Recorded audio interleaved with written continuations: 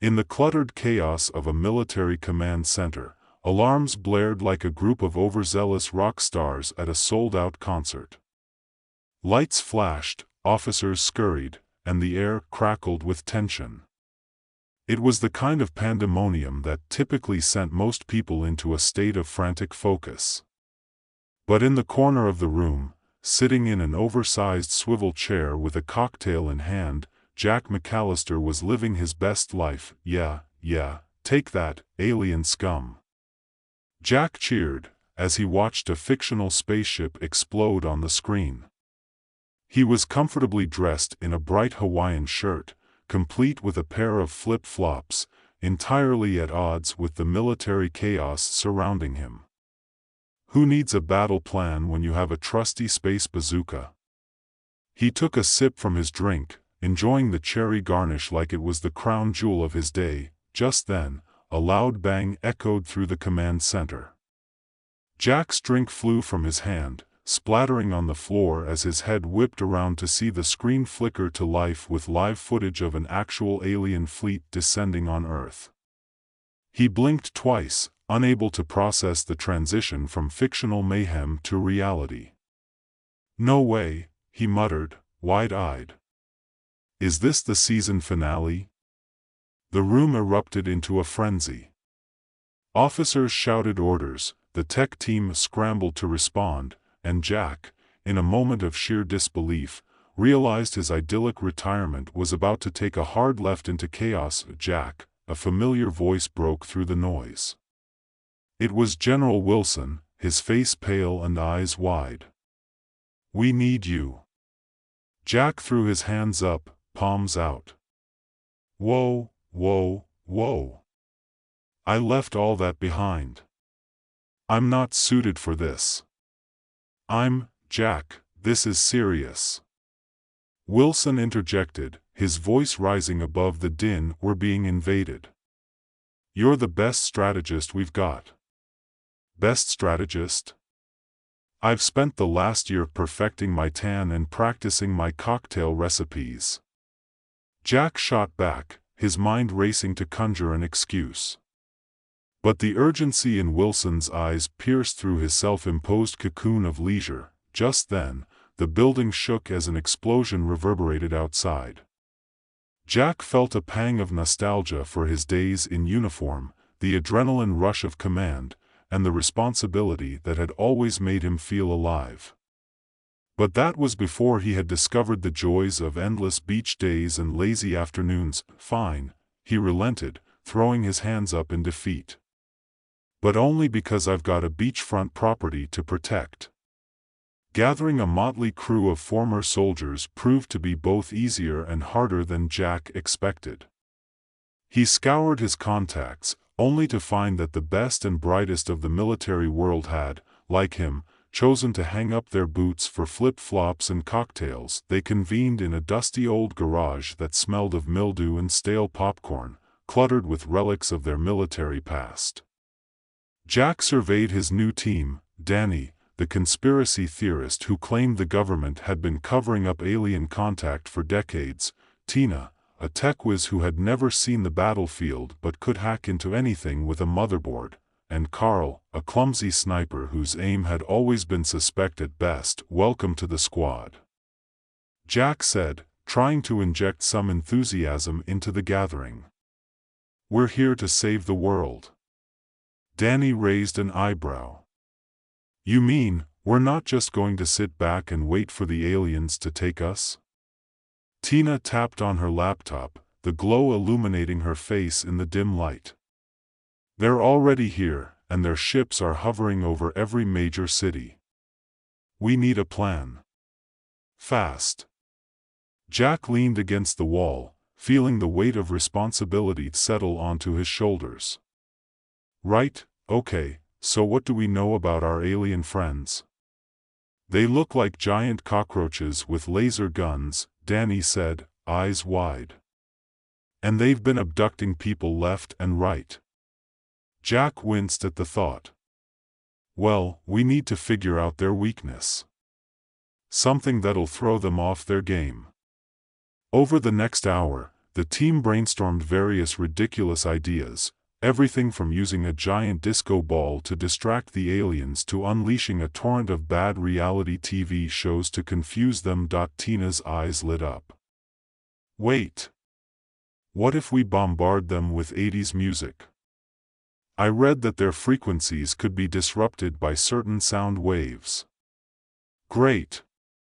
We'll play Eye of the Tiger on repeat until they surrender. Jack exclaimed, laughter bubbling up as the absurdity of it all hit him. As the days rolled by, Jack attempted to whip his eclectic crew into shape. They gathered in the garage every evening, turning their strategic planning sessions into something akin to a military comedy routine. With every training session, Jack found himself at the center of slapstick moments that threatened to undo any progress they made. One night, they decided to practice evasive maneuvers using old exercise mats. Carl, attempting to roll under an imaginary laser beam, misjudged his distance and crashed straight into a stack of boxes, sending them toppling over. Danny cackled, "This isn't a military exercise, it's a circus act." "Hey! That's not funny. I was trying to be tactical." Carl protested, rubbing his shoulder. "Sure, if you're trying to dodge bad luck," Tina joked, shaking her head. "At this rate, we'll be the most entertaining defense team the world has ever seen." After a week of hilarity and chaos, Jack felt a bond forming between them. They weren't just a ragtag group of misfits, they were a family of sorts. And as they settled into their roles, the real challenge loomed, the imminent confrontation with the alien fleet. The day of the attack arrived, and Jack stood before his team, trying to instill some semblance of confidence in them. "All right, everyone. Time to put our plan into action. Remember, we need to distract them with 80s music while we find a way to sabotage their mothership." "Are you sure this will work?" Danny asked, nervously adjusting his tinfoil hat. "I mean, we're talking about an advanced alien race." Jack shrugged, a grin plastered across his face. "If it doesn't, at least we'll go down in history as the funniest defense team." With that, they piled into an old military truck, armed with boom boxes and a playlist that would make any nostalgic heart swell. As they drove toward the alien mothership, Jack could see the ominous silhouette looming in the sky. His stomach churned, but he pushed through the fear, fueled by adrenaline and the camaraderie of his team. Arriving at their target, they parked just out of sight and prepared their makeshift sound system. "All right, ready, team?"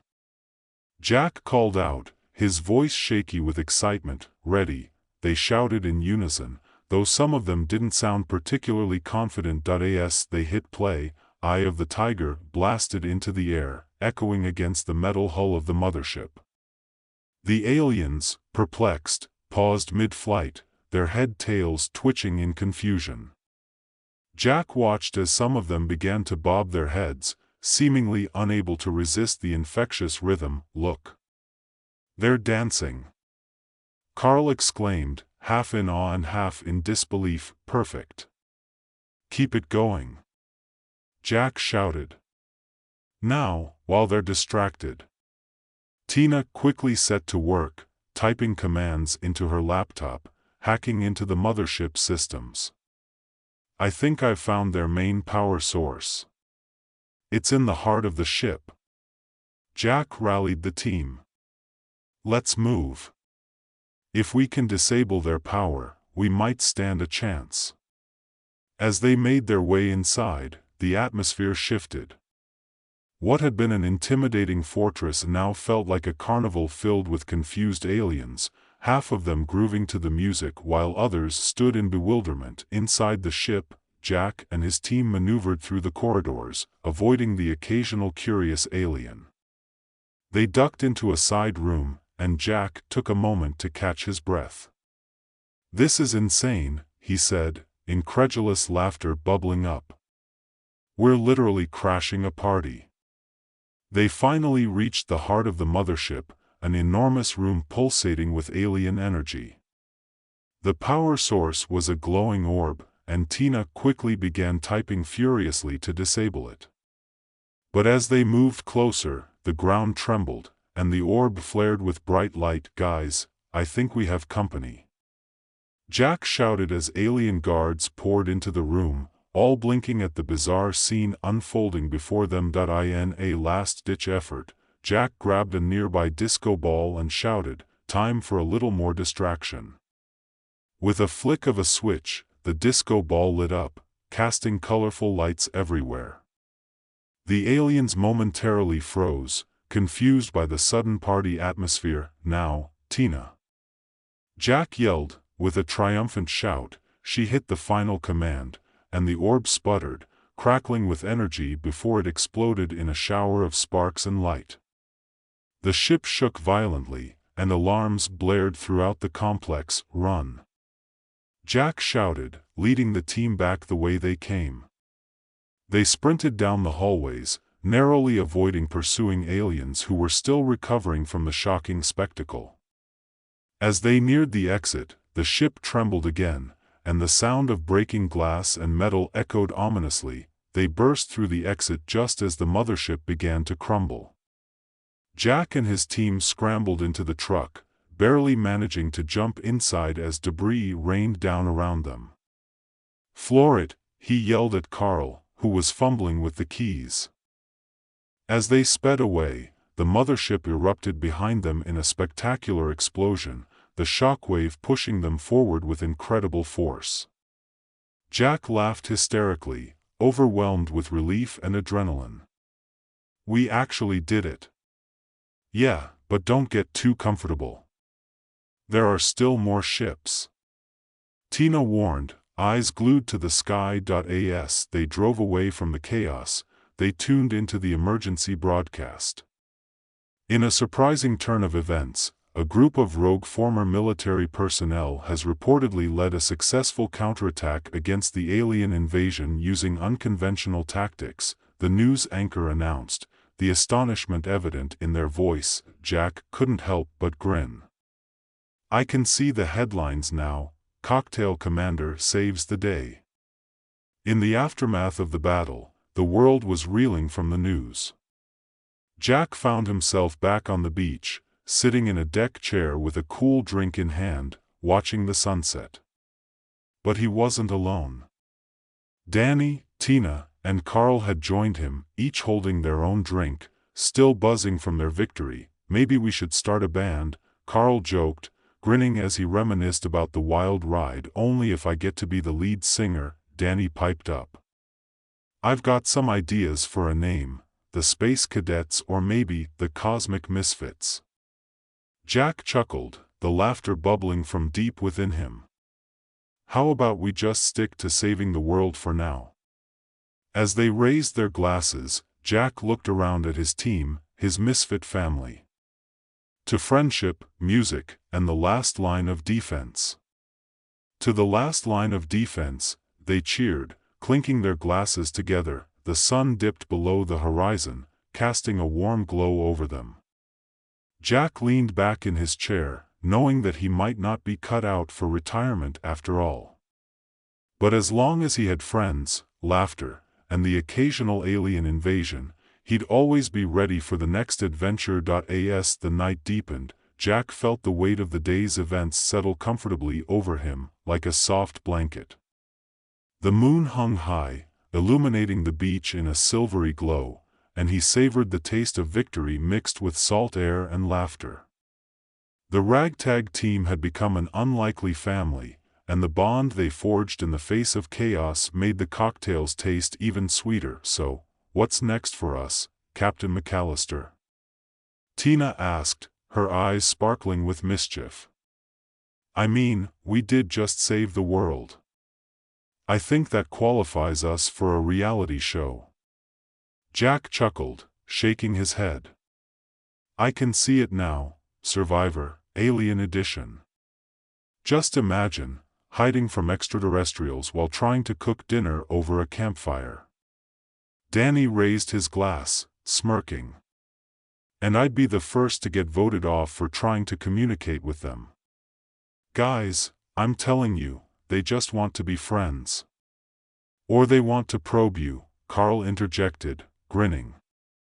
I can't imagine why else they'd be so interested in your brain. Let's be honest, Jack said, leaning in conspiratorially, it probably wouldn't make much of a difference to them. The laughter rang out, a refreshing sound that washed over them.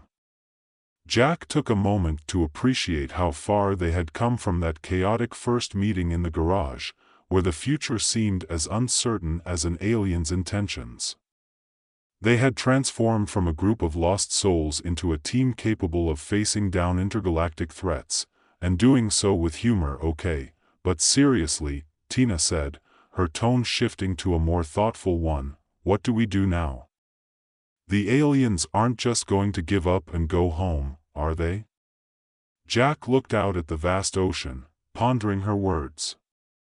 You're right. They'll be back, and we need to be ready. We can't let our guard down. What do you propose? Carl asked, intrigued. More training? More 80s music? More everything, Jack replied, a determined fire igniting in his chest. We need to gather intel, form alliances, and figure out what their next move is. If they have a mothership, they probably have a whole fleet lurking somewhere. Danny perked up. I've got some contacts in the conspiracy theory circles. They might have information on sightings and other potential threats. Good thinking. Jack encouraged. Let's leverage whatever resources we have. If we can uncover their plans, we can get ahead of them. The team shared determined nods, and the night turned into a strategy session under the stars, their laughter punctuated by serious discussion. They sketched plans in the sand, mapping out contacts and strategies, fueled by a newfound sense of purpose. As dawn approached, casting a gentle light over the water, Jack felt invigorated. They had faced the alien threat, and while the battle was won, the war was far from over. He could sense that their adventure was only beginning. Days turned into weeks as they prepared for whatever the aliens might throw at them next. Jack threw himself into the mission, organizing training sessions that were as chaotic as they were productive. They practiced evasive maneuvers, honed their tech skills, and even dabbled in a bit of improvisational comedy to keep morale high. One afternoon, while in the midst of a particularly intense drill involving a mock alien attack, complete with laser tag and inflatable spaceships, Jack received an unexpected call. It was General Wilson, and the urgency in his voice cut through the laughter and chaos. Jack, we've got a situation, Wilson said, his tone serious. We've picked up unusual signals near the old satellite base. It might be a prelude to another attack. Jack's heart raced. We'll head there right away. Can you send us the coordinates? On their way, Wilson confirmed. Just be careful. We have no idea what we're up against this time. After hanging up, Jack gathered the team. All right, everyone, we've got intel on a potential alien activity. We need to head to the satellite base and see what's going on. Tina rolled her eyes playfully. Another trip into danger? You know, we could just start selling t-shirts that say, I survived an alien invasion. Or, I survived training with Jack, Carl added with a smirk, enough joking around. Jack barked, unable to suppress a grin. This is serious. Let's get moving. They piled into the truck, excitement and anxiety swirling in the air. As they drove toward the satellite base, the landscape shifted from familiar beaches to the stark, eerie expanse of the old facility. It loomed in the distance, a relic of the Cold War, now standing as a potential battleground. When they arrived, the base felt unnaturally quiet. The cracked concrete and rusting machinery painted a picture of abandonment. Jack felt a shiver run down his spine, an instinctual sense that something was off. "Stay alert," he instructed, leading the team inside. The place was dark and musty, filled with echoes of the past. They navigated through hallways lined with outdated technology, trying to remain as silent as possible. Suddenly, Tina halted, her eyes glued to a flickering monitor in the control room. "Guys, you need to see this." They crowded around the screen as she tapped a few keys. The feed revealed a cluster of alien ships hovering in the sky above a nearby city, ominous and ready for action. Jack's heart sank. "They're planning something big." "Look at this," Tina said, her fingers flying over the keyboard. "They're transmitting signals. I think they're communicating. Can you intercept them?" Danny asked, his voice filled with excitement. "Let me try," Tina replied, her concentration intense. With a few more keystrokes, she managed to decode some of the signals. "They're coordinating an attack, specifically targeting major cities." Jack's mind raced. "We need to warn the general and the authorities. If they're planning an invasion, we can't let it happen." Just then, the ground shook, and alarms blared throughout the base. Jack cursed under his breath. "They've found us.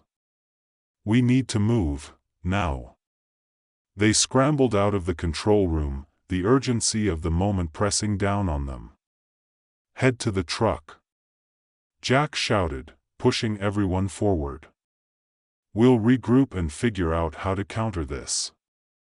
As they sprinted through the facility, they heard the unmistakable sound of alien ships overhead, their engines roaring like angry beasts.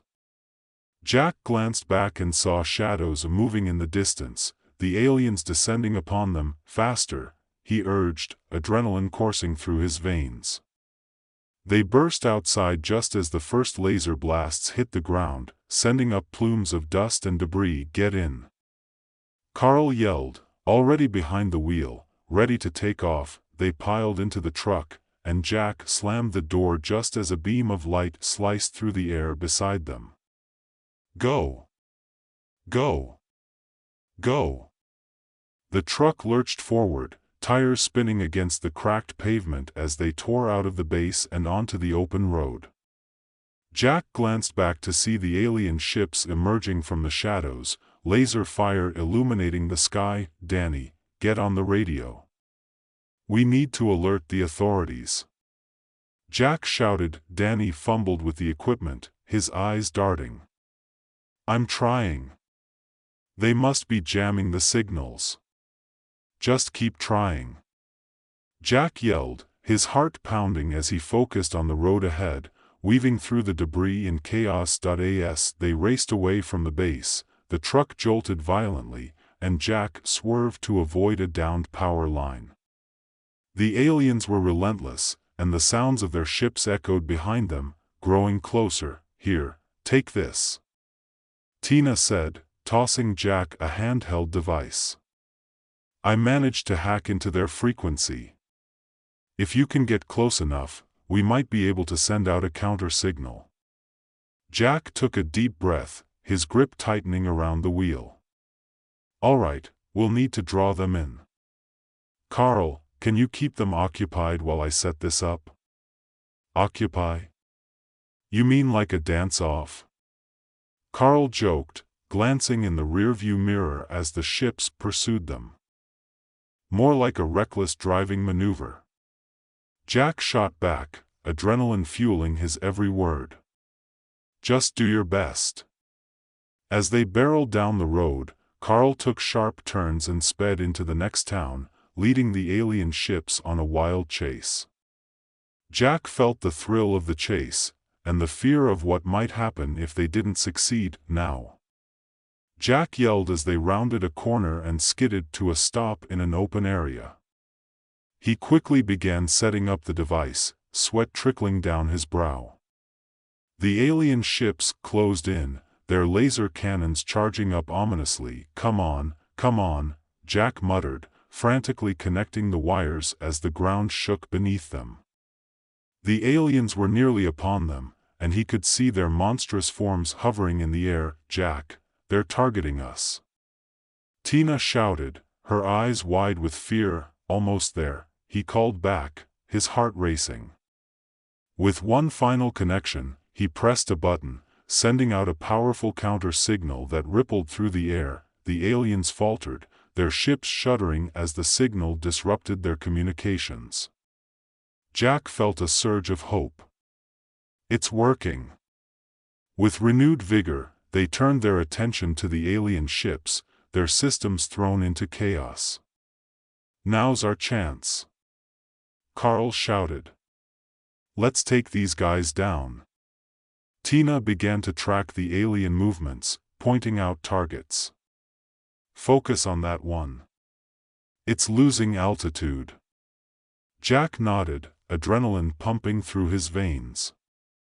"Danny, get ready to call in support." As the alien ships struggled to regain control, Jack and the team worked together, a well-oiled machine fueled by their determination.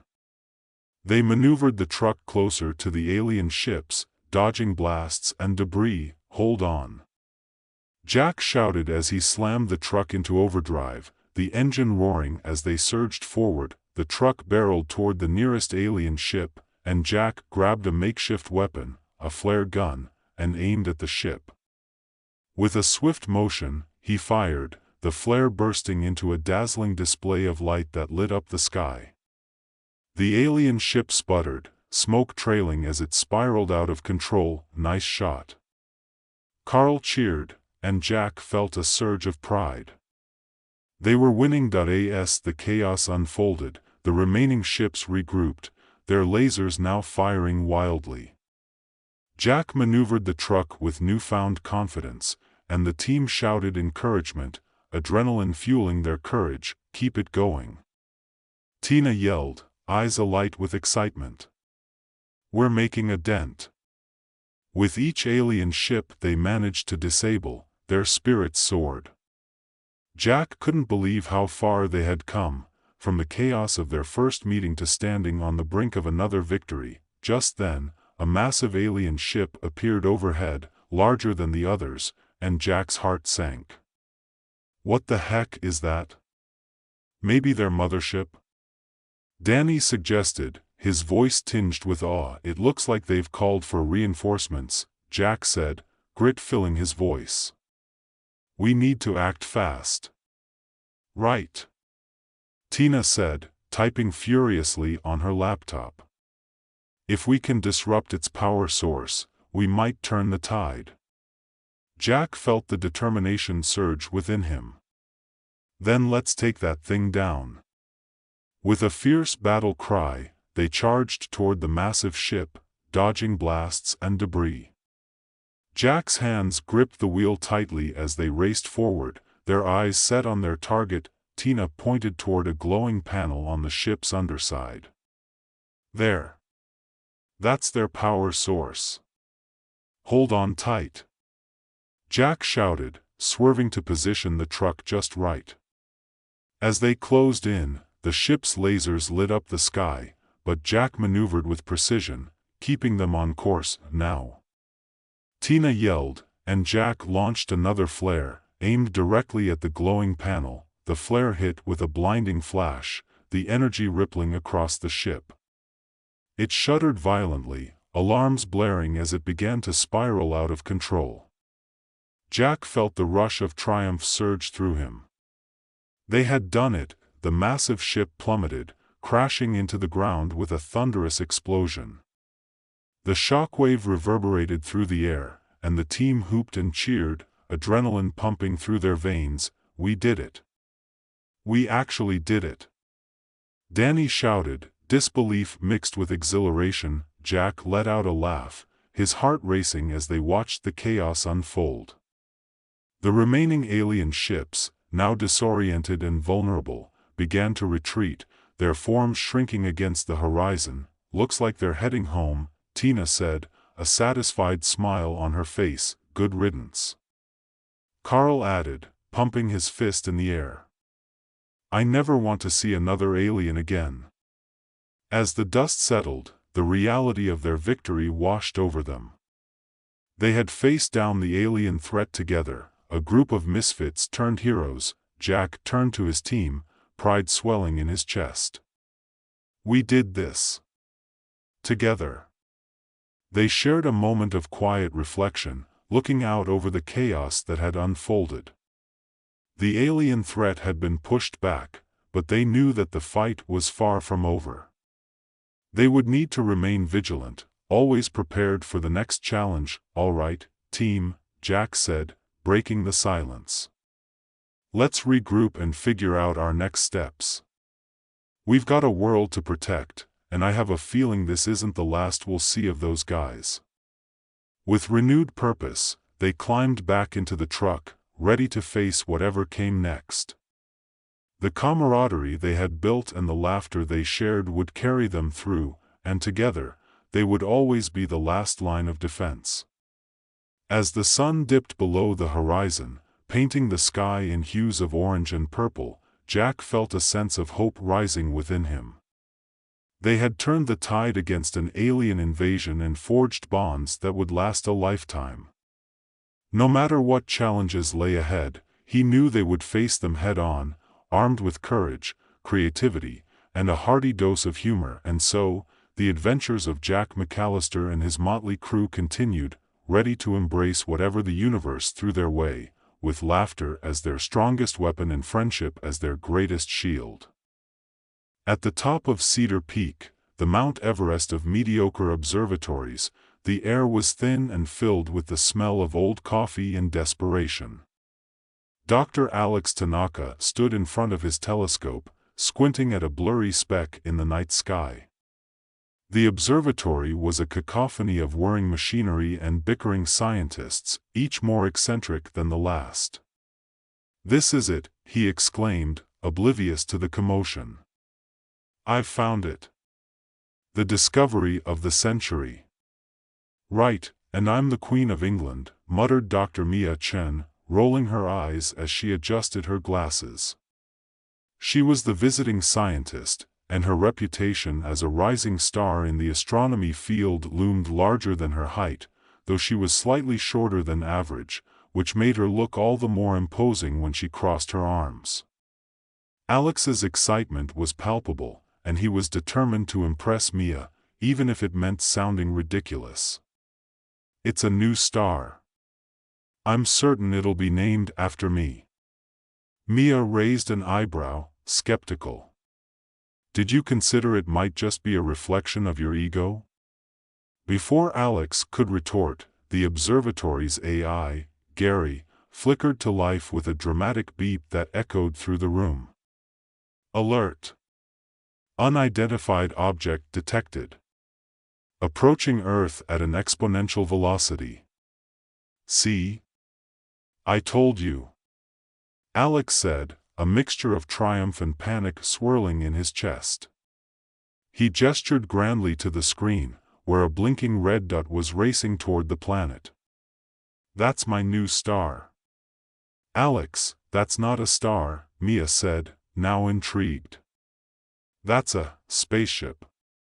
Gary interrupted, his synthetic voice dripping with urgency.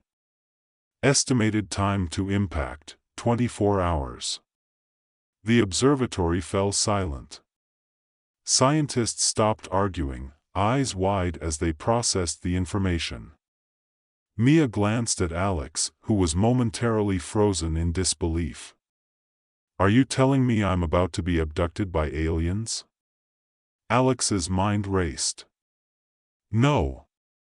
I mean, we need to, don't panic." Gary continued, but the panic was already palpable. "No need to panic. This is a totally normal event." "Totally normal?" Mia echoed, a hint of sarcasm in her tone. "Right. Just another day in the life of a lowly astronomer." As if on cue, Alex's stomach grumbled loudly, an awkward reminder that he hadn't eaten since breakfast. "Look, we have to, quick. We need to contact the military," Mia interjected, rushing to the console. "They'll want to know about this." "I'll call General Roberts," Alex said, and before he could finish, he fumbled with the phone, accidentally dialing a pizza place instead. Yes, I'd like to order a large pepperoni." "Wait, no." Mia grabbed the phone from him, exasperated. "I'll handle this." While Mia spoke to the military, Alex stared at the blinking red dot on the screen, his mind racing. What are we going to do? What if they're hostile? What if they're really aliens who want to take over the world? Mia returned, a mix of urgency and frustration on her face. "The general is on his way, and he's bringing a team.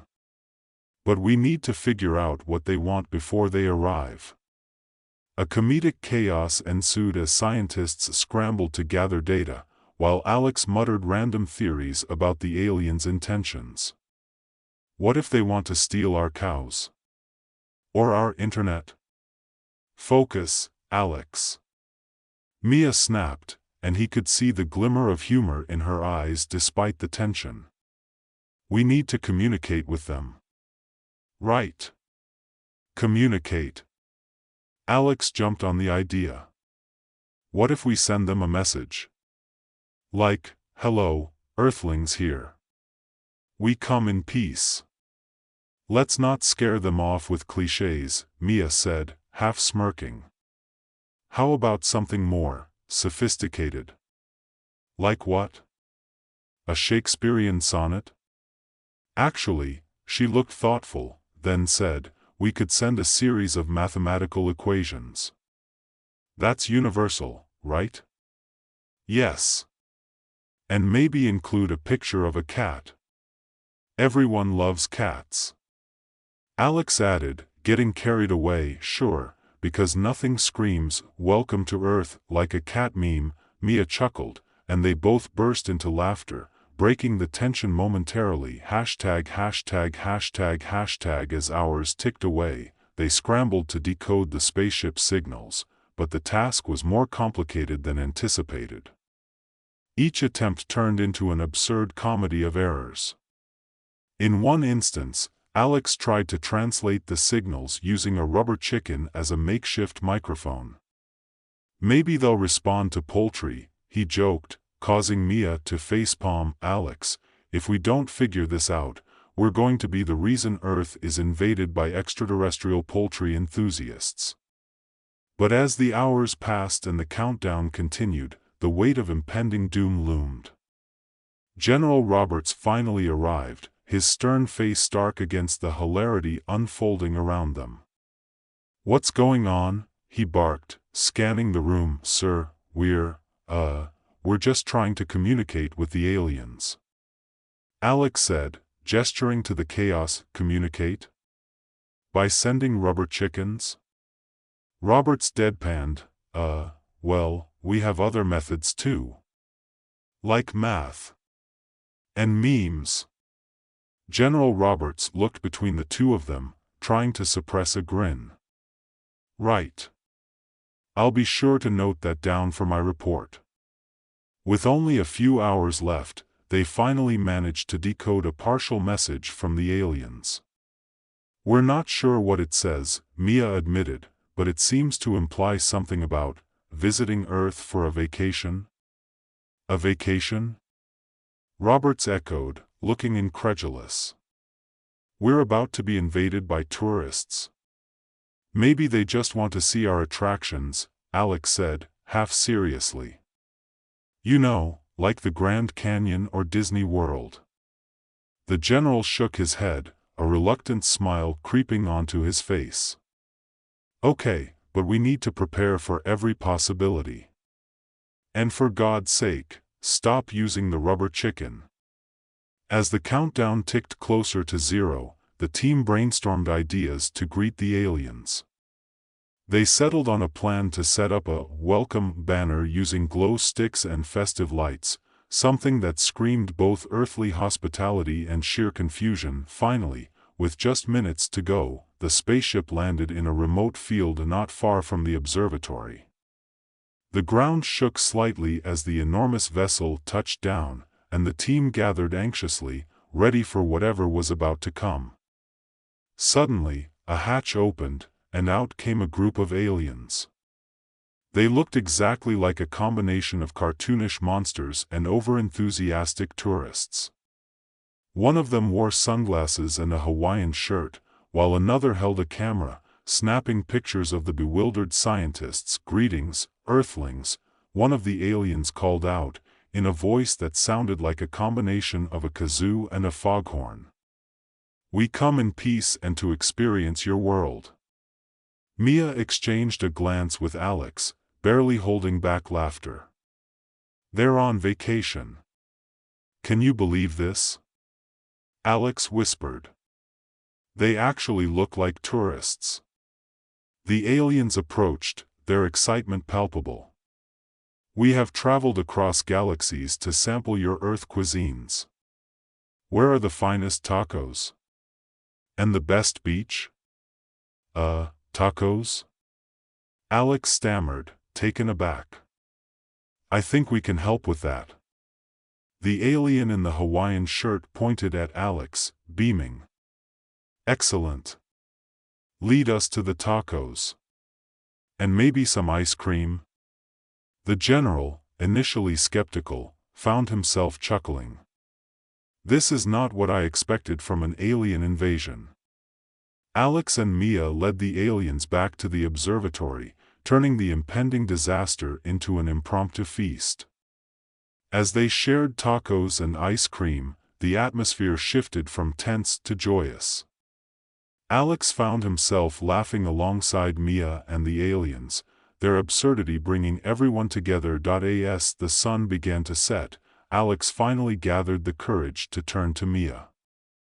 "I know this isn't what we planned, but maybe this is a good thing?" Mia smiled, her eyes sparkling with mischief. "Maybe you just needed an alien invasion to realize that?" "Perhaps." He chuckled, then added, "I guess I'll never get to name a star after myself, huh?" "Who needs a star when you can have an intergalactic taco party?" she replied, a grin spreading across her face. As the evening continued, laughter and joy filled the observatory, and Alex realized that in the midst of potential chaos, they had found something extraordinary. Sometimes, the universe had a sense of humor, and all you needed was a little taco diplomacy to bring everyone together. With a warm feeling in his chest, he watched the aliens snap photos of the night sky, their laughter echoing in the crisp air.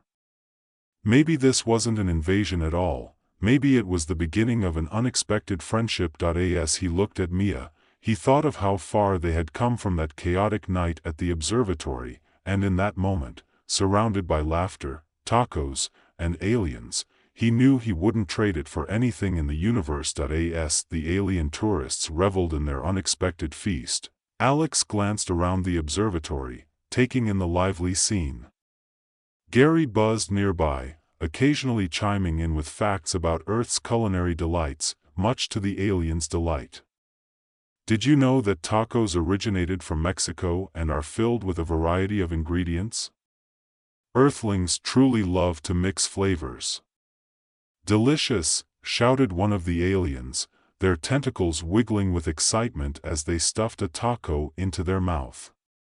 "This is far better than the pork we usually eat.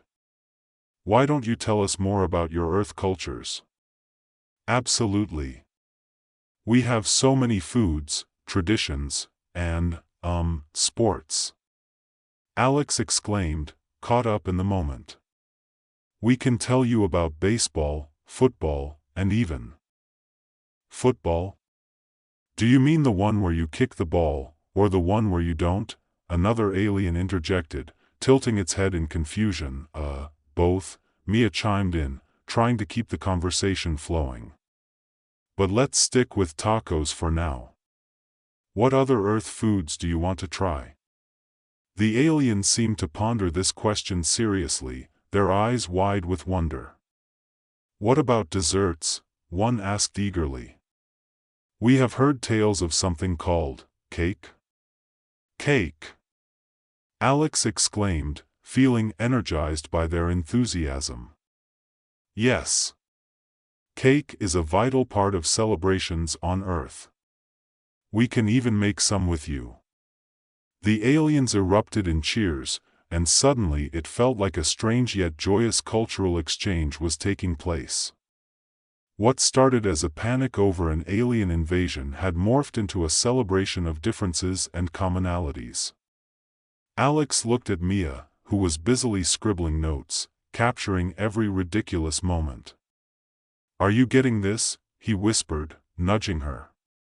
"Of course," she replied, a smile tugging at her lips. "This is pure gold for research. The way they engage with our food is fascinating." "Yeah, but it's also pretty hilarious," he said, watching as one alien attempted to balance a towering stack of tacos on its head. "I believe that is what we call eating with style," Mia quipped, her eyes sparkling with mischief. As the night wore on, more stories were exchanged. The aliens shared tales of their travels, encounters with strange beings from other planets, festivals filled with vibrant colors and sounds, and their quest for the best delicacies across the galaxy. In return, Alex and Mia recounted Earth's history, complete with its quirks and mishaps. "Did you know that there was a time when humans thought the Earth was flat?" Alex said, shaking his head at the absurdity of it. "Can you imagine? They were scared of falling off the edge." One of the aliens, now with taco remnants adorning its shirt, roared with laughter. "What a curious species you are. If we were flat, we'd surely have fallen off by now." Mia seized the moment, wanting to dig deeper. "So, what brought you to Earth? Was it just the tacos?" "Indeed, tacos are a great motivator," another alien responded, waving a tentacle dramatically. "But more than that, we come to learn. We seek knowledge and experiences. We believe that by understanding your world, we can improve our own." Alex couldn't help but feel a swell of pride. "That's exactly why we study the stars and planets. We're all just trying to make sense of our places in the universe." The conversation flowed seamlessly into the night, laughter mingling with the sounds of crickets outside the observatory. With each shared story, barriers dissolved, and friendships blossomed. Alex realized that this was what he had always sought, not just understanding the cosmos, but also building connections that transcended the stars. Just then, General Roberts stepped forward, his stern demeanor softened by the warmth of the gathering. "I have to admit, I expected this to be a disaster. Instead, it's become quite the celebration." The aliens, ever enthusiastic, cheered for the general, who raised a taco in salute. "To intergalactic peace and good food." "To peace," everyone echoed, clinking their tacos together. As the night progressed, Alex pulled Mia aside. "What do you think this means for us? I mean, for humanity?" Mia paused, considering the question. "It means that there's a lot more out there than we realize. Maybe it's a reminder that we're not alone, that there are beings out there seeking connection, just like us." "And it all started with tacos," Alex said, shaking his head in disbelief, a smile creeping across his face. "What a way to unite the universe. Don't forget the cake." Mia laughed, nudging him playfully. The aliens, overhearing this, were suddenly intrigued. "What is this, cake?" "Well," Alex began, a glint in his eye, "let's just say it's the next step in your Earth culinary adventure." With renewed energy, they began planning a cake-making session. The alien seemed fascinated by the idea of baking, their eyes lighting up with curiosity as Alex explained the concept. "It's like crafting an edible work of art," he said, drawing on his limited culinary knowledge. Mia laughed, jumping in with her own enthusiasm. "And we can use different flavors. Chocolate, vanilla, fruit, oh, the possibilities are endless." The aliens looked at each other, their tentacles twitching with excitement. "We must learn this. Cake," they chorused, their voices harmonizing in a strange but delightful way. The kitchen at the observatory was a mess of flour and eggs as they all gathered to bake together. Flour flew through the air, laughter bubbled over, and even General Roberts found himself caught up in the chaos. "This is the most fun I've had in years," he admitted, trying to wipe flour off his face. Hours passed in a flurry of creativity and chaos, each moment filled with warmth and connection. The aliens struggled hilariously with mixing ingredients, but their determination was contagious. At one point, an alien accidentally poured an entire bag of sugar into the mixing bowl, and the ensuing explosion of frosting sent everyone into fits of laughter. Finally, the cakes emerged from the oven, beautifully imperfect, a testament to the night's efforts. They adorned the table like a rainbow, each one a unique masterpiece. The aliens marveled at the creations, their eyes wide with wonder. "These are magnificent," one exclaimed, touching a cake decorated with bright blue icing. "Now, the real test begins," Alex said, as they cut into the first cake. He handed a piece to the nearest alien, who took a tentative bite. The reaction was immediate. "This is amazing. It's like tasting the universe," the alien declared, eyes wide with joy. Mia watched with satisfaction, knowing this would be a night no one would forget.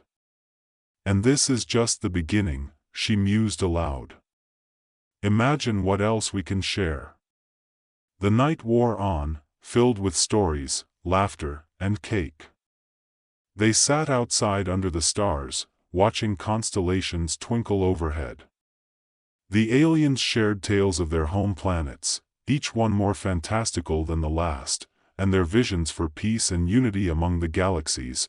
"We want to create a festival of worlds," one of the aliens said, eyes sparkling. "A place where beings from different planets can come together, share their cultures, and create friendships." "That sounds incredible," Mia exclaimed, imagining the possibilities. "We'd love to participate. I can already picture a booth dedicated to tacos and cake." The aliens nodded enthusiastically, brainstorming ideas for attractions. "And we can have games. Galactic frisbee, maybe." The laughter echoed through the night, a melody of friendship that transcended the boundaries of species and planets. Alex leaned back, marveling at how this chaotic evening had turned into something so beautiful. It wasn't just a matter of averting disaster, it was about celebrating existence in all its forms. As the hours passed, fatigue began to settle in, but the group was reluctant to end the festivities. They spoke of plans to meet again, perhaps even setting up an exchange program between Earth and the alien world. "Imagine it," Alex said, his eyes shining. "We could have intergalactic culinary classes. And you could teach them to send pizzas instead of calling the wrong number." Mia teased, causing everyone to laugh again. Eventually, the time came for the aliens to depart. They gathered around their spaceship, glowing with the remnants of laughter and joy. "Thank you, Earthlings. You have made our journey unforgettable," one alien said, clutching a container of leftover cake. "Take this with you." Mia insisted, handing over the container with a warm smile. "And don't forget to invite us to that festival." "Of course. You will always be welcome on our planet," the alien promised, their voice filled with sincerity. As the spaceship powered up, Alex felt a pang of bittersweet longing. They had shared something profound, a fleeting connection that was somehow both extraordinary and entirely human. He waved goodbye, his heart full, knowing that this encounter would leave a lasting mark on both worlds. The ship lifted off, illuminating the night sky in a dazzling display. Alex and Mia stood hand in hand, watching as their new friends soared into the cosmos, a symbol of the bonds formed that night. As the glow faded and the stars returned to their usual brilliance, Alex turned to Mia, a smile spreading across his face. "So, what's next?" Mia laughed, squeezing his hand. "Well, we could always start by getting some more tacos. It seems they're now a universal staple." The next morning, the observatory hummed with a different energy. Alex and Mia were still riding the high of their extraordinary night, and as the sunlight poured through the windows, it felt as though the universe had opened up new possibilities. "Do you think they really meant it?" Mia asked, her eyes bright with excitement as they reviewed notes from the previous night. "About the festival?" "Absolutely," Alex replied, leaning back in his chair. "They seemed genuinely enthusiastic. It would be a remarkable way to bridge our worlds." Mia nodded, her fingers tapping against her notepad. "We should start planning what we want to present, our best foods, maybe some cultural demonstrations. We could even incorporate science exhibits." "Great idea.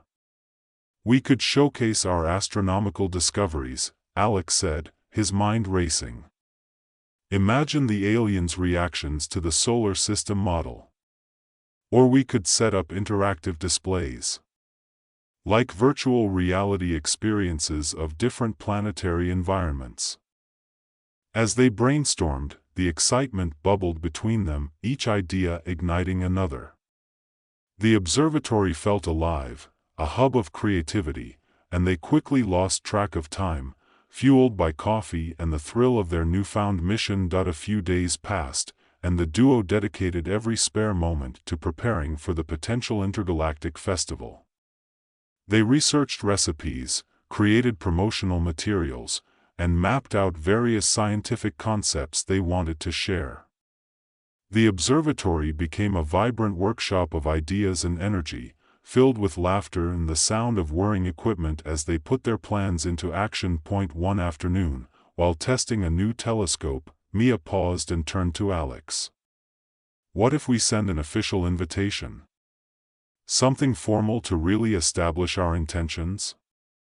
Alex's eyes lit up. "Yes. We can draft a message and use Gary to help translate it into their language. We can also design a holographic projection of the invitation. It'll be a grand gesture." Mia laughed. "I'm sure they'd love a little drama with their invitation. You know, a sprinkle of Earth flair." Gary chimed in, "That sounds like an optimal plan. I can assist in creating a visually appealing projection." As they worked on the invitation, the energy in the room was electric. Ideas flowed freely, and soon they had crafted a holographic display that showcased Earth's beauty, its landscapes, cultures, and, of course, an enticing array of foods. They even included clips from their alien encounter, highlighting the laughter and joy that had defined their night together. Finally, after several intense days of preparation, they were ready to send their invitation.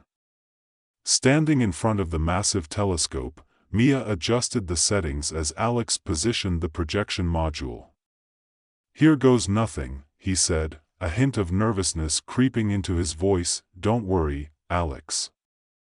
It'll be perfect," Mia reassured him, giving him a warm smile.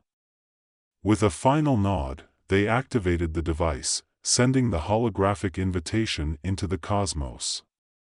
It shimmered in the night sky, a beacon of hope and friendship aimed at the stars. Hours later, as they waited for a response, the observatory felt unusually quiet. The anticipation was palpable, and every sound seemed amplified. They had done everything they could, but the uncertainty of the unknown loomed large. Suddenly, Gary beeped, breaking the silence. Incoming transmission detected. Both Alex and Mia leaped to their feet, eyes wide with excitement. "This is it!" Alex exclaimed, his heart racing. The screen flickered to life, and the familiar faces of their alien friends appeared, bright and enthusiastic. "Earthlings," one of them exclaimed, waving a tentacle. "We received your magnificent invitation." "We are thrilled," another alien chimed in, their voice filled with glee. "We accept your invitation to the festival. Our planet will join you." Mia squealed with delight, throwing her arms around Alex. "We did it! They're coming." "We'll need to start planning the logistics immediately," Alex said, barely able to contain his excitement. "When will they arrive?" "They shall arrive in exactly 3 Earth weeks," the alien replied. "Prepare yourselves for the most intergalactic celebration your world has ever seen." After they concluded the transmission, Alex and Mia sat in stunned silence, their minds racing with the possibilities. 3 weeks, Mia said slowly, processing the timeline. "We have so much to do. Let's get to work," Alex declared, invigorated by the challenge ahead. They dove into preparations, creating lists, mapping out the observatory for the event, and gathering resources. They decided to reach out to local schools and communities, inviting them to participate in the festival, blending Earth's cultures with their extraterrestrial guests. "This is going to be huge," Alex said, envisioning the excitement of children and adults alike. Word spread quickly, and soon volunteers began pouring in, eager to help. The observatory buzzed with activity as people contributed ideas, decorations, and, of course, recipes. They set up workshops for cake decorating, taco crafting, and even art projects that showcased the blending of earthly and alien styles. Mia organized a team to create educational displays that highlighted Earth's scientific achievements while incorporating fun facts about their alien friends. "We want to highlight the importance of collaboration across cultures," she explained to the group of volunteers, who nodded in agreement. As the weeks progressed, the atmosphere around the observatory shifted from mere preparation to pure excitement. The countdown to the festival became a shared experience, drawing people together in a way Alex had never witnessed before. The sense of community was palpable, and the laughter that filled the halls echoed the joy of their alien friends. Finally, the day of the festival arrived. The observatory was transformed into a vibrant celebration of color and light, with banners hanging proudly and tables laden with delicious foods. Mia and Alex stood at the entrance, taking a moment to soak in the sight of their hard work coming to fruition. "Can you believe it?" Alex said, a grin plastered on his face. "This is happening." "I know. It's incredible," Mia replied, her heart racing with anticipation. As the hours passed, people began to arrive, drawn in by the excitement. Children laughed as they crafted tacos and decorated cakes, while adults engaged in conversations that spanned galaxies. The air was filled with the smell of spices, laughter, and the unmistakable excitement of discovery. Finally, the moment they had been waiting for arrived.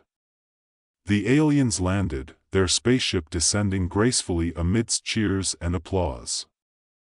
The crowd gathered, their eyes wide with awe and curiosity. As the hatch opened, the aliens emerged, beaming with joy. "We have arrived," one of them declared, and the crowd erupted in applause.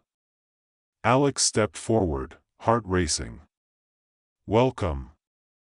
We're thrilled to have you here." The aliens waved enthusiastically, and the joy of their reunion ignited the atmosphere. "Let the festival begin," another alien shouted, and soon, activities kicked off with music, laughter, and the sounds of people coming together in celebration. Throughout the day, there were games, cooking competitions, and storytelling sessions that showcased the best of both worlds.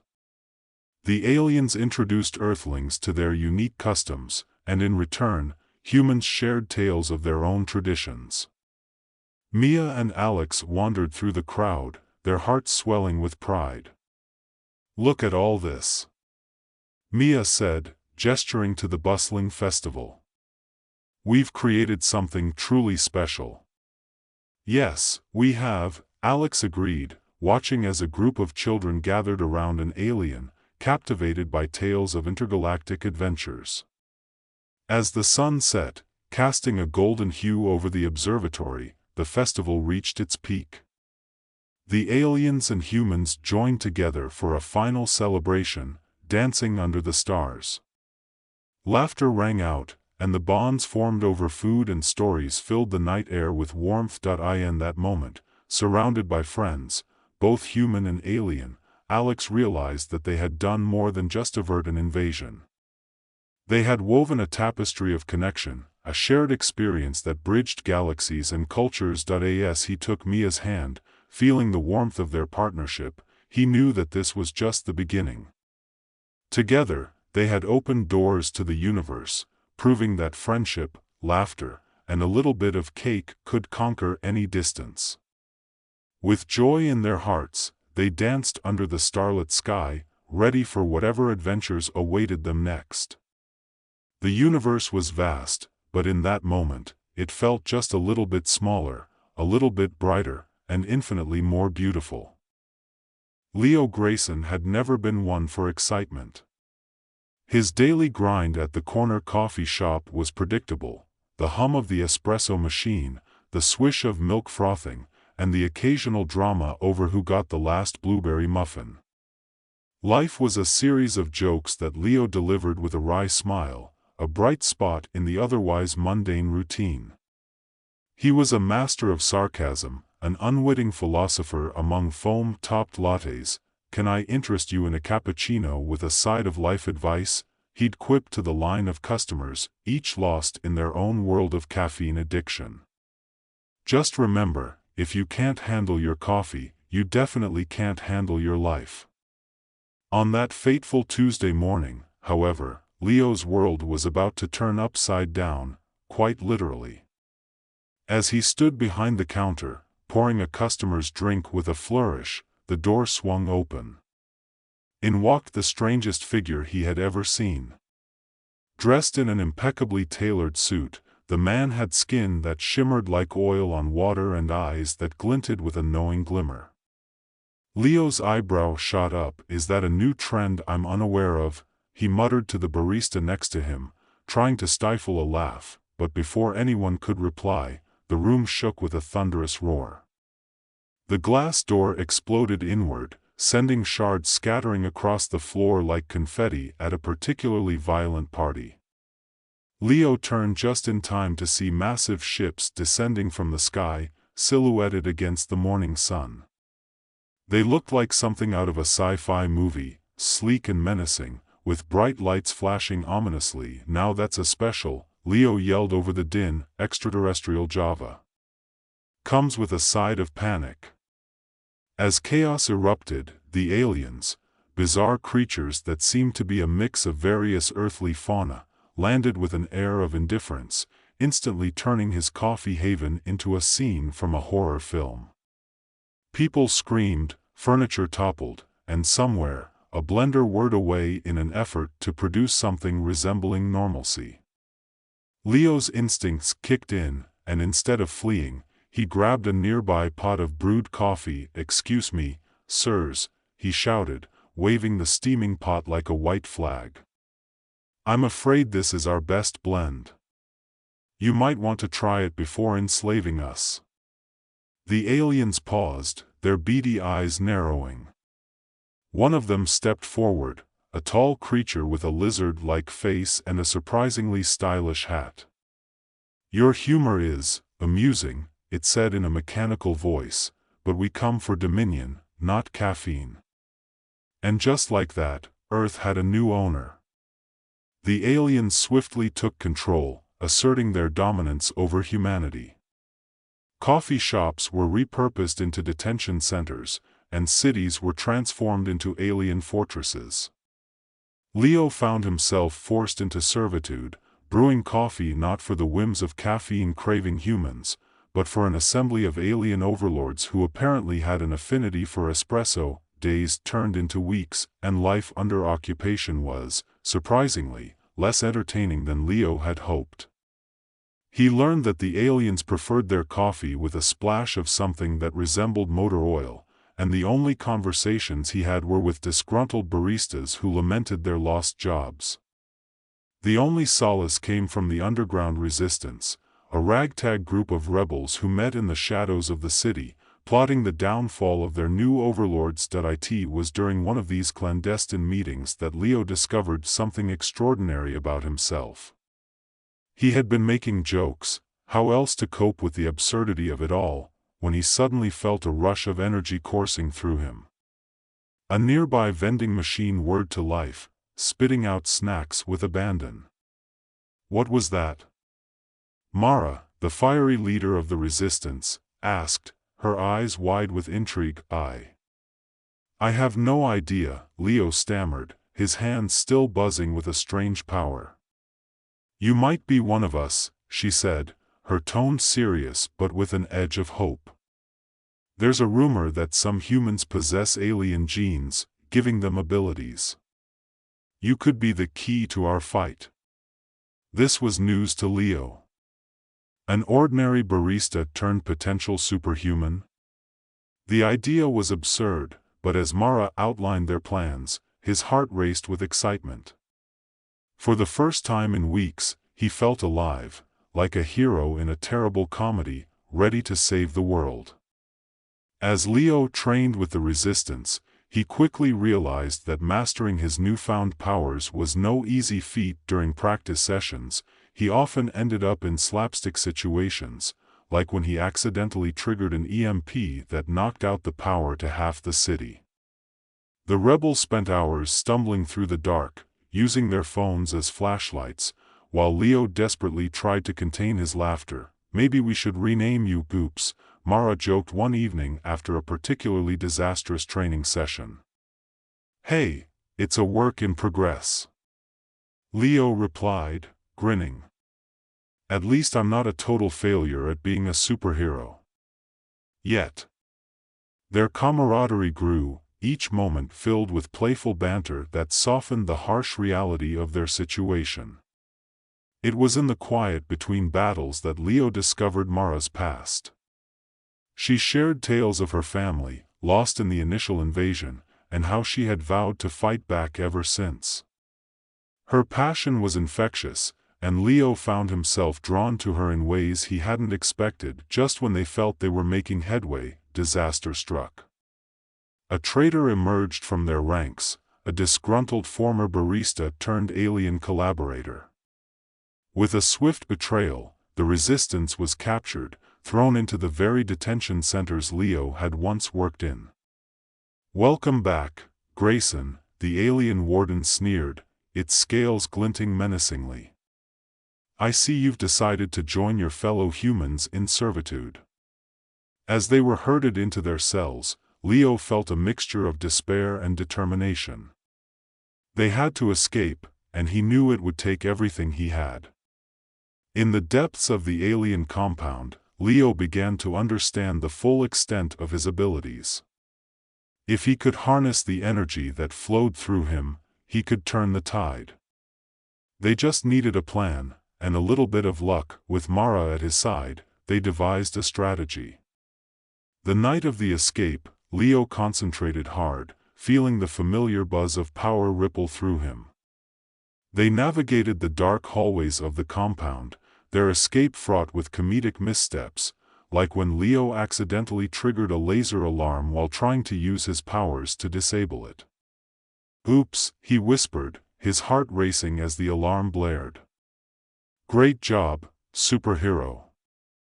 Mara shot back, half annoyed but also unable to hide her smile. Together, they dashed through the chaos, laughter mingling with fear as they narrowly avoided capture time and again. Finally, they reached the heart of the alien base, the command center, where the true enemy awaited. Xylox, the towering alien leader with a wicked grin, stood before them, eyes gleaming with malice. "You think you can challenge me?" he rumbled. "You're nothing but a foolish human." "Foolish, huh?" Leo replied, stepping forward with newfound confidence. "You've clearly never had my coffee. It's life-changing." The confrontation escalated quickly. Leo summoned his powers, the energy swirling around him in a dazzling display. The alien's technology crackled and fizzled under the onslaught of his newfound abilities, and with every quip Leo hurled at Xylox, he felt the weight of humanity's hopes resting on his shoulders. In a final push, he unleashed a wave of energy that enveloped the command center. The walls shook, lights flickered, and Xylox was momentarily blinded. Leo seized the opportunity, channeling every ounce of his wit and strength into a single, decisive blow. "You can have your dominion, but you'll never take our coffee," he shouted, sending a shockwave that reverberated through the base. As the dust settled, the remaining aliens retreated in confusion, leaving Leo and Mara standing victorious. The resistance had triumphed, but more than that, Leo had transformed from an ordinary barista into a symbol of hope. The celebration that followed was surreal. Humanity began to reclaim their world, coffee shops returned to their rightful owners, and the once oppressive alien presence faded into a distant memory. In the midst of the festivities, Leo found himself beside Mara, their connection deepened by the trials they had faced together. "Looks like we survived, oops," she teased, elbowing him lightly. "Next time, I'll aim for something a little less catastrophic," he grinned, glancing at the night sky, which was now dotted with stars instead of alien ships. "But I'm ready for whatever comes next." "Just promise me you won't start serving alien espresso," Mara laughed. Leo chuckled, but as he looked around at the people celebrating their newfound freedom, a flicker of something else crossed his mind. A mysterious message pinged on his communicator, an urgent warning about new threats lurking beyond their world. With a deep breath, he turned to Mara, excitement bubbling in his chest. "You know, I have a feeling this is just the beginning." As the celebrations swirled around them, Leo's mind raced with the implications of that mysterious message. It had been a simple alert, a warning from one of the Resistance's scouts, hinting at another alien faction plotting their own invasion. The thought sent a shiver down his spine. Had they truly just regained their freedom, only to be faced with another wave of extraterrestrial trouble? Mara noticed the shift in his demeanor. "What's on your mind?" she asked, her eyes steady and curious. "I got a message. It sounds like we might not be in the clear just yet. There are rumors of another group out there." "More aliens who weren't part of the takeover," Leo replied, his voice low. "They might come looking for a fight." Mara's expression hardened. "We can't let that happen. We need to rally the resistance and prepare for whatever's next. We're stronger now, and we have the element of surprise on our side." Leo nodded, feeling a mix of excitement and dread. He wasn't just a barista anymore, he was a leader of sorts.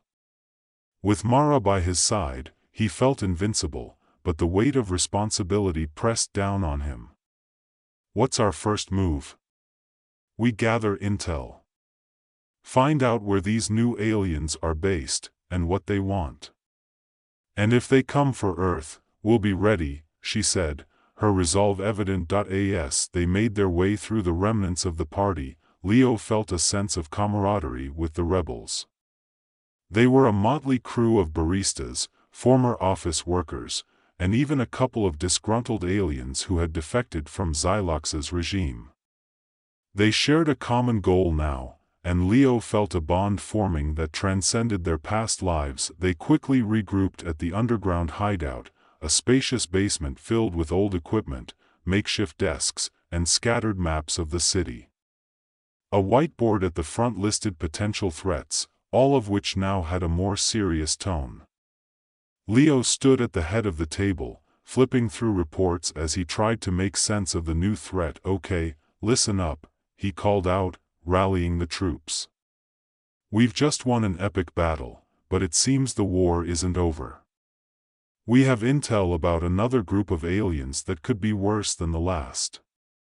We need to be smart about this." The room fell silent as everyone focused on him. "We need scouts. I want teams sent out to gather information. Mara, you're on point. You know the landscape better than anyone." "Got it," Mara replied, her eyes sparkling with determination. "I'll lead a team to the outskirts. We might find some clues about their movements." Leo felt a surge of pride watching her take charge. "Great. I'll assemble another team to check in with some of the old contacts we have in the city. We need eyes everywhere." As the plans took shape, Leo fell into a rhythm. The mundane life of coffee orders and latte art felt like a lifetime ago. Now, he was fully immersed in strategy and leadership, fueled by a sense of purpose. He couldn't help but crack a few jokes to lighten the mood, reminding everyone that even in the face of danger, laughter was their greatest weapon. The next few days were a whirlwind of activity.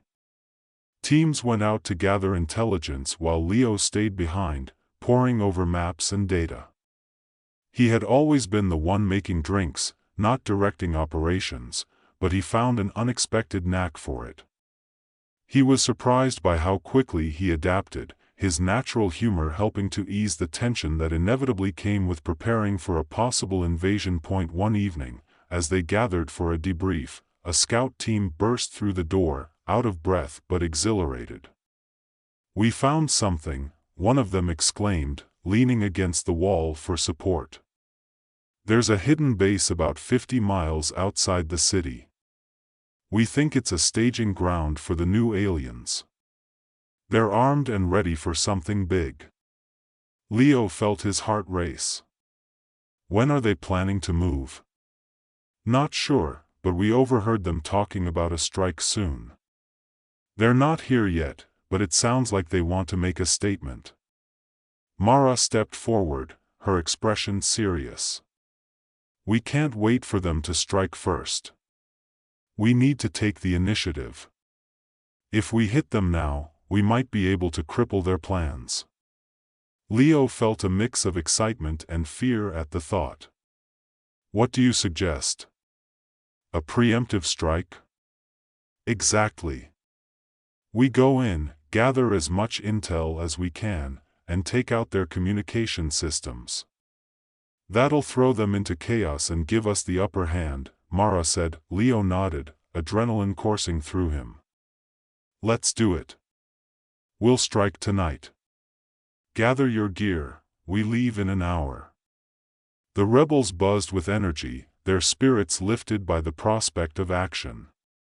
Leo felt a surge of confidence as they prepared, the weight of his earlier fears lifting.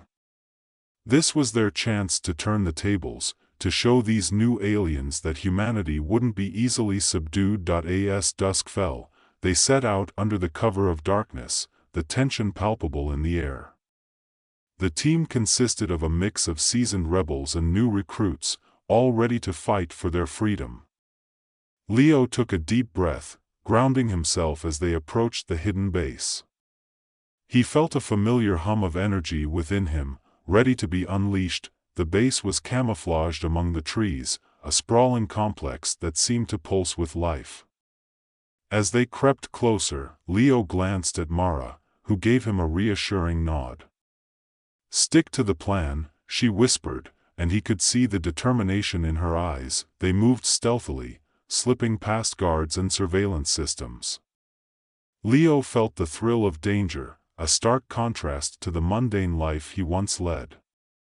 The adrenaline was intoxicating, and he reveled in it, using his powers to help the team navigate obstacles. With each step, he felt more like the hero he'd become. Finally, they reached the communication hub, a room filled with blinking consoles and humming machinery. Leo's heart raced as they entered, but the moment was short-lived. Alarms blared, red lights flashing as a voice echoed through the halls. Unauthorized personnel detected. Lockdown initiated. Damn it! Mara cursed, her eyes darting around. We've got to act fast. Leo focused, channeling the energy within him. He reached out, feeling the technology around him respond to his presence. With a surge of concentration, he sent a wave of energy that overloaded the consoles, short-circuiting the alarms and plunging the room into darkness. "Nice work," one of the rebels shouted, and Leo grinned, feeling the thrill of his powers pulsing through him. They set to work, downloading files and scrambling communications, but time was running out. The sound of footsteps grew louder, and they knew they had to move quickly. Just as they finished, the door burst open, revealing a squad of aliens, their eyes glowing with menace. "Get them," their leader snarled, and chaos erupted. Leo and Mara sprang into action, the team moving as one. Leo unleashed his powers, sending energy bolts toward the aliens, creating cover for his friends to escape. Mara fought fiercely, her determination igniting a fire within Leo as he saw her in action. In the midst of the battle, Leo felt a rush of clarity. He was no longer just reacting, he was directing the chaos. He guided the rebels, coordinating their movements with quick commands and strategic strikes. The aliens were formidable, but together they fought like a well-oiled machine. Combining Leo's powers with the skills of the rebels, they fought their way to the exit, but Leo could sense they were being overwhelmed.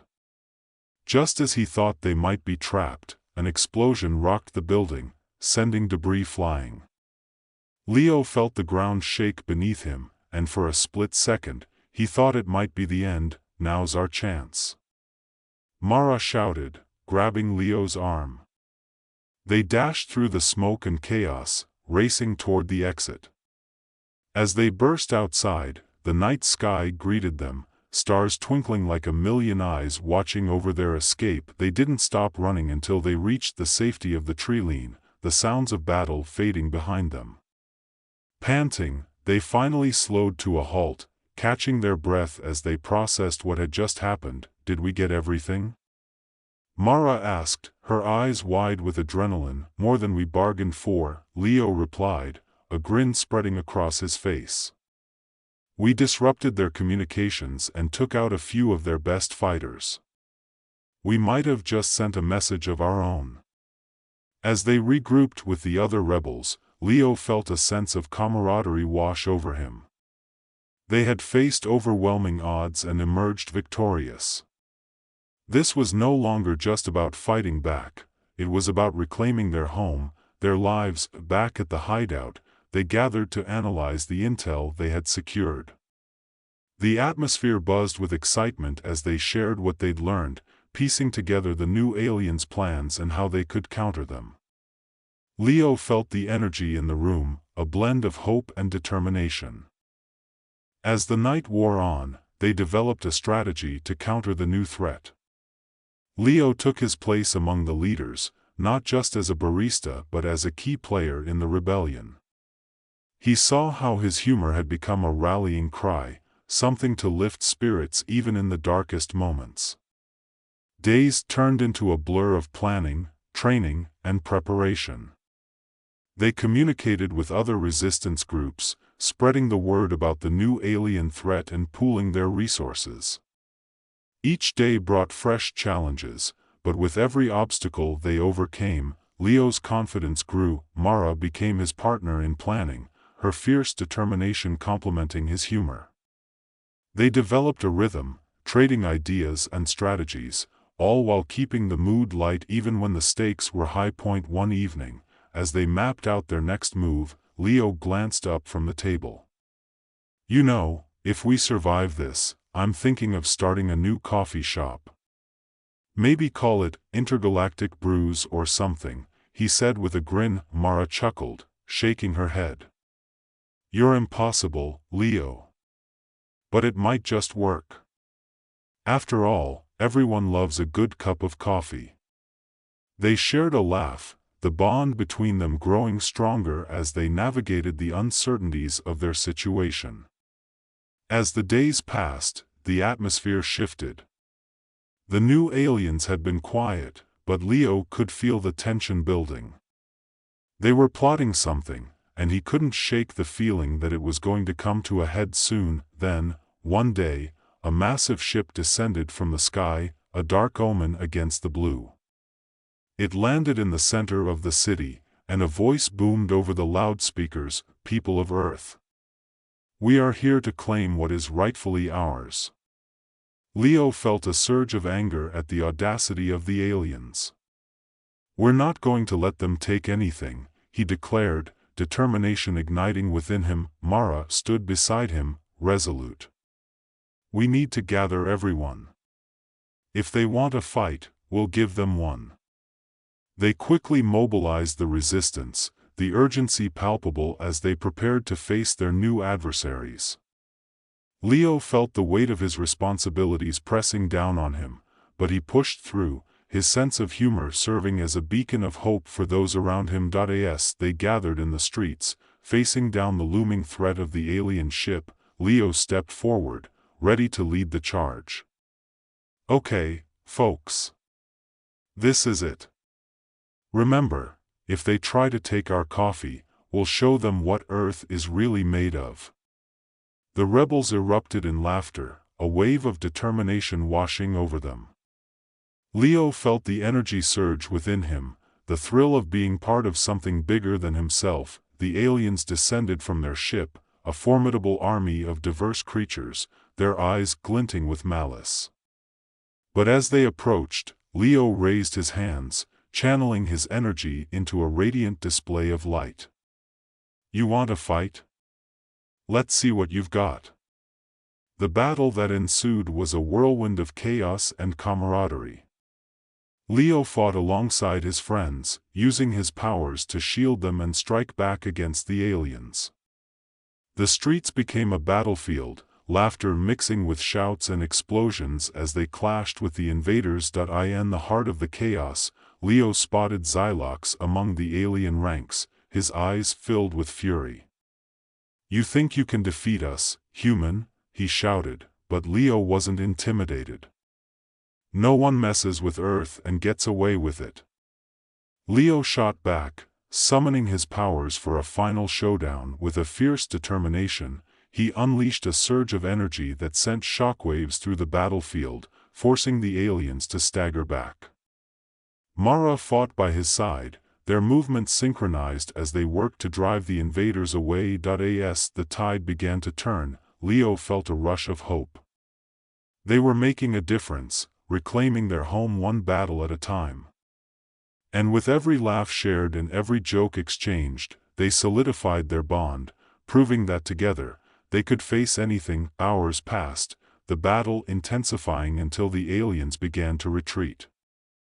Leo felt a sense of triumph swell within him. "This is our planet," he yelled, the words echoing through the streets. As the last of the alien forces fled, cheers erupted among the rebels. They had done it. They had faced their fears and fought back against the new threat. Leo stood amid the chaos, panting but exhilarated, looking around at his friends and comrades, knowing that this victory was just the beginning. Mara joined him, breathless and smiling. "We did it. We really did it. Who would have thought a barista and a bunch of misfits could save the world?" Leo said, laughter bubbling up within him. "Don't sell yourself short. You're not just a barista anymore, you're a hero," she replied, her gaze steady. Leo felt a warmth spread through him. He had gone from serving coffee to leading a rebellion. It was absurd, but in the best possible way. As they celebrated their victory, Leo glanced at the stars above.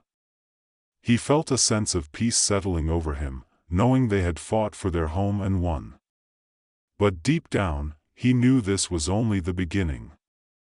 There would always be challenges ahead, and as long as he had his friends by his side, he was ready for whatever came next, and maybe, just maybe, he'd open that coffee shop one day. Intergalactic brews, he muttered to himself, grinning as he imagined the sign hanging above the door. The future was bright, filled with possibilities. "Let's keep fighting, and let's keep laughing," Leo said, raising his cup of coffee in a toast to the rebellion. And with that, the laughter continued, echoing into the night, a reminder that together, they could face anything the universe threw their way. Dr. Simon Wexler stood on the rooftop of his cluttered lab, squinting up at the sky like a mad scientist in a low-budget sci-fi movie. Today, the sun shone brightly, glinting off his ridiculous new invention, the Sunflinger 3000.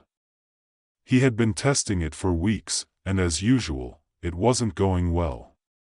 Instead of launching solar energy into the stratosphere, it sputtered and coughed like an old lawnmower. "Just a little bit more juice," Simon muttered, tweaking the knobs with exaggerated enthusiasm. "Come on, Sunflinger. Make America proud." At that moment, the device let out a mighty pop, shooting a burst of colorful confetti high into the air. Down below, a crowd gathered, their faces lighting up with confusion and amusement.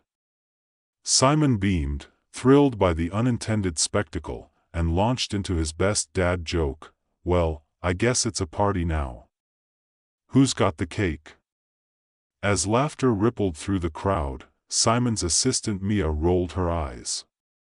"This isn't a birthday party, Simon. It's the apocalypse." She adjusted her glasses, glancing nervously at the dark clouds gathering in the distance. "Apocalypse? More like a cloudy day." "Just think of it as nature's way of keeping things interesting," Simon replied with a grin, but the tension in the air was palpable. Night was coming, and with it, the creatures of darkness. Simon had seen them only a few nights before, glowing eyes peering from the shadows, claws that glinted in the moonlight. The aliens had come, emerging from the dark, hungry for chaos. When the sun dipped below the horizon, everything changed. The bright, bustling city morphed into a sinister playground for those creatures. The air filled with a chilling silence, punctuated by the distant sounds of panic. Simon and his team, however, had a plan. They were going to fight back with science, back in the lab, surrounded by the remnants of failed experiments and a questionable number of energy drinks. Simon gathered his team, Mia, with her sharp tongue and sharper intellect, Carl, the conspiracy theorist who believed the aliens were merely government experiments gone wrong, and Raj, the overly eager intern who could barely contain his enthusiasm. "We need to prolong daylight," Simon announced dramatically, pacing back and forth like a general preparing for battle. "If we can create a device to reflect sunlight, we might just stand a chance. Or we could just, avoid going outside after dark," Carl suggested, clutching a tinfoil hat as if it were a lifeline. "Where's the fun in that?" Mia shot back, smirking. As they brainstormed, the ideas ranged from the ludicrous to the impossible. "What about giant mirrors?" Raj proposed, his eyes wide with excitement. "We could reflect the sun's rays all the way into the night." Simon stopped mid-pace, his eyebrows shooting up. "That might just work. We'll need materials, lots of them.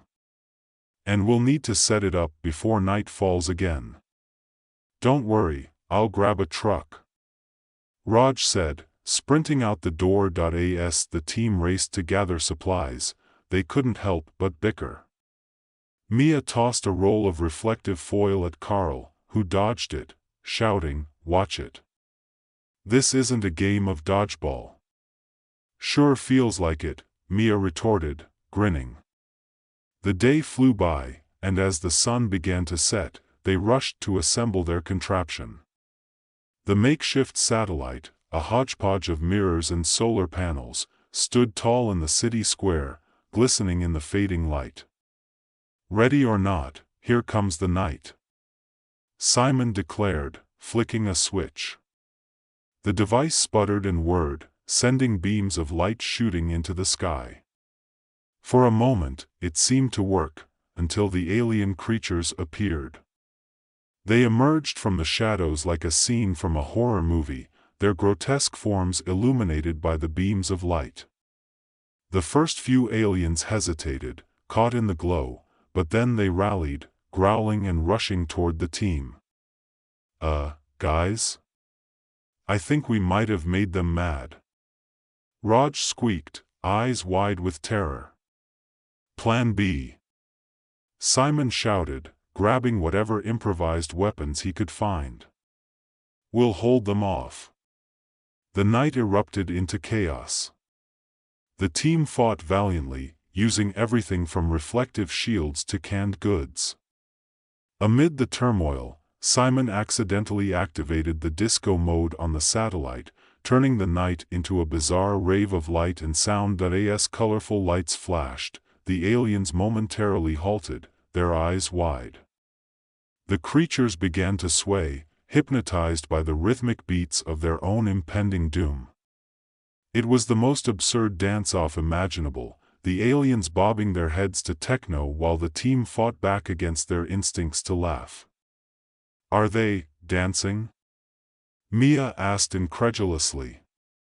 "Looks like it." "Keep it up," Simon yelled, realizing the bizarre turn of events was their opportunity. The aliens became distracted, lost in the lights and sounds, giving the team precious moments to regroup. With renewed determination, Simon and his crew utilized their makeshift defenses, forcing the aliens back into the shadows. The chaos culminated in a last-ditch effort. A brilliant beam of light shot straight up into the sky, illuminating everything around them. The aliens, now thoroughly confused and overwhelmed, retreated into the dark corners of the city, leaving behind only echoes of their eerie growls. As dawn broke, the team stood panting in the morning light, the remnants of their chaotic battle strewn around them. "Did we just win?" Raj asked, blinking in disbelief. "Looks like it," Simon replied, looking around at the debris and the glittering remnants of confetti. "Who knew aliens could be such terrible dancers?" Mia quipped, wiping sweat from her brow. "Next time, we'll bring disco balls to the fight," Carl said, still clutching his tinfoil hat, which had somehow become slightly more fashionable amidst the chaos. As the city awoke, people began to emerge from their homes, eyes wide with disbelief at the bizarre spectacle of lights and sounds from the night before. The group celebrated their victory, sharing jokes and laughter as the sun rose high in the sky, but Simon couldn't shake the feeling that this was just the beginning. They had pushed back the darkness, but the aliens were still out there, lurking in the shadows. "Let's get back to work," he said, determination in his voice. "We need to make sure this doesn't happen again. And I want a plan that involves less disco next time."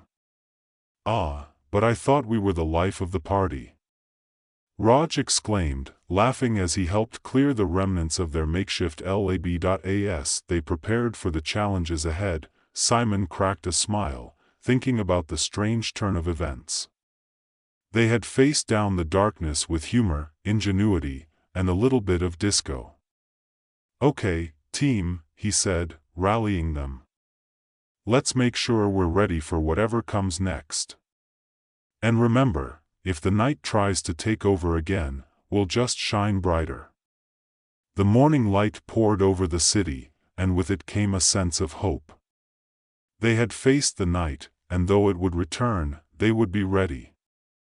And maybe, just maybe, they could teach the aliens a thing or two about having a good time. Simon gathered his team around the remnants of their chaotic battlefield, which now looked more like a festival gone wrong than a scene of impending doom. As the sun climbed higher, the city began to wake up, the streets filling with curious onlookers, many of whom were still trying to piece together the bizarre events of the night before. "What's the plan now?" Mia asked, adjusting her glasses and surveying the crowd. Simon rubbed his chin thoughtfully. "We need to ensure our defenses are stronger. Last night was a fluke, an outrageous, hilarious fluke, but we can't rely on disco magic forever." Raj chimed in, his enthusiasm bubbling over. "How about we build a bigger satellite? Something with even more mirrors." Carl, ever the skeptic, raised an eyebrow. "Or we could just stick to a solid plan for once. Like, I don't know, fortifying the city? Because I have a feeling those aliens are just regrouping, probably plotting their comeback." Simon chuckled. "You might be right, Carl. We need to blend both ideas. We'll enhance our light-reflecting tech while fortifying the city. And, if we have to, we can always throw a dance party as a last resort." With that, they got to work, each member diving into their strengths. Raj bounced between gathering supplies and sketching designs for the new satellite, fueled by endless optimism. Mia dove into research, poring over scientific journals and alien biology theories, while Carl started developing a series of makeshift barricades using whatever he could scavenge. As the day wore on, the team's energy never waned. They set up a command center in Simon's lab, which quickly became a chaotic hub of activity. Charts and diagrams of the aliens were plastered on the walls, and half-finished prototypes of their new device cluttered every available surface. "What if we could harness solar energy during the day and store it for the night?" Mia suggested, her eyes sparkling with inspiration. "We could use that stored energy to create a much more powerful light source when it gets dark." Simon nodded, the wheels in his mind turning. "That's brilliant, Mia. If we can manage to create a powerful enough beam, we could push the aliens back into the shadows for good." As night approached again, a nervous energy filled the air. They worked feverishly to finalize their plans, adrenaline surging as the sun began its descent. The shadows crept back into the city, wrapping the streets in their familiar embrace. Simon glanced at the clock, then back at his team. "Okay, folks, it's showtime. Everyone in position?" Mia adjusted her hair, her eyes scanning the darkening sky. "Ready as I'll ever be." Raj held a flashlight high, the beam cutting through the growing darkness. "Let's light this place up." They activated the new device, a contraption that looked like something straight out of a sci-fi comic. It whirred to life, sending a beam of light shooting high into the air. The glow pulsed with energy, illuminating the area around them. For a moment, all seemed still. Then, from the darkness, glowing eyes appeared, piercing through the night like beacons of doom. The aliens had returned. "Here we go!" Simon shouted, and the team braced themselves for the onslaught. The first wave of creatures surged toward them, and the beam of light intensified, casting the aliens in a stark spotlight. Their movements faltered, but they quickly adapted, darting to the sides and coming at the team from multiple angles. "Focus the beam." Simon shouted, gesturing for Mia to adjust the angle. "Got it." She leaned over the controls, her fingers dancing over the switches. The light shifted, sweeping across the approaching horde. The aliens shrieked, caught in the powerful illumination. Some recoiled, their glowing eyes flickering, while others charged forward with renewed ferocity. The team fought back with whatever they could muster. Raj wielded a makeshift slingshot filled with reflective foil, Carl threw the makeshift barricades into the path of the aliens, while Simon kept adjusting the light, trying to outmaneuver the creatures. The chaos escalated. Simon found himself laughing despite the madness, his adrenaline pushing him into a state of absurdity. Who knew alien hunting could be this much fun? But the creatures were relentless. They surged forward in waves, testing the limits of the light and the team's resolve. Just as Simon felt the tide beginning to turn against them, he noticed something peculiar. The aliens were clustering together, drawn to the light but also fighting amongst themselves, as if they were trying to assert dominance. Wait a second, he mused aloud. What if they're not just fighting us? What if they're also competing against each other? Mia looked up, comprehension dawning. You mean, they're territorial? Exactly. If we can exploit that, we might be able to drive them away for good. Let's give them a reason to fight each other, Raj suggested, his eyes lighting up with mischief. We could increase the light intensity in bursts. Make it look like we're targeting them. Let's do it. Simon ordered, and Mia began to manipulate the controls, sending out pulsing bursts of light. The aliens shrieked, some turning on their fellow creatures, swiping at each other with claws and snapping jaws. The once unified front of the alien army began to splinter, and Simon's heart raced as he saw their chance. Keep it up, Mia. Don't let up, he yelled, excitement surging through him. With each pulse of light, the aliens grew more chaotic. Some tried to escape the beams, while others lashed out at those closest to them. The night became a cacophony of shrieks and growls, with beams of light cutting through the darkness like a beacon of hope. Finally, after what felt like an eternity, the remaining aliens, disoriented and frustrated, began to retreat into the shadows. The last remnants of their eerie glow faded into the night, leaving the team panting and exhilarated. We did it! Raj shouted, jumping up and down. We actually did it! Simon laughed, disbelief washing over him. We actually did! The night belongs to us. As dawn broke once more, the team surveyed their surroundings. The makeshift battlefield was a mess, but it was also a testament to their determination. They had fought off the darkness, and for now, the city was safe. Let's clean up and then celebrate. Mia suggested, a triumphant smile on her face. Agreed. Simon said, already planning the victory party in his mind. We've earned it. As they began to clear the remnants of their battle, Simon couldn't shake the feeling that this victory was just a step in a much larger battle. He looked at his team, at the determination shining in their eyes, and knew they would face whatever came next together. And as the sun rose high above the city, the shadows retreated, and the laughter of friends echoed through the streets, a reminder that even in the darkest times, light and humor could conquer the night. In the weeks that followed, the city began to change. People banded together, reinforcing their homes and businesses, sharing stories of the night of chaos and triumph.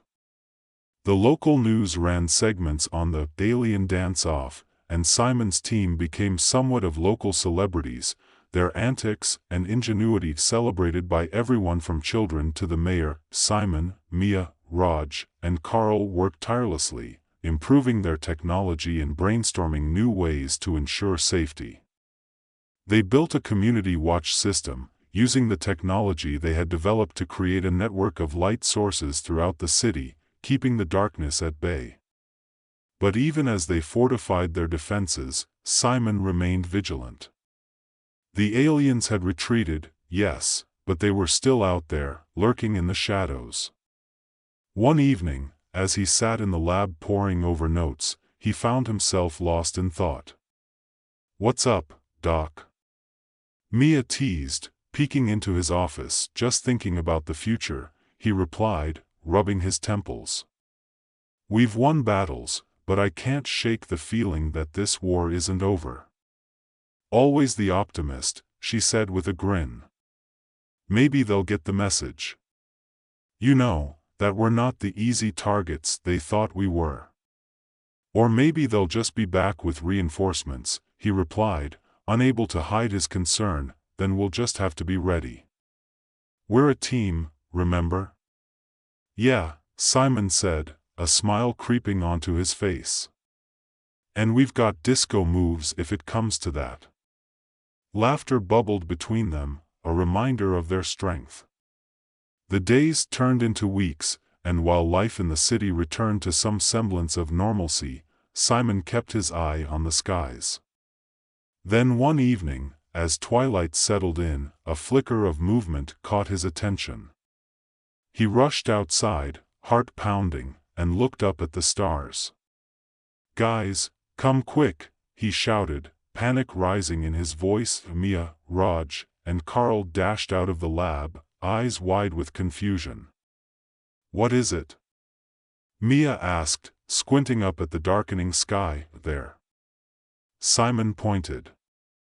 A small, dark shape zipped across the horizon, silhouetted against the twilight. It moved fast, almost too fast to be a plane. What is that? Raj breathed, fear creeping into his voice. Before Simon could answer, the shape turned, revealing a trail of shimmering light behind it. It spiraled and twisted, and as it did, a chorus of alien cries echoed in the air, unmistakably familiar. Looks like the party's not over yet, Carl said, his voice tinged with dread. The darkness was returning, but this time, Simon felt a surge of determination. They had faced the night once before, and they could do it again. Let's get to work, he said, turning back toward the lab. We've got some planning to do. As the first stars twinkled in the sky, Simon and his team prepared for the next chapter of their battle against the darkness, ready to shine brighter than ever before. Zhao Wei was having one of those mornings that could only be described as the perfect blend of chaotic and ridiculous. As the sun filtered through the tinted windows of his training facility, he flipped on the holographic display to review his day's agenda. Instead, the hologram flared to life, showing a grinning AI with an exaggerated grin that reminded him too much of a clown. Welcome, Zhao Wei. Ready to save the world again? It chirped, voice dripping with sarcasm. Or are we still working on mastering the fine art of tripping over your own ego? Zhao Wei rolled his eyes, adjusting the straps of his combat suit. Very funny, Hollow Bob. I don't need your nonsense before I'm fully caffeinated. Caffeine won't help you with your coordination, buddy, the AI shot back. With a flick of his wrist, Zhao Wei attempted to dismiss the hologram, but instead, he accidentally activated a training program. In a blink, the floor shifted, and dozens of training drones whirred to life, hovering menacingly around him. Oh. This wasn't part of the plan, he muttered, heart racing as the drones locked onto him, their sensors flashing ominously. He dashed to the side, only to trip over his own feet, landing with a spectacular thud that echoed throughout the facility. 10 points for style. Hollow Bob quipped. Zhao Wei groaned, half laughing, half embarrassed, as the drone zoomed toward him. With a mix of flailing arms and panicked dodges, he somehow began to outmaneuver them. What started as a disaster transformed into an impromptu dance routine, complete with twirls and missteps that could only be described as artistic chaos. Just another day in the life of the Earth's secret weapon, he panted, finally managing to deactivate the drones, which collapsed into a heap on the floor. Congratulations. You've successfully completed the How to Make a Fool of Yourself module. Hollow Bob chimed, and Zhao Wei shot it an annoyed glare. Just as he was catching his breath, a high-ranking official entered the room, looking grave. "Zhao Wei, we need to talk," the official said, clearly unamused by the disarray surrounding him. "What's wrong? Did I break something?" Zhao Wei asked, straightening up. "It's about your role in the defense program." The official paused, glancing at the heap of malfunctioning drones. "You're not the primary weapon we thought you were. You're more of a backup plan." The words hit Zhao Wei like a punch to the gut. "Backup? You mean I'm just the practice dummy?" "Well, more like the, never mind." "I get it," Zhao Wei interrupted, feeling a mix of embarrassment and indignation wash over him. "So, what's the plan?" The official sighed. "We've been monitoring a potential alien threat for centuries. The Zinther have finally made their move. We need you to lead our remaining forces in defense of Earth." "Right, the alien invasion," Zhao Wei muttered, trying to shake off his earlier humiliation. "This is fine. I'm totally fine." As the weight of responsibility settled on him, he decided to channel his nerves into a determination that was equal parts bravado and misplaced confidence. "Let's show those aliens what Earth's backup can do." The days leading up to the invasion were a whirlwind of preparation. Zhao Wei threw himself into training his fellow soldiers, though they were often more interested in making jokes about his earlier mishaps than actually following his orders. "Zhao, you do know that dodging is not the same as dancing, right?" one soldier, Li, teased, doing a poor imitation of Zhao's earlier flailing. "Keep it up, and I'll show you my new move, the 'I'm not actually in charge' spin," Zhao Wei shot back, trying to keep the mood light. Humor was crucial now more than ever, as fear and anxiety loomed like a dark cloud over their heads. Finally, the day arrived when the Zinther ships darkened the skies. The world outside erupted into chaos as people screamed and fled, trying to escape the metallic beasts hovering ominously above. Zhao Wei, in stark contrast to the pandemonium, felt a peculiar calm settle over him. "All right, listen up," he shouted to his team, who were busy staring at the sky. "I know things look bad, but we are going to do this together. We have an advantage." "Really? What's that?"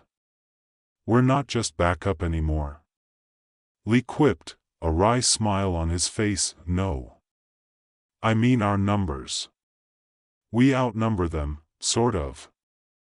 Plus, we have surprise on our side," Zhao Wei declared, trying to sound more confident than he felt.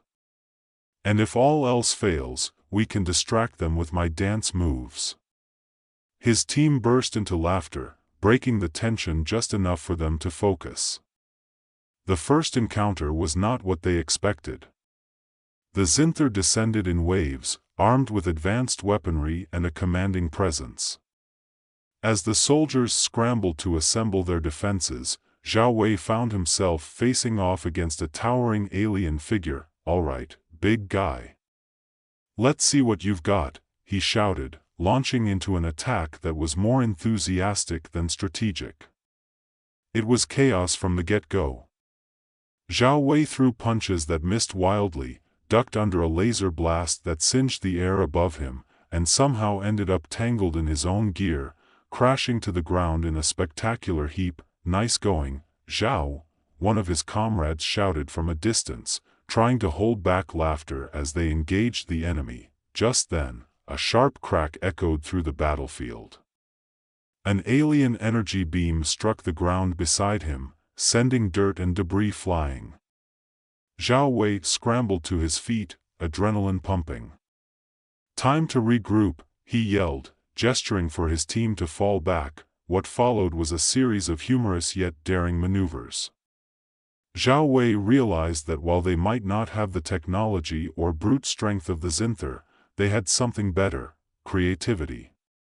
With each engagement, he encouraged his team to adapt, to improvise, and most importantly, to laugh in the face of danger. "Zhao, watch out," someone shouted, pointing to an approaching Zinther soldier. "Not today," he yelled, sidestepping just in time to watch the alien trip over a fallen comrade. It crashed to the ground, and laughter erupted among his soldiers. The tide was slowly turning, and it was a messy, unpredictable dance of survival. After a chaotic skirmish, they managed to push back the first wave of attackers. Zhao Wei felt a surge of confidence. "See? We survived. Who knew backup plans could be this effective?" His team cheered, exhilaration lifting their spirits even amidst the wreckage. But Zhao Wei knew the battle was far from over. As they regrouped, a shadow fell over them. From the depths of the chaos, a rogue figure stepped forward. The figure was slim and agile, with bright blue skin and an aura that seemed out of place amidst the carnage. "You fight well for a backup plan," she said, her voice smooth and surprisingly melodic. "Who are you?" Zhao Wei demanded, bracing himself. "I am Lyra," she replied, tilting her head. "Not all Zinther are here to conquer your world. Some of us wish to see it flourish." Zhao Wei narrowed his eyes, unsure if he could trust her. "What do you want?"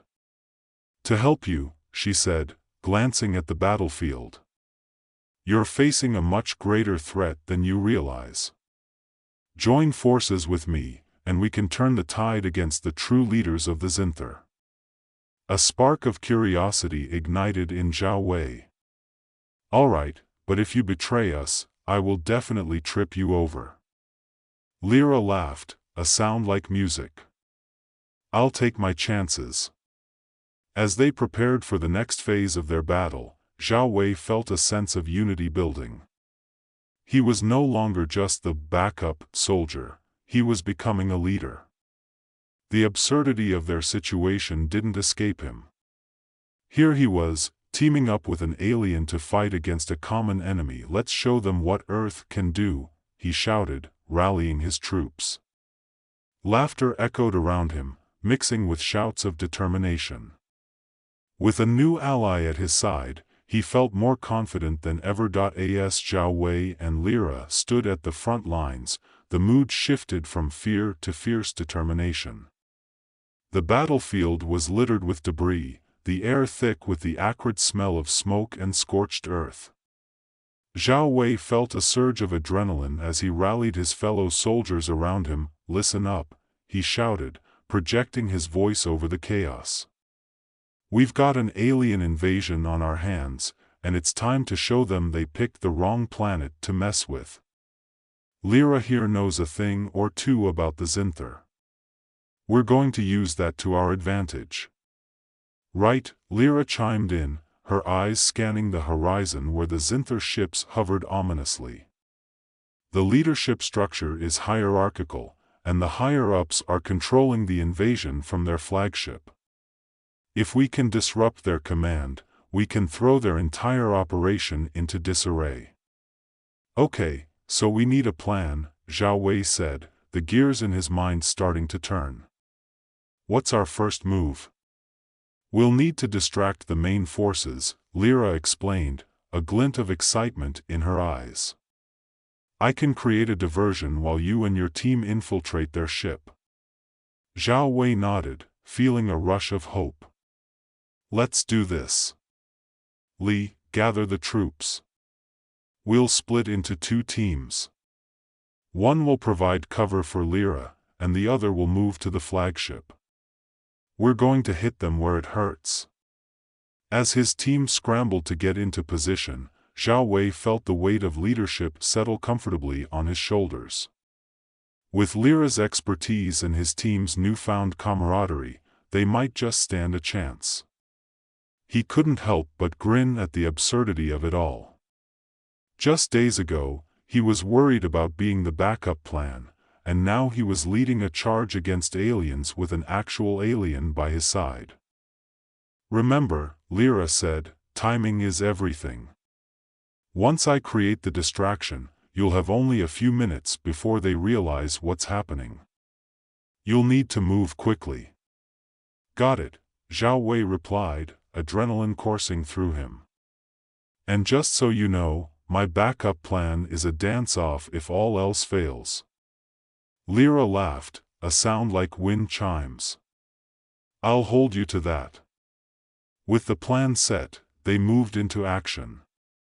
Lyra darted ahead, her lithe form blending seamlessly into the shadows of the battlefield. Zhao Wei and his team took cover behind a crumbling wall, watching as she slipped away. Here goes nothing, Zhao Wei murmured, anticipation crackling in the air. They watched as Lyra approached a group of Zinther soldiers, her presence drawing their attention like moths to a flame. Just as she was about to unleash her diversion, a loud explosion erupted on the far side of the field, sending debris flying and drawing the Zinther's focus away from her. Now! Zhao Wei shouted, signaling his team to move. They charged forward, adrenaline spurring them on. As they sprinted towards the enemy flagship, the sound of chaos and gunfire filled the air around them. The flagship loomed ahead, an imposing structure of metallic sinews and alien technology. Zhao Wei could feel the intensity of the moment pulsing through him. With each step, he pushed aside any lingering doubt. They were a team, and they were going to make this work. Once they reached the entrance, they quickly breached the door, which slid open with a hiss.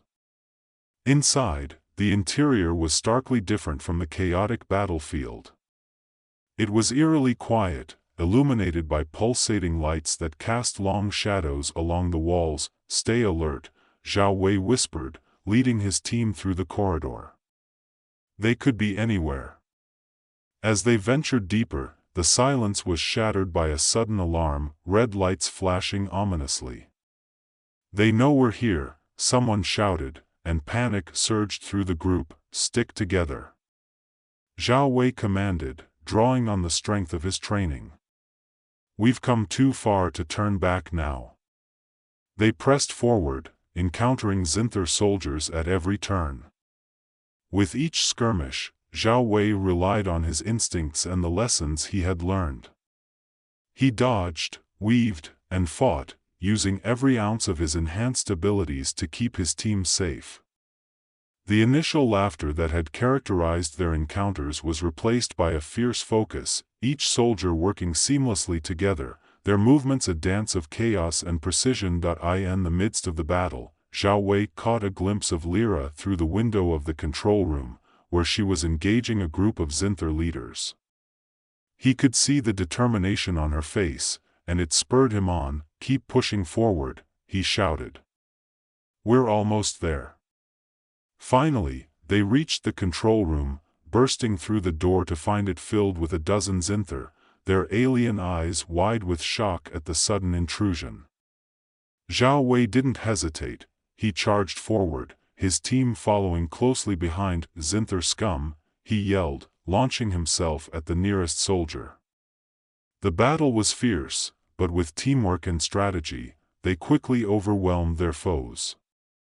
Zhao Wei felt the exhilaration of fighting for something greater than himself, and the laughter of his comrades echoed in his ears. Take down their control systems, he shouted, urging his team to focus on disabling the flagship's operations.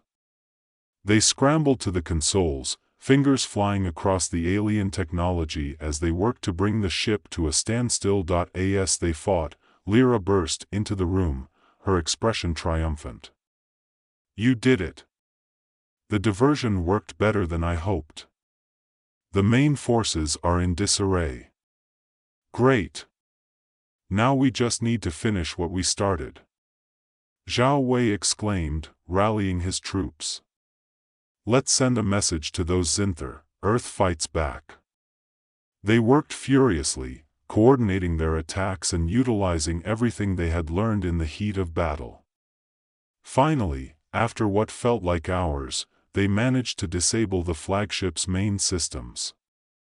The lights flickered, and the ship shuddered ominously. Now let's get out of here, Zhao Wei shouted, leading his team toward the exit. The ship began to tilt, alarms blaring as it started to lose stability. They sprinted down the corridor, heart pounding, laughter and shouts filling the air as they navigated through the chaotic chaos of the ship. Just as they reached the main exit, an explosion rocked the vessel, sending them tumbling to the ground. "Is this how we die?" one soldier gasped, laughter escaping despite the danger. "Not on my watch," Zhao Wei shouted, pulling them to their feet. "Keep moving." They burst through the exit and into the open air just as the flagship began to break apart behind them. The sight was surreal. Pieces of the alien craft exploded into brilliant bursts of color against the sky, a stunning contrast to the smoky backdrop. Zhao Wei and his team barely managed to get to safety before the flagship crumbled, sending shockwaves through the ground. They collapsed in a heap, breathless and exhilarated, the echoes of their laughter mingling with the fading sounds of destruction. As the dust settled, they looked around at the remnants of the battlefield, a strange mixture of victory and disbelief settling over them. "We actually did it," one soldier said, grinning widely. "Yeah, and all it took was a backup plan and a dance-off," Zhao Wei replied, unable to suppress his own smile. Lyra stepped forward, her eyes gleaming. "You fought bravely. The Zinther will think twice before invading your world again." "Let's hope so," Zhao Wei said, wiping the sweat from his brow. "But this isn't over. We have to make sure they know Earth isn't a planet to be messed with." He looked at his team, each of them still catching their breath, but a fire had ignited in their eyes. Together, they had faced the impossible and emerged victorious. Zhao Wei felt a warmth in his chest, a sense of belonging that had eluded him for so long. With a newfound resolve, he addressed his comrades. "We're not just a backup anymore.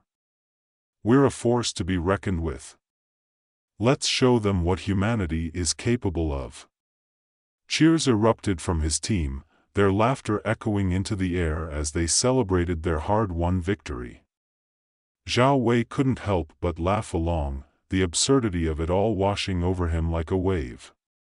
As the sun began to set, painting the sky in hues of orange and pink, he looked around at the friends he had forged in battle.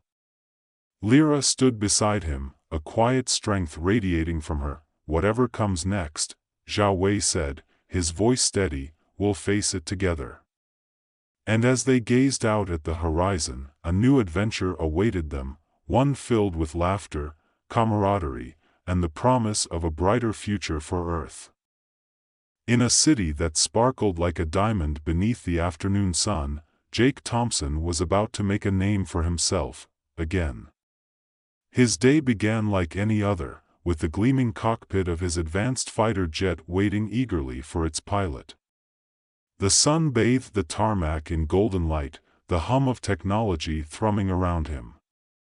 But Jake, known for his charming grin and propensity for mishaps, had other ideas. Today was a test flight, and the crowd had gathered, a mix of skeptics, admirers, and a few curious onlookers who came to witness what they assumed would be yet another comically disastrous display. Jake sauntered over to the jet, a sleek machine that promised to change the game in aerial combat. He flashed a thumbs up at the crowd, earning a smattering of applause and a few snickers. As he climbed into the cockpit, he could feel the familiar butterflies in his stomach, a mix of excitement and the dread of potentially embarrassing himself. "All right, Thompson," he muttered to himself, tightening his helmet. "Let's show them what you've got." The jet roared to life, its engines purring with power. Jake flicked switches, his heart racing as he prepared for takeoff. With a deep breath, he released the brakes and surged down the runway. The jet lifted off smoothly, and for a moment, he was flying high, feeling like a rock star in the sky. But Jake's luck had other plans. Halfway through an elaborate loop intended to showcase his skills, the jet began to shudder. Panic set in as he realized he had accidentally activated a new prototype feature, the flash and dash mode. Instead of a graceful maneuver, he spiraled wildly, spinning through the air like a confused bird. The crowd gasped, and for a split second, Jake felt like a cartoon character, arms flailing as he fought to regain control. He managed to straighten out just in time, landing not with the grace of a seasoned pilot, but rather with a thud that sent the ground crew scrambling. As the jet touched down with a thump, Jake was met with silence. He climbed out, heart pounding, and faced the crowd, who erupted into laughter. "Hey, at least I'm not boring," he called out, trying to salvage some dignity. But as he wiped the sweat from his brow, a sleek black car pulled up, and out stepped a government official, his expression serious. "Jake Thompson," he said, striding over, "you've just been selected to pilot the new combat fighter against an alien invasion." Jake blinked, momentarily forgetting his embarrassment. "Wait, what?" "Yes, the alien fleet is currently disrupting global communications and energy. We need someone with your unique flying style." "Unique?" Jake echoed, unsure if that was a compliment or an insult. And just like that, what he thought would be the end of his flying career transformed into an unexpected twist of fate. The crowd cheered, not for his flight but for the sudden importance of his new mission. He was about to become a hero, whether he liked it or not. The days that followed were a whirlwind. Jake found himself in a top-secret military base, surrounded by serious faces and the hum of technology that made his head spin. He met Captain Lara Kim, a no-nonsense pilot with an air of authority that made him stand at attention. Her reputation preceded her. She was known for her sharp skills and zero tolerance for clowning around. "Let's get one thing straight," Lara said, arms crossed, her dark eyes scrutinizing him. "This is not a game. We're facing a real threat, and we need to be at our best." "Of course. Best of the best," Jake responded, flashing his trademark grin.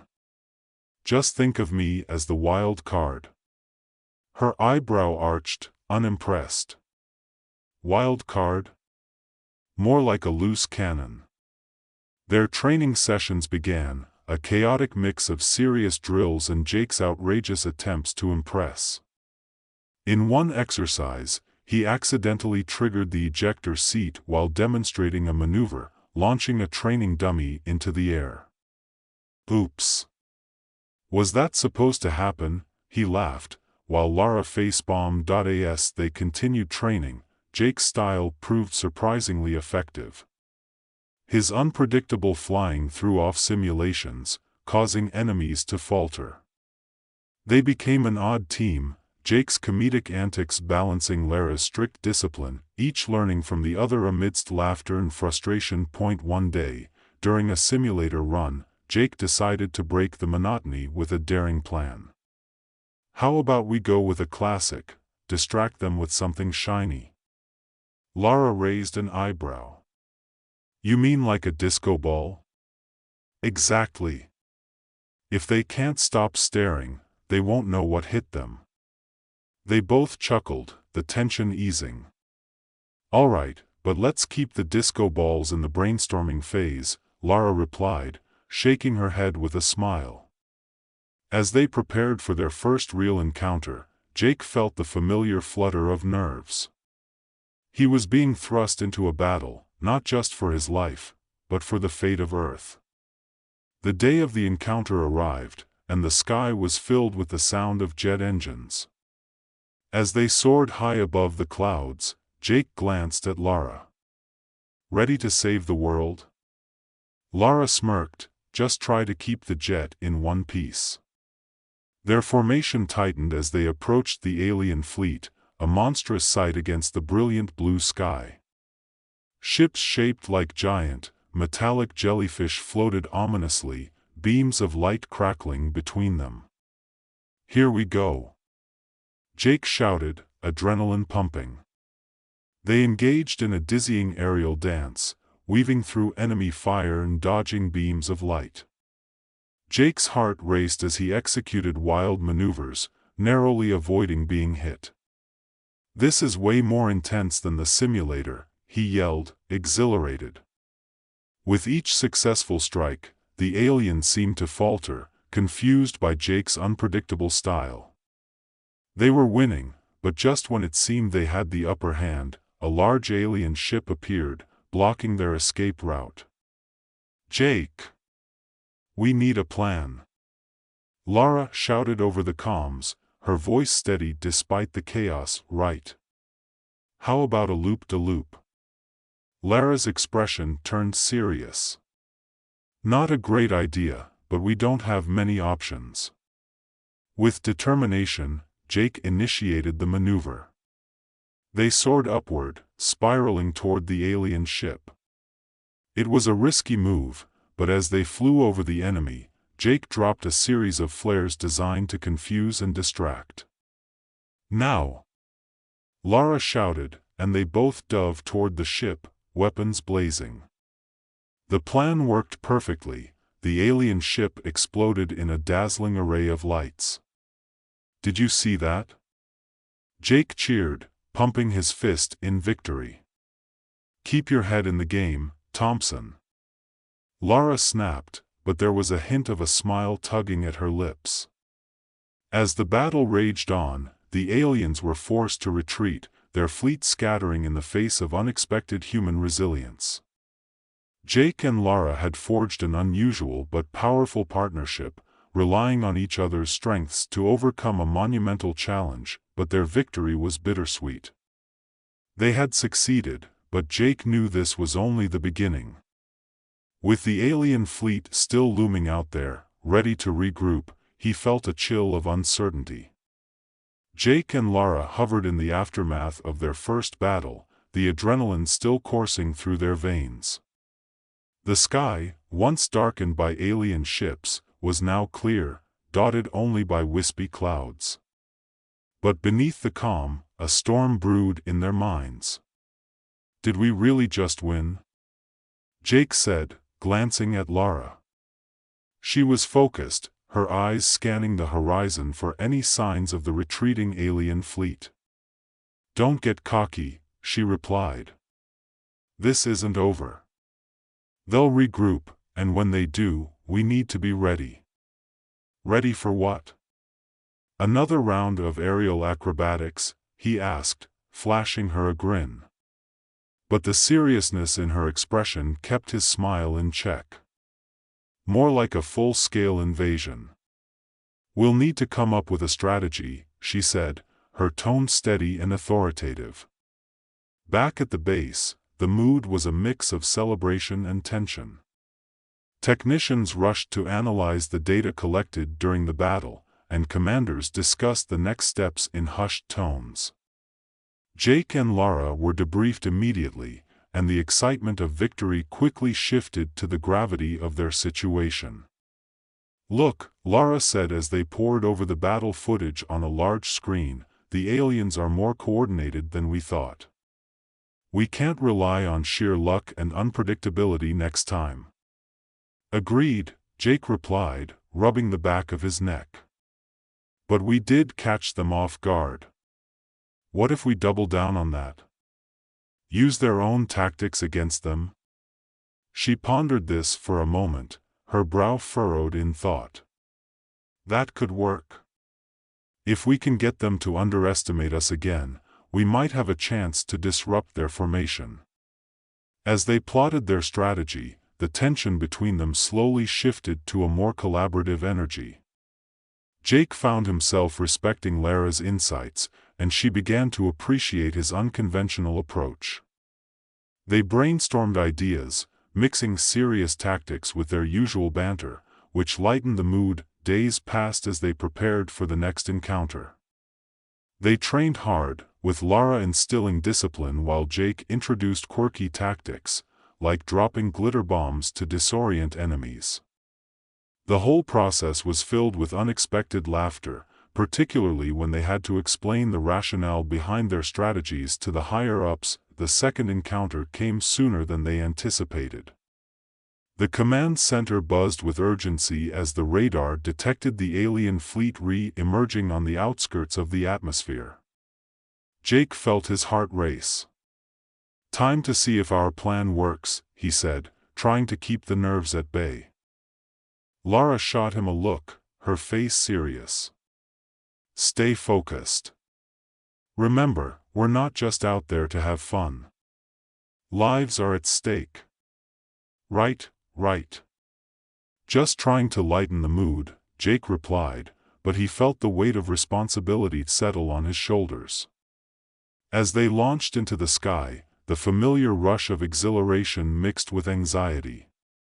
They maneuvered toward the alien fleet, which was surprisingly organized this time, ships gliding through the clouds in a formation that resembled a predatory bird, ready to strike. "Okay, Jake. Time to put the plan into action," Lara said, her voice calm despite the tension in the air. "I'll create a diversion. You take the flank." With a nod, Jake took position, heart pounding. Lara shot forward, drawing the attention of the alien ships. They responded immediately, firing beams of light toward her jet. But Lara was swift, using every ounce of her skill to dodge and weave through the onslaught. "Now, Jake," she shouted. Taking a deep breath, Jake launched into his own maneuver, flanking the alien formation. He activated his glitter bomb, the shimmering particles bursting in the air and momentarily blinding the alien ships. He could practically hear their confusion through the comms, their garbled transmissions mixing in a chaotic cacophony. "Nice distraction," Jake yelled, feeling a rush of adrenaline as he dove into the fray, picking off alien ships with calculated precision. "Keep it up. They're starting to panic," Lara encouraged, her voice cutting through the static. With each shot, their confidence grew, but Jake noticed something strange. The aliens were regrouping, forming a tighter formation around their larger mothership, preparing for a counterattack. "Lara, they're adjusting. We need to disrupt their center," he called out, urgency creeping into his tone. "Right. I'll draw them toward you. Get ready to hit that mothership." Lara executed a daring maneuver, drawing the alien ships away from their formation. Jake waited, timing his attack with precision. As the alien ships followed her lead, he launched everything he had at the mothership, targeting its engines. The explosion lit up the sky, a magnificent burst of colors that sent shockwaves through the air. The remaining alien ships faltered, their coordination disrupted. "Jake, now's our chance. Finish this," Lara shouted. With renewed determination, Jake surged forward, navigating through the chaos. His heart raced as he took aim at the remaining ships, firing off precise shots. One by one, the aliens fell, and soon the sky was filled with nothing but silence and the fading echoes of battle. As they soared through the now quiet sky, Jake and Lara couldn't help but cheer. "We did it!" Jake shouted, his voice filled with exhilaration. "Just like I said, we're a great team," Lara replied, her usual stoic demeanor breaking into a rare smile. Back at the base, they were welcomed as heroes, their success turning the tide in the ongoing war. Briefings turned into celebrations, and for a moment, the world felt lighter. But even amidst the festivities, Jake sensed a lingering tension. "Lara, what do you think happens next?" he asked, watching the revelry unfold around them. "We've won a battle, but the war is far from over," she said, her tone somber. "We need to stay vigilant. They'll come back." "I know," he replied, trying to shake off the weight of her words. "But let's enjoy this for a moment. We earned it."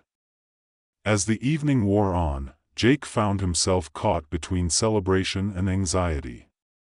They had become a formidable team, but the reality of their situation loomed over them. As he glanced at Lara, he could see the determination in her eyes. They had forged a bond in the fires of battle, and he was ready to face whatever came next. Side by side with her, days turned into weeks, and the world slowly adjusted to the newfound peace. The military continued to prepare for potential retaliation from the aliens, and Jake and Lara trained harder than ever, growing more synchronized in their tactics, but the atmosphere was charged with an underlying fear. Reports came in of strange sightings, unidentified ships flitting in and out of the atmosphere. The tension built, and Jake felt it in his bones. Then, one night, they were called into an emergency meeting. The commander's expression was grave as he laid out the situation. "We've received intelligence that the alien fleet is planning a full-scale assault on major cities across the globe. They're regrouping, and this time, they're coming in force." Jake's stomach dropped. "What do we do?"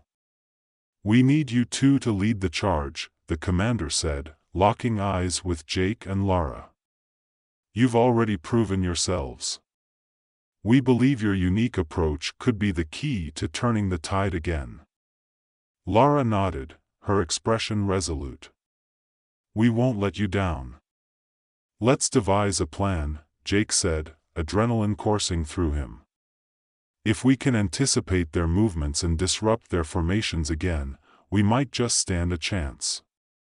In the ensuing hours, they worked tirelessly, crafting strategies and simulations, their partnership deepening as they communicated without words, anticipating each other's thoughts and moves. The day of the impending attack dawned, and the atmosphere was electric with anticipation. The ground crew prepped the jets, and the tension was palpable. Jake felt the weight of responsibility settle heavily on his shoulders. "Lara," he said as they suited up, "I know we've been through a lot, but I have faith in us. We can do this." "Together," she replied, her eyes steady, filled with determination. As they launched into the sky, the sense of unity between them was stronger than ever. The alien ships appeared on the horizon, a dark wave against the bright blue sky. "Here we go," Lara said, her voice calm despite the chaos ahead. "Let's give them a show they won't forget," Jake replied, grinning. The battle began, and it was chaos incarnate. Alien ships swarmed like angry hornets, and the air crackled with energy. They dove into the fray, Jake using every ounce of his creativity to outmaneuver the aliens, while Lara executed her maneuvers with precision. With each explosion, with each alien ship downed, the tides of battle ebbed and flowed. Jake and Lara worked in perfect harmony, weaving through the onslaught, responding to threats with an instinctive bond that had formed over their time together. But just when it seemed they were gaining the upper hand, a massive ship emerged from the heart of the alien fleet, dwarfing everything around it. It was the mothership, their command center, bristling with weaponry. "Jake, we need to take that out." Lara shouted over the din. "I'm on it," he yelled back, adrenaline surging as they adjusted their strategy on the FLY. In a breathtaking display of skill, they maneuvered toward the mothership, dodging fire and weaving through the chaos. The stakes had never been higher. Lara's voice was steady. "We have to hit it with everything we've got. Are you ready?" "Always," Jake replied, determination filling his voice. They charged, unleashing a barrage of firepower at the massive ship. The explosions lit up the sky, the brilliance blinding for a moment. In the midst of the chaos, Jake saw the mothership falter, the energy fluctuating as it absorbed the blows. "It's working. Keep pushing," he urged. But just then, a powerful beam of light shot from the mothership, slamming into Lara's jet. The impact sent her spiraling away, and Jake's heart dropped. "Lara!" "No," he yelled, panic flooding his senses. "Jake." "I'm fine, just a little," her voice crackled, and he could hear the strain in her tone. "I'm still in the fight." With newfound determination, Jake fought against the rising tide of panic. "Just hold on. I'm coming." He maneuvered through the onslaught, aiming for the mothership. He had to finish this. As he approached, he prepared for a final strike, hoping to exploit the chaos of the battle. He could see the aliens scrambling to regroup, their ships in disarray. Taking a deep breath, he launched his final shot at the mothership's core, aiming for the weak spot they had identified earlier. The explosion was immense, a shockwave that rippled through the air. For a moment, everything stood still. The mothership crumbled, a massive fireball illuminating the sky, sending debris flying in all directions. Did we do it?" Jake asked, breathless. Lara's voice came through, triumphant. "We did it. The fleet is breaking apart." A wave of relief washed over Jake. They had won, against all odds. They had become a formidable team, and together they had forged a path to victory. As the alien ships retreated, the world erupted in cheers. Jake and Lara soared through the sky, high above the chaos, the thrill of victory coursing through them. They had faced the darkness and emerged stronger, bound by their shared experiences and unwavering camaraderie. Back at the base, they were hailed as heroes. The world watched in awe as they shared their story, two unlikely pilots who had turned the tide in the battle for Earth. Jake felt a deep sense of pride and connection to Lara. In the days that followed, as the world began to heal, Jake and Lara reflected on their journey. The chaos had forged a bond that neither had expected, and they looked toward the future with a shared understanding that they could face anything together. As they stood on the edge of the airstrip, watching the sun set, Lara turned to him, a smile gracing her lips. "You know, maybe you're not such a loose cannon after all." Jake laughed, the warmth of camaraderie settling around them. "And maybe you could lighten up a bit. Just a tiny bit." Lara rolled her eyes, but there was a spark of humor in her gaze. "Let's save the humor for our next alien encounter, shall we?" "Agreed. But I still think a glitter bomb is a solid plan."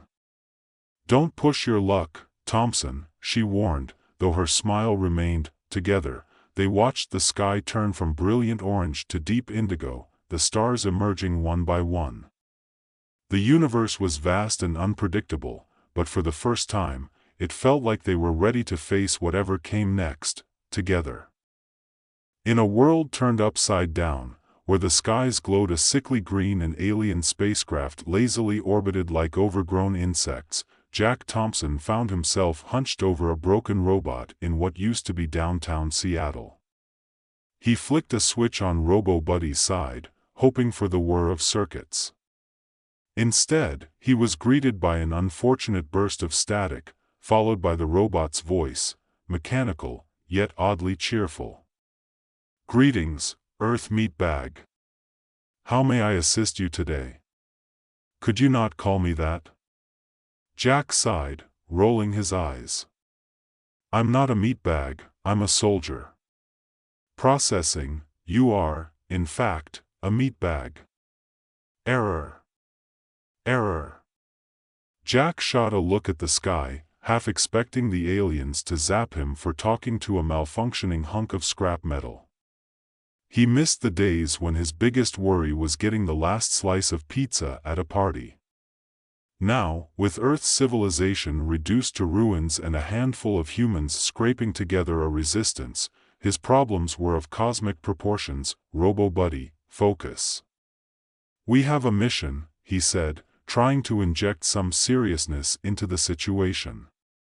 "We need to find the resistance," and, before he could finish, a shrill siren echoed through the deserted streets, rattling the windows of dilapidated buildings. The sound came from the alien mothership hovering ominously above, and it sent Jack's heart racing. Alien invaders detected. Initiating panic mode. Robo-Buddy announced, its mechanical limbs flailing in a way that would have been comical if Jack weren't about to be vaporized. Not now. Jack shouted, grabbing the robot by its arm and dragging it toward the shadows. Let's get moving before they find us. Just as they ducked behind a crumbling wall, two alien soldiers, green, bulbous-headed, and inexplicably wearing what looked like Hawaiian shirts, stomped by, discussing their latest plan to wipe out the remaining humans.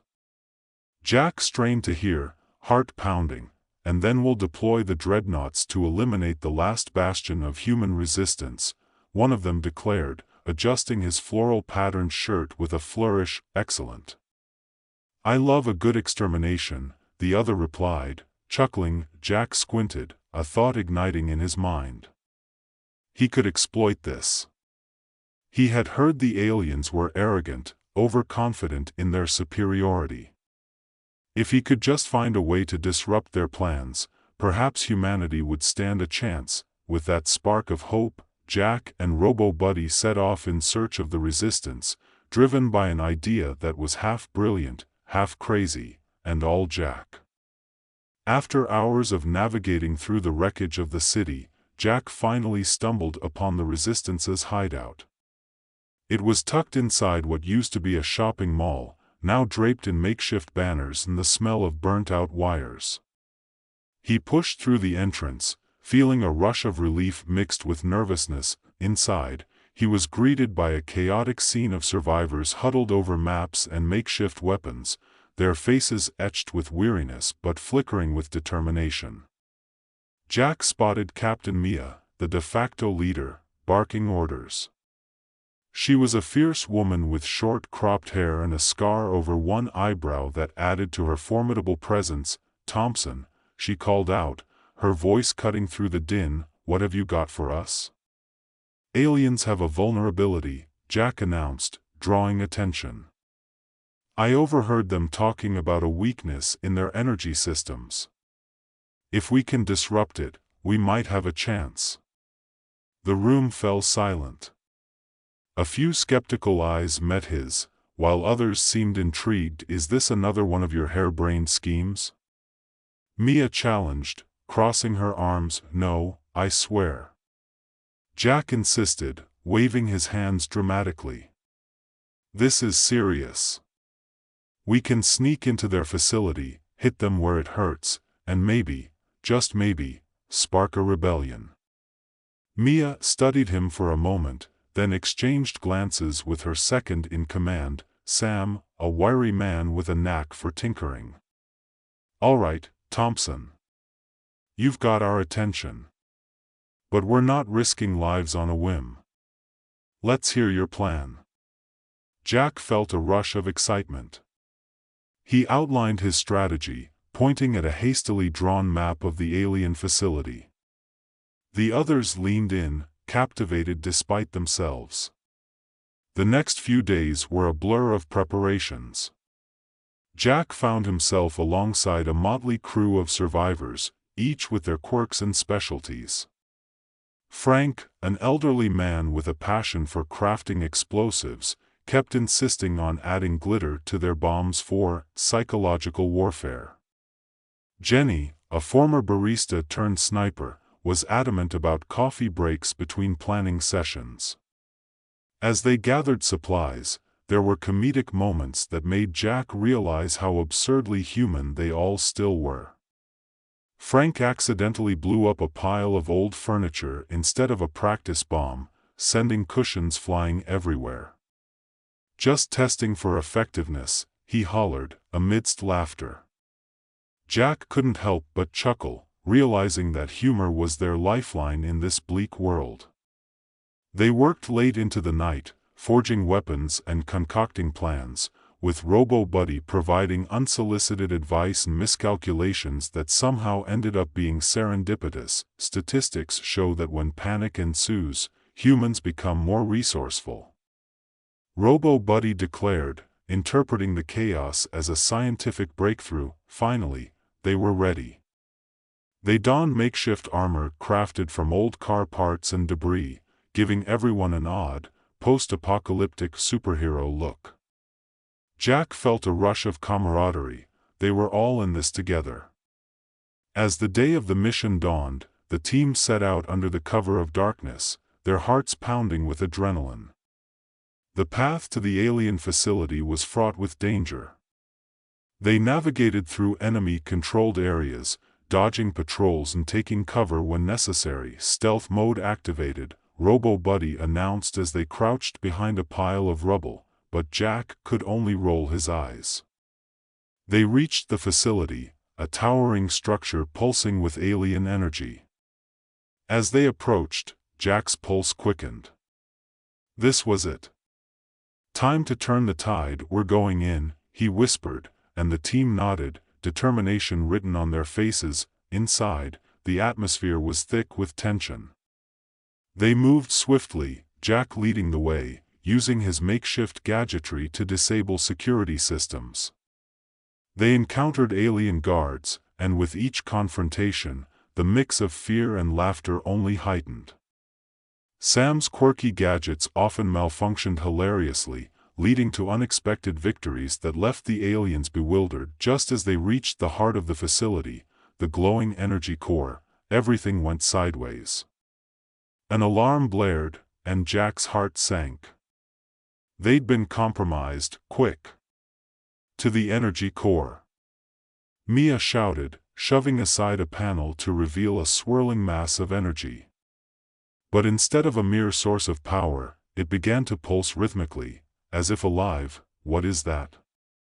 Jack exclaimed, awe-struck. Human! Help us! A voice chimed from the energy source, startling everyone. It was an ethereal being, caught in the alien machinery. They are using me to control this world. Jack's mind raced. You're sentient? Can you help us fight back? I can give you power, but you must free me, the energy entity urged. As the alien stormed in, Jack made a split-second decision. Let's do it. He and his team rallied, working together to disable the alien technology, unleashing a surge of energy that sent shockwaves through the facility. The ensuing chaos was surreal. Jack and his team fought bravely, the sentient energy weaving around them, empowering their attacks. Frank's glitter bombs burst into colorful explosions, throwing the aliens into disarray, while Jenny picked them off from a distance with pinpoint accuracy. Robo Buddy, amidst the fray, malfunctioned spectacularly, whirling into a group of aliens and accidentally activating its self-destruct sequence. Oops! I am engaging in self-destruct mode. Have a nice day, it declared before exploding in a shower of sparks that sent the aliens scrambling. Why do you keep doing this?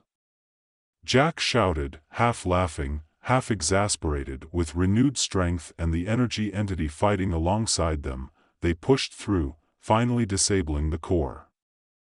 The facility began to implode, the energy released in a blinding flash that enveloped the area. Jack felt a surge of triumph. We did it! But just then, one of the traitorous members of the resistance, consumed by fear and greed, turned against them. This is my chance to rule. You fools, he yelled, raising a weapon. Mia quickly tackled him, their struggle adding to the chaos. In the end, teamwork prevailed. They subdued the traitor, and Jack secured the energy entity's freedom. As the facility crumbled, Jack glanced around, adrenaline pumping. They had fought together, defied the odds, and even in the face of calamity, they had laughed. It was absurd, yet beautiful. Outside, the dawn broke over the horizon, painting the sky in brilliant hues of orange and pink. The remnants of the facility lay in ruins behind them, but they stood victorious. Jack turned to his companions, breathing heavily but smiling. We did it. We really did it. Captain Mia clapped him on the back, her eyes shining. You were right, Thompson. This was no harebrained scheme after all. Who knew? Just a meat bag with a plan, Jack quipped, feeling a sense of camaraderie that transcended the grim reality they faced. As they gathered, weary but hopeful, the energy entity floated nearby, radiating warmth. Thank you, humans. Together, we can rebuild. With laughter, stories, and plans for a brighter future, they walked into the dawn, ready to face whatever came next. In a world once overrun by despair, hope flickered anew, fueled by the absurdity of their shared journey and the enduring spirit of humanity. And as they ventured forward, Jack couldn't help but wonder what other ridiculous adventures awaited them in this wild new world. The sunlight streamed through the remnants of the alien facility, illuminating the faces of Jack and his companions as they stood together, breathing in the fresh, post-apocalyptic air. The battle had left its mark, but the exhilaration of victory replaced the stench of fear and desperation that had clung to them for far too long. The energy entity, now freed from its confinement, pulsed gently in the air, its luminescent form a symbol of their triumph. Now what? Mia asked, scanning the horizon for any signs of danger. The tension of the battle still lingered in the air, and they were acutely aware that the aliens wouldn't be far behind, regrouping and plotting their next move. We can't stay here. They'll come after us. Jack nodded, taking a moment to gather his thoughts. We need to find a way to rally more survivors. If we can reach the other scattered groups and spread the word about the energy source, we might just have a chance to reclaim our planet. The idea sparked hope among the team. They knew they had something the aliens didn't, a shared purpose, a will to fight back, and the element of surprise. Jack glanced at the energy entity, which had taken on a shimmering blue hue, almost as if it were contemplating their next steps. I can help you reach other survivors, it said, its voice echoing in their minds. I can guide you to places where hope still lingers. Can you lead us to the next resistance camp? Mia asked, her voice steady. We need to regroup and plan a real offensive. Indeed. Follow me, the entity responded, and with a swift movement, it floated ahead, illuminating the path with its ethereal glow. As they set off, Jack couldn't shake the feeling that their victory was just the beginning. Each step took them deeper into the unknown, the landscape shifting from the remains of their former lives to the overgrown remnants of nature reclaiming its territory. The destruction was juxtaposed with wildflowers blooming defiantly amidst the rubble, a reminder that life, in its many forms, would always find a way. The journey was filled with moments of laughter and camaraderie. Frank, ever the jokester, told tales of the old world while fashioning improvised weapons from whatever they found along the way. I'll tell you, these glitter bombs may not be practical, but they sure make for a good party, he quipped, earning chuckles from the group. Jack felt a warmth in his chest. This was why they fought, for the ability to laugh in the face of despair. As they walked, Jack and Mia discussed strategies, mapping out plans for when they reached the next camp. We should prepare the others for an assault on the main alien base, Mia suggested, her eyes focused on the horizon. If we can coordinate a strike, we can disrupt their operations and gather more resources. Agreed. But we need to ensure we have enough fighters. We can't afford to lose anyone else, Jack replied, feeling the weight of responsibility on his shoulders. Eventually, the energy entity led them to an old underground subway station, now serving as a makeshift refuge for survivors. The atmosphere was thick with uncertainty, but the flickering lights of makeshift torches illuminated the weary faces of those who had managed to carve out a semblance of safety in the chaos. As they descended into the station, Jack felt a mixture of hope and apprehension. Would they find allies here? Would they be welcomed, or would their arrival sow discord? The moment they stepped into the main chamber, all eyes turned to them, and an uneasy silence fell. "Who are you?" A tall woman with a bandana wrapped around her head stepped forward, her expression cautious but curious. "You're not with the aliens, are you?" "No," Jack exclaimed, holding up his hands in a gesture of peace. "We're here to help. We just came from a battle against the aliens, and we have news of a vulnerability in their systems." The crowd murmured, some hopeful, others skeptical. Jack took a deep breath and continued, "We fought bravely, and we've freed a powerful ally, a sentient energy being that can guide us and empower our fight against them. We want to unite our efforts and strike back together." The woman's expression shifted, skepticism giving way to interest. "An energy being? You expect us to believe that?" Just then, the entity floated forward, glowing with a soft, pulsating light.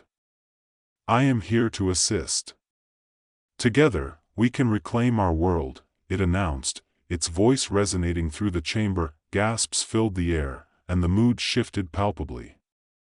Jack watched as the initial skepticism melted away, replaced by curiosity and growing excitement. "I'm Elena," the woman said, finally breaking into a smile. "If what you say is true, we may finally have a fighting chance. We've been hiding for too long." With that, Jack and the others shared their story, how they had fought against the aliens, the absurdity of their journey, and the hopeful vision of a united front. The more they spoke, the more the survivors around them began to believe. As night fell, they gathered around a fire, sharing food and laughter. Jack felt a sense of belonging that had eluded him since the invasion began. People exchanged stories of their pasts, their dreams, and their losses, forming bonds that transcended their current reality. In the warmth of the firelight, Jack shared a particularly ridiculous encounter with an alien. "So there I was, staring down this hulking beast, and all I could think was how I really didn't want to be turned into a pile of goo. So I did the only logical thing, I waved a rubber chicken in its face." Laughter erupted, echoing off the walls of the station. As the night wore on, plans were discussed. Jack felt a surge of excitement at the prospect of a united front, warriors coming together for a common cause. They decided to begin training immediately, preparing for the battle ahead. Days turned into weeks as they trained rigorously, honing their skills under the watchful eye of the energy entity. Jack felt the camaraderie deepen, forming a tight-knit community of fighters. Frank's explosive glitter bombs became a staple in their arsenal, while Jenny perfected her sharpshooting skills, her confidence growing with each passing day. But not everything was easy. Tensions arose as differing opinions on strategy clashed, and Jack often found himself mediating between factions. Some wanted to adopt a more aggressive approach, while others were wary, wanting to bide their time and gather more intelligence. Mia stood by Jack's side, helping to bridge the gaps. "We need to listen to everyone. Each voice matters. We're stronger together," she insisted, her leadership shining through. Finally, the day arrived when Jack felt the energy shift in the camp. The survivors had trained hard and were ready to take the fight to the aliens. They gathered in the main chamber, their faces set with determination. "Today is the day we reclaim our future," Jack shouted, his voice ringing through the chamber. "We've fought hard, and together, we can take back our world. We have the strength of each other, the element of surprise, and the power of the energy being at our side. Let's show them what humanity is capable of." Cheers erupted from the crowd, their spirits soaring. They set out, a motley army of determined survivors, ready to face whatever lay ahead. The entity floated above them, guiding their path with an ethereal glow that filled the air with hope. As they marched toward the alien stronghold, Jack felt an electric charge of energy coursing through him. He glanced at Mia, who nodded with fierce resolve. This was it. They were no longer a ragtag group of survivors. They were a united force ready to reclaim their home. The approach to the alien base was fraught with tension, but the energy entity guided them expertly, leading them through concealed paths and hidden routes. Jack could feel the anticipation building as they neared their destination. When they finally reached the outskirts of the base, the sight was daunting. Towering structures of alien technology loomed before them, pulsating with a menacing energy. But Jack and his comrades were ready. They had trained for this moment, and fear was replaced by determination. Remember, stick to the plan, Mia reminded the group, her voice calm and steady. We need to get to the core and disrupt their systems. Follow Jack's lead. Jack felt a rush of pride and responsibility. Let's move. The team advanced, using the cover of darkness to remain undetected. Jack led them through the shadows, his heart pounding as they approached the central command area.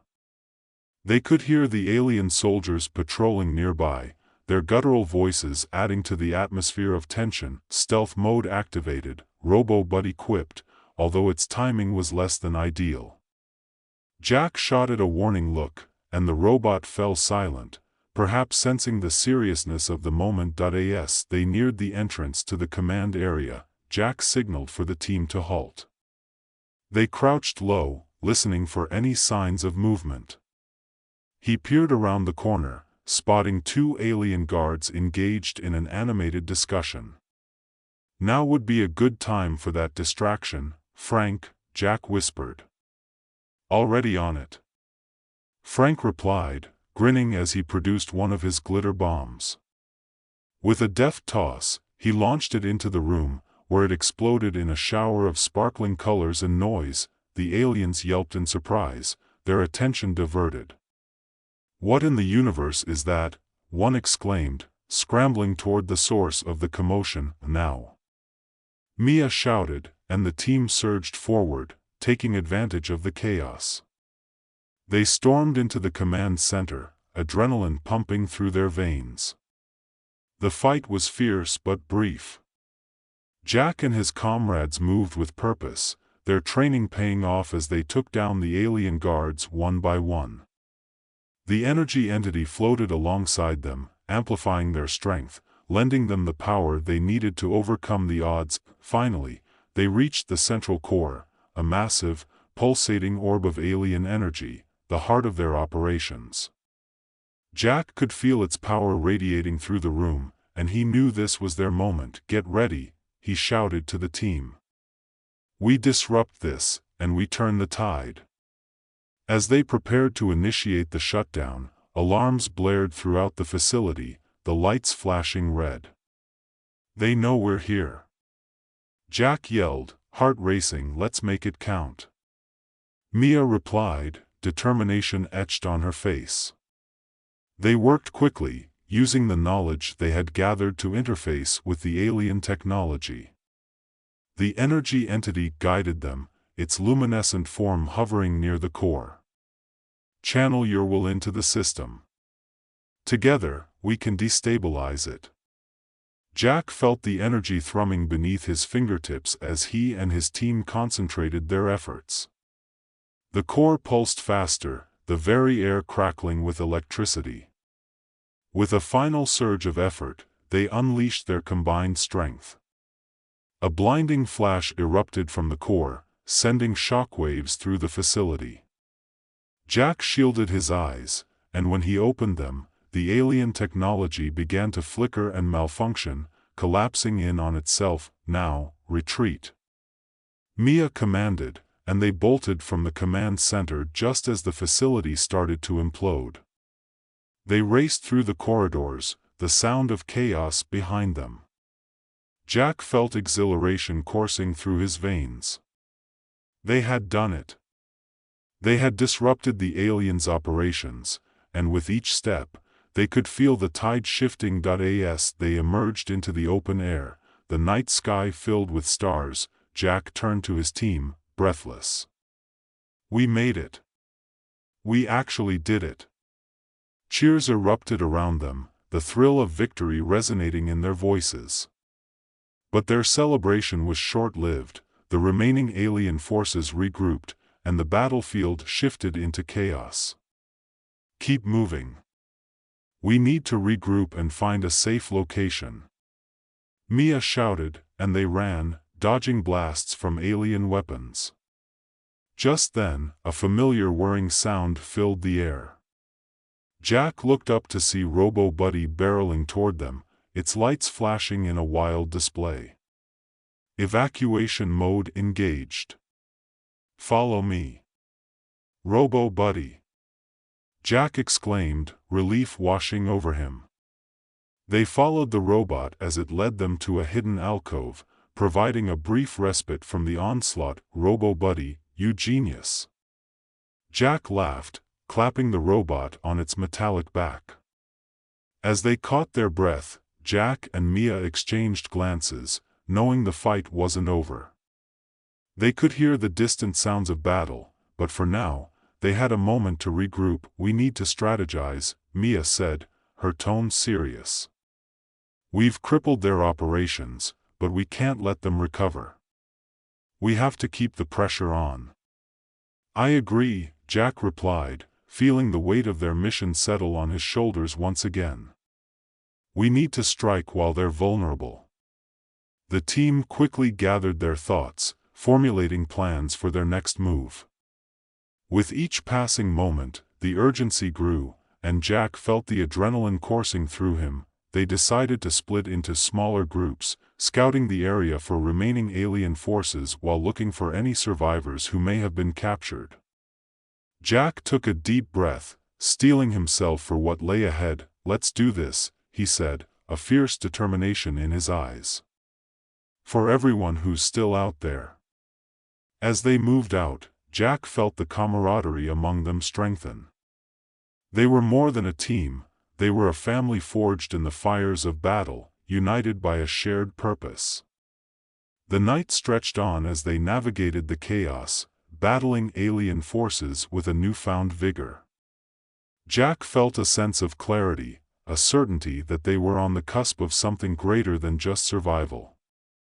They were forging a new world, one where laughter, hope, and resilience would guide them forward. Through the smoke and debris, they pushed on, ready to reclaim their future and stand against the alien menace that had sought to extinguish their light. And as the first hints of dawn began to break over the horizon, Jack knew they were ready to face whatever challenges lay ahead, together. It was a new beginning, a chance to rise from the ashes, and this time, they would not be extinguished. The fight for their world had just begun. And together, they would light the way. Jack's heart swelled with pride as he looked at his companions, their faces illuminated by the flickering light of their makeshift torches. They had come so far, transformed by their trials, united in their mission.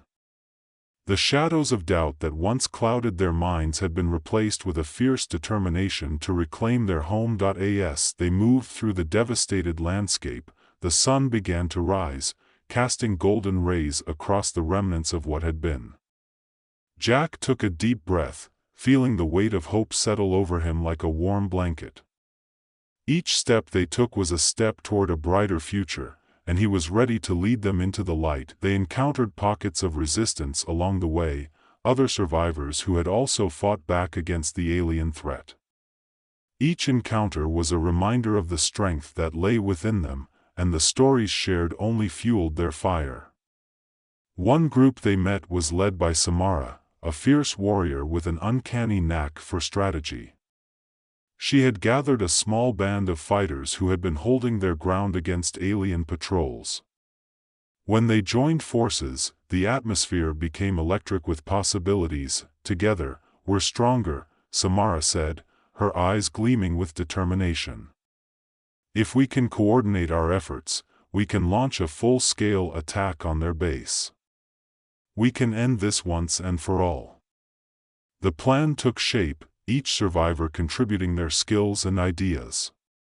They mapped out their strategies under the glow of makeshift lights, working late into the night. Laughter and camaraderie filled the air as they shared stories of bravery and resilience, fueling each other's spirits. Jack found himself standing beside Mia, their shoulders brushing as they reviewed the plans. "We can do this," he said, a newfound confidence bubbling inside him.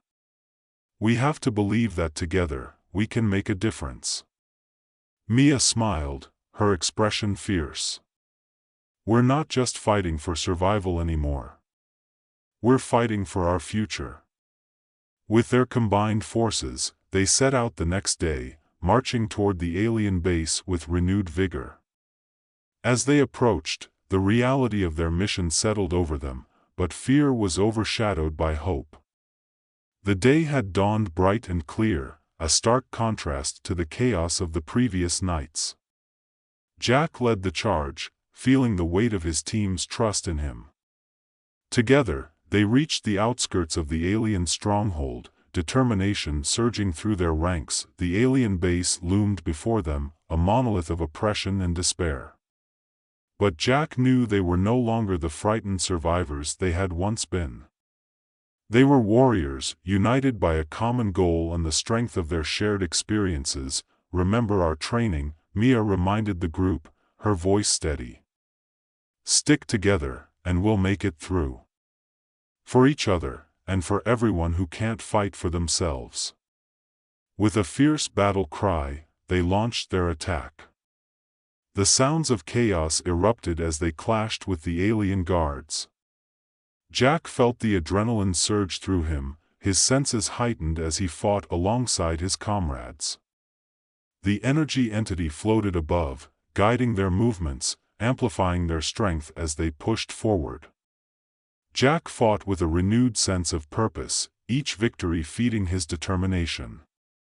As they battled through the enemy lines, Jack caught glimpses of his friends, Mia, Samara, Frank, and Jenny, all fighting with an intensity he had never seen before. They were a force to be reckoned with, and the aliens began to falter under their relentless assault. With each fallen alien, Jack felt the tide of the battle shift. The energy entity surged with power, illuminating their path as they pressed deeper into the base. "Keep moving," he shouted, leading the charge toward the central command center, the heart of the alien operations. They fought fiercely, driven by the memory of everyone they had lost and the hope of a brighter future. Finally, they reached the command center, a colossal room filled with alien technology and pulsating energy. Jack stood at the entrance, breathing heavily, his heart racing. This was it, the moment they had fought so hard for. "Let's end this," Mia said, her voice fierce. "For everyone we've lost and everyone we'll save." Jack nodded, determination surging through him. Together, they surged into the room, ready to face whatever awaited them. The core of the alien base loomed before them, a swirling mass of energy that pulsed ominously. As they approached, the energy entity floated to the forefront, its luminescent form flickering with power. "Channel your strength into the core. Together, we can disrupt their hold over this world." Jack felt the energy thrumming beneath his fingertips as he and his team concentrated their efforts. The air crackled with electricity as they combined their strength, each person channeling their will into the core. With a final surge of effort, they unleashed their combined power. A blinding flash erupted from the core, sending shockwaves through the facility. Jack shielded his eyes as dawn broke, bathing the remnants of the alien base in golden light. Jack felt an electric sense of purpose coursing through him. They had disrupted the alien operations, but the path ahead was still fraught with uncertainty. Regrouping with the survivors was their next priority. The makeshift base they had established in the subway station would need to be fortified, and they had to prepare for potential retaliation from the aliens. The group moved swiftly, adrenaline still pumping through their veins from the battle. Jack could see the determination etched on the faces of his companions, the camaraderie forged in the fires of conflict. Each step felt like a declaration: they would not be defeated. Elena, now fully on board with their mission, took the lead as they navigated the remnants of the city. "We need to be smart about this," she urged. "The aliens will be looking for us, and we can't let our guard down. Our numbers are growing, but we need to plan for any counterattacks." Mia walked beside Jack, her expression focused. "We should send scouts ahead to check for any remaining threats," she suggested. "We can't afford to be blindsided again." "Good idea," Jack replied, taking a moment to assess their surroundings. The streets were eerily quiet, the remnants of humanity's struggle laid bare in the debris. "Let's split into smaller teams and scout the perimeter. We'll meet back at the station in an hour." They divided into groups, each taking a different route. Jack found himself with Mia and Frank, their bond strengthening with every challenge they faced. As they moved through the desolate cityscape, Frank couldn't help but lighten the mood. "Even in the face of danger, you know, if we survive this, I'm totally opening a food truck," he joked, peering around a corner. "I'll call it Frank's Fabulously Futuristic Fried Food. I can already picture the logo." Mia chuckled despite the tension. "Only if it serves glitter bombs as a side dish," she shot back, her eyes sparkling with mischief. Jack felt a surge of gratitude for their banter. It reminded him that even amidst chaos, laughter was a powerful weapon. They continued their scouting, moving silently through the remnants of abandoned buildings and broken streets. Jack's senses were on high alert, every sound amplified in the stillness. He led them toward a nearby park, once a vibrant oasis of life, now overrun by nature reclaiming its territory. As they crept deeper into the park, a noise caught Jack's attention. He raised a hand, signaling for silence. They paused, listening intently. Faint voices echoed through the trees, a sound that sent a thrill of hope racing through him. "Sounds like people," Frank whispered, his voice low. "Let's check it out," Mia said, her eyes bright with anticipation. They moved cautiously, weaving through the trees until they reached a clearing. What they saw brought a rush of relief: a small group of survivors, dirty but alive, huddled around a makeshift fire. Their faces were weary, but their spirits appeared unbroken. Jack stepped forward, raising his hands in a gesture of peace. "We're not here to hurt you. We're survivors, just like you." The group turned, wary but curious. One man stepped forward, his face shadowed by a tattered hood. "Who are you?" he demanded, suspicion etched in his features. "I'm Jack, and these are my friends. We just fought back against the aliens, and we're looking to unite with other survivors." "You're not alone," Jack said, trying to convey sincerity in his voice. The man scrutinized them for a moment before nodding. "I'm Marcus. We've been hiding since the invasion started. We saw the chaos from a distance but weren't sure if it was safe to come out." Jack felt a surge of determination. "It's safe now. We've disrupted their operations, and we're forming a resistance. You're welcome to join us." Slowly, the tension in the air lifted, and the survivors began to gather closer, curiosity replacing their wariness. Mia stepped forward, her voice steady. "We have a place for you, and together we can be stronger. There's a base nearby where we're gathering more fighters." As they spoke, Jack watched the group's demeanor shift. Hope began to flicker in their eyes, and he could see the realization dawning that they were not alone in this fight. They exchanged stories, sharing tales of loss, resilience, and survival. "Are you sure you can trust us?" one woman asked, her voice trembling. "Trust is hard to come by these days," Jack replied honestly.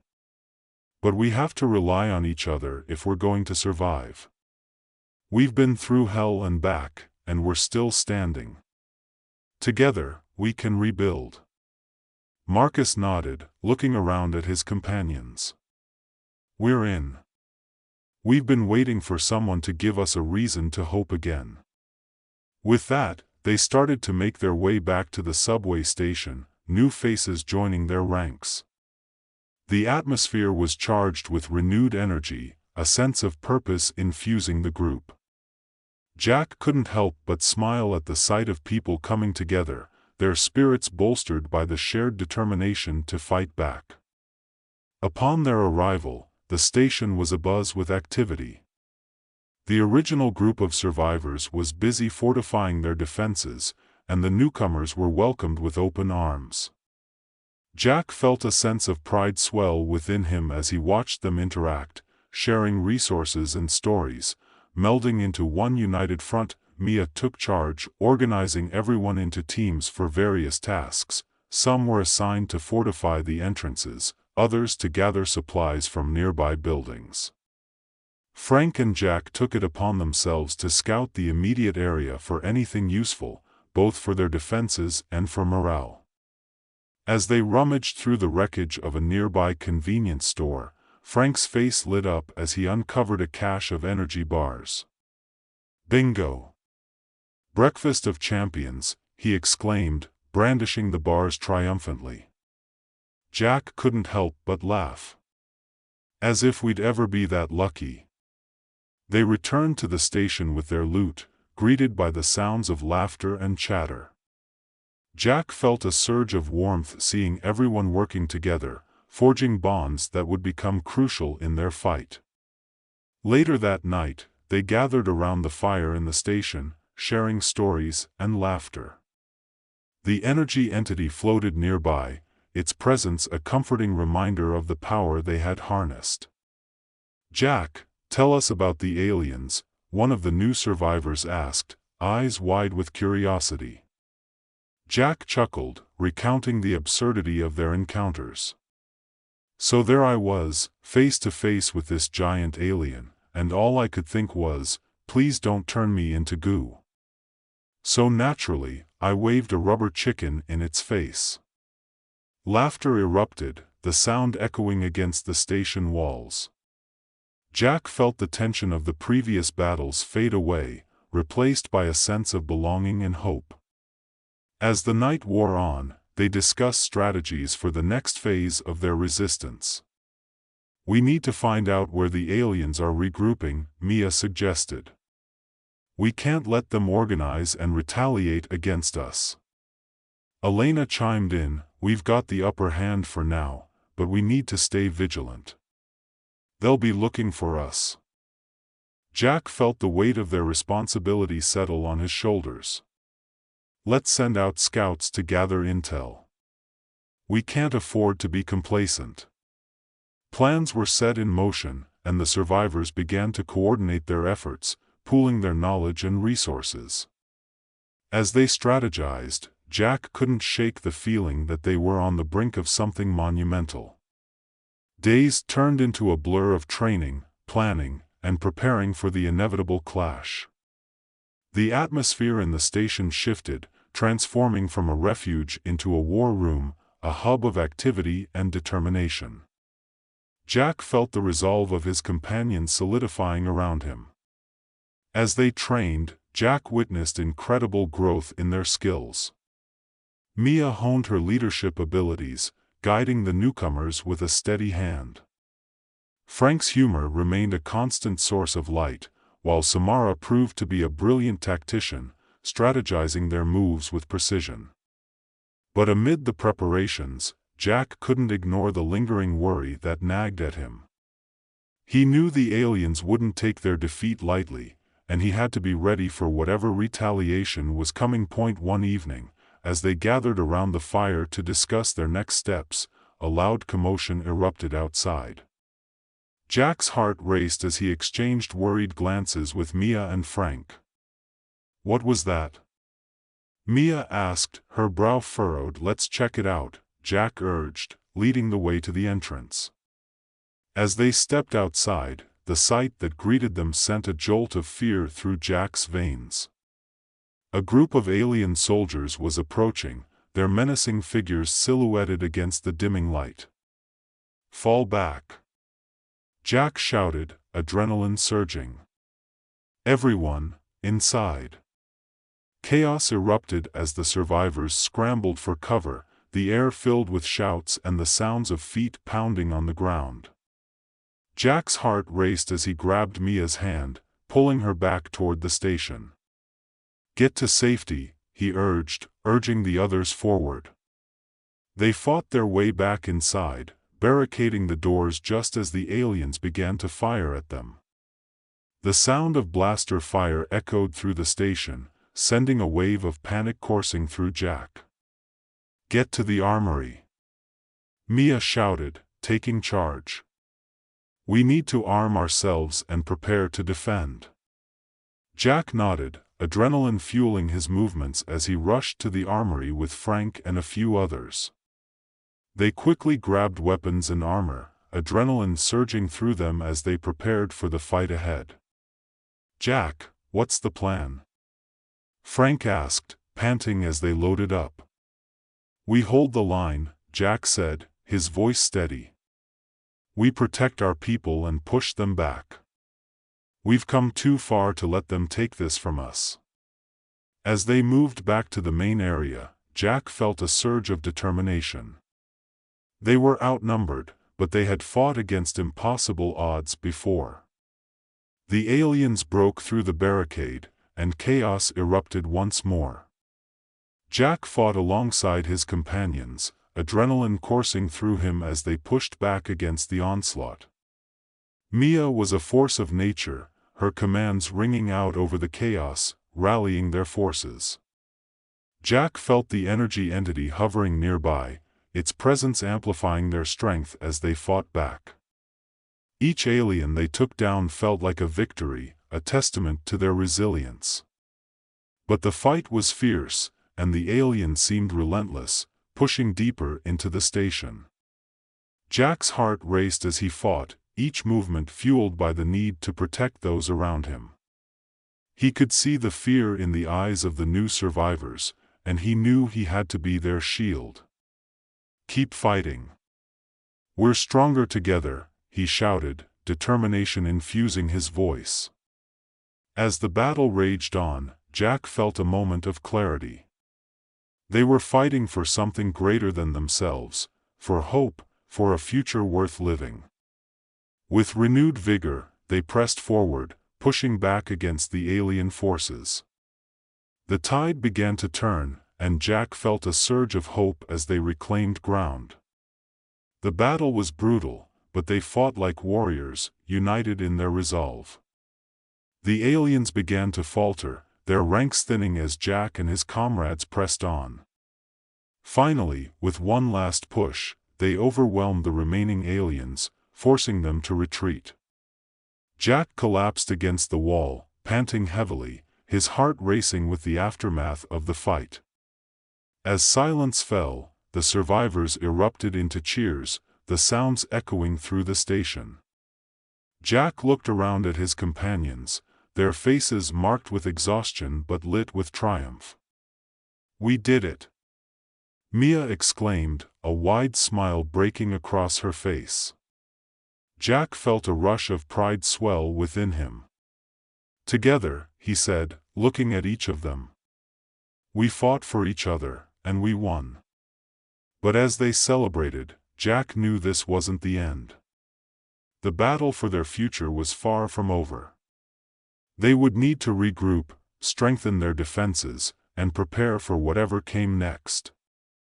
As the night wore on, they gathered around the fire once more, sharing stories of bravery and resilience. Jack felt a sense of belonging he had never known before, the bonds forged in battle and now unbreakable. He knew they would face whatever challenges lay ahead, not just as survivors, but as a family. Together, they would light the way into the future, a beacon of hope against the darkness. And as Jack looked around at his companions, he felt an overwhelming sense of gratitude. They had faced the abyss, and together, they had emerged stronger, ready to reclaim their world. With the dawn of a new day, the fight would continue. But for now, they had each other, and that was enough. The press conference room buzzed with a mixture of excitement and trepidation, a cacophony of languages colliding like a cultural smoothie. Photographers jostled for position, their cameras clicking like a chorus of mechanical crickets.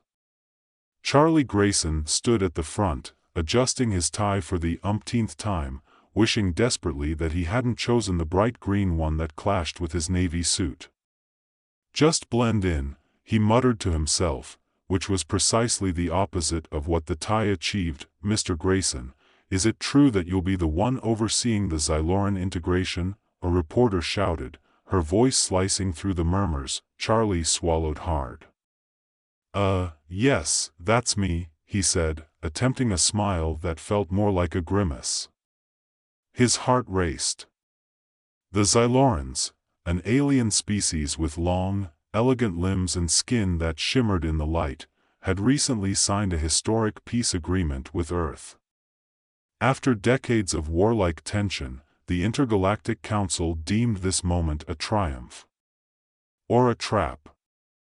He hoped it was just a triumph. "Good luck with that," another voice piped up, laughter rippling through the crowd. "I hear they eat diplomats for breakfast." The crowd erupted, but Charlie didn't find it funny. He glanced nervously at the Xyloran ambassador, Zildar, who stood beside him. Zildar, with his kaleidoscopic skin, was a sight to behold. He had a way of exuding both grace and an unsettling aura that made Charlie's skin crawl. The alien's large, luminous eyes were currently fixed on Charlie, and for a moment, he could have sworn they sparkled with mischief. "Don't worry, dear human," Zildar said, his voice smooth and rich like honey poured over silk. "I prefer my breakfast scrambled." The room erupted in laughter again, and Charlie, feeling as if he'd just slipped on a banana peel, joined in despite himself. This was the moment that would define his career, an opportunity to shine.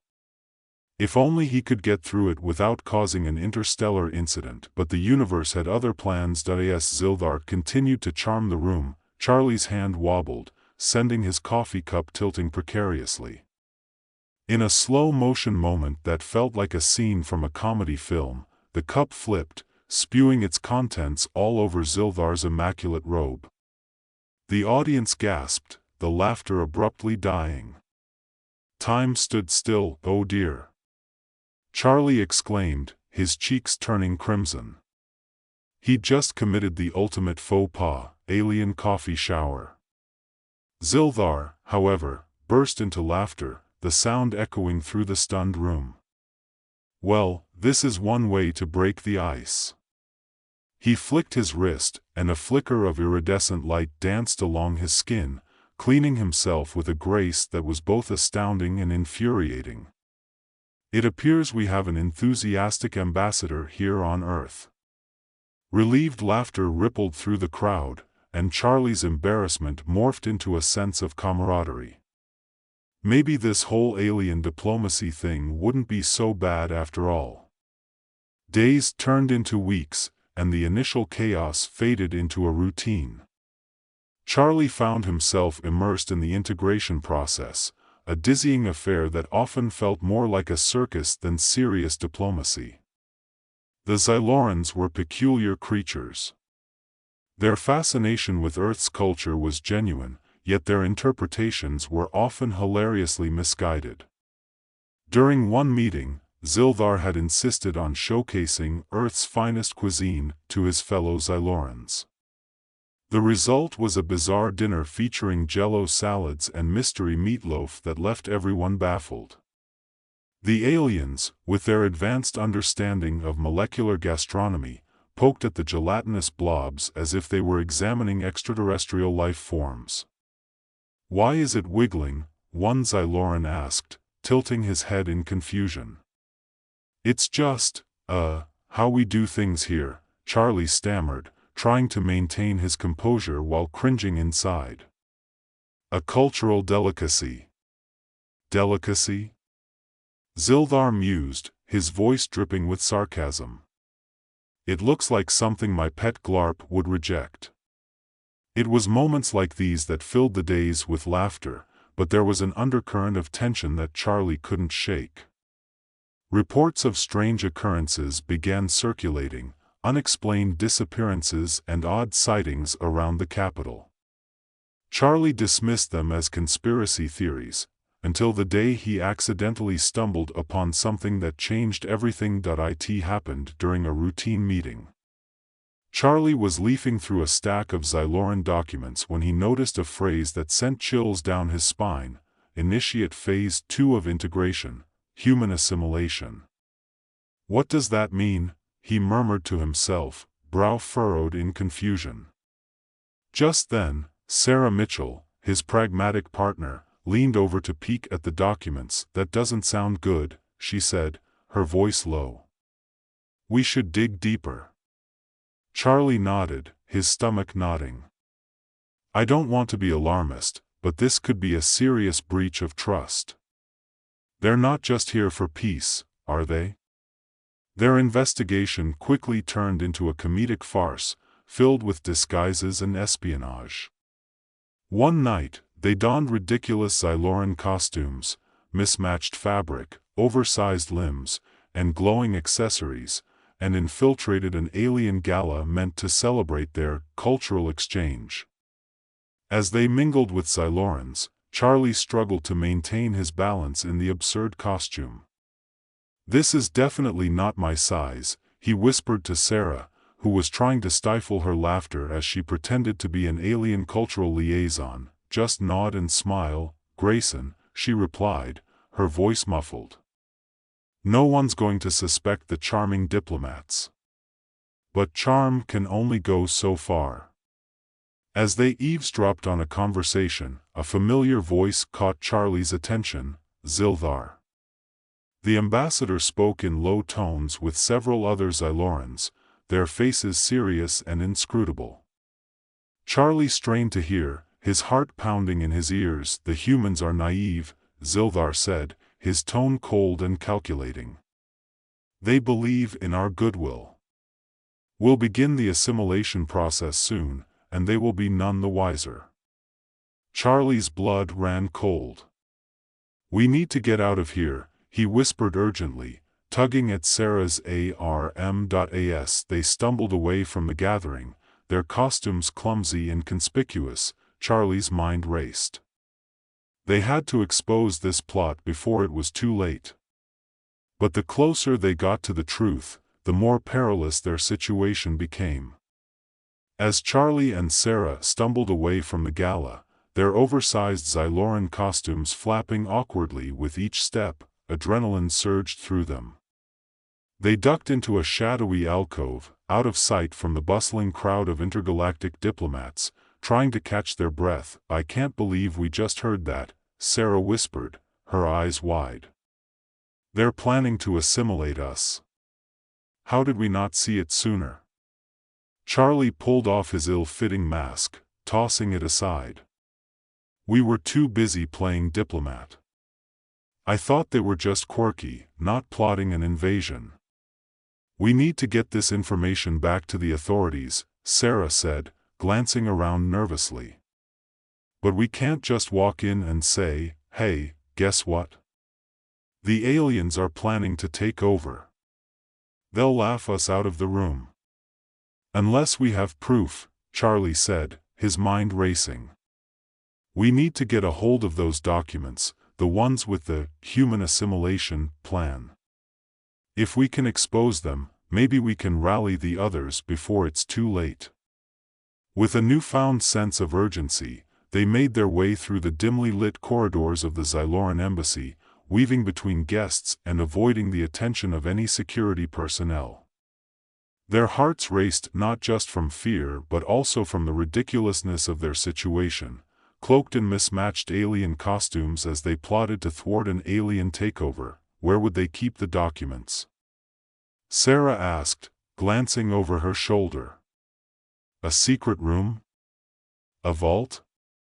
Or just in a very boring office, Charlie said, shrugging. Let's check the administrative wing. If we can find their records room, we might just get lucky. They ducked through a door marked Authorized Personnel Only, which led them into a hallway lined with strange art, abstract sculptures that seemed to move in the corners of their eyes. Charlie suppressed a shiver and focused on the task at hand. Do you hear that? Sarah said suddenly, stopping dead in her tracks. A faint sound drifted down the hallway, a rhythmic thumping mixed with a garbled voice. They exchanged glances and pressed forward, the noise growing louder until they reached a doorway labeled Translation Hub. The door was slightly ajar, revealing a brightly lit room filled with Xyloran delegates interacting with strange, holographic interfaces. Let's peek in, Charlie suggested, and they cautiously pushed the door open a crack. Inside, they spotted a large screen displaying data streams and communication logs. At the center stood Zildar, conversing animatedly with several other Xylorans. Charlie's breath caught as he noticed the word assimilation flashing on the screen, alongside images of Earth cities morphing into alien landscapes. This is it, he breathed. We need to record this. Sarah fumbled for her phone, a relic of human technology she always kept at the ready. I can't believe I'm going to record aliens plotting to take over the world, she muttered, her finger hovering over the screen. Just hit record, Charlie urged. As she pressed the button, they both leaned in, straining to hear. Once the integration is complete, Zildar was saying, the humans will be completely unaware. They will willingly submit to our guidance, believing they are part of the Xyloran culture. Like a covert cultural exchange, one of the delegates chimed in, nodding. They will think they are being enhanced, but they will be nothing more than puppets. A wave of anger washed over Charlie. They can't do this, he whispered fiercely. We have to stop them. Suddenly, the door creaked, and Charlie's heart dropped. A Xyloran security officer stood just outside, eyeing them suspiciously. Run! Sarah shouted, yanking Charlie back as they bolted down the hallway. They sprinted through the embassy, the sound of alien footsteps echoing behind them. Charlie's mind raced. Every corner they turned seemed to lead them deeper into a maze of bureaucracy and intrigue. Where do we go? Sarah panted, glancing back as the officer rounded a corner. Out! Charlie shouted, spotting an exit sign ahead. We need to get back to the main assembly room and warn the others. They barreled through the door just as the officer shouted something unintelligible behind them. In the assembly room, diplomats mingled, blissfully unaware of the impending doom. Charlie! Sarah hissed. What now? We need to find President Harris, he said, scanning the crowd. He's the only one who can take this seriously. They weaved through clusters of delegates, Charlie's heart pounding louder than the chatter around them. When they finally spotted the president, he was deep in conversation with Zildar, their body language exuding a false sense of harmony. Mr. President! Charlie called, desperation seeping into his voice as he pushed through the crowd. Harris turned, a warm smile on his face. Ah, Charlie! Isn't this a wonderful occasion? The dawn of a new era? Mr. President, we need to talk, now, Charlie insisted, glancing at Zildar, who regarded him with a curious tilt of his head. "What's wrong?" Harris asked, his brow furrowing. "Charlie, you're not looking well," Zildar said, feigning concern, though a smirk danced on his lips. Ignoring the alien's taunt, Charlie leaned closer to Harris. "We've discovered something critical about the Xylorans. They're planning to assimilate us." Harris laughed, his eyes twinkling with amusement. "Charlie, that's a bit extreme, don't you think? We just signed a peace agreement." "No. You don't understand." Charlie pressed, feeling the weight of the room's skepticism bear down on him. "I have evidence. They're manipulating us. They're not here for peace." Zildar stepped forward, his expression shifting from playful to predatory. "Charlie, I think you're letting your imagination run wild. We Xylorans have been nothing but forthright in our dealings with Earth." "Forthright? Or furtive?" Sarah interjected, her hands on her hips. "We've seen the documents. You can't deny what you're planning." A hush fell over the assembly, curious eyes turning towards the trio. The tension was palpable as whispers rippled through the crowd. President Harris glanced between Charlie and Zildar, the humor fading from his expression.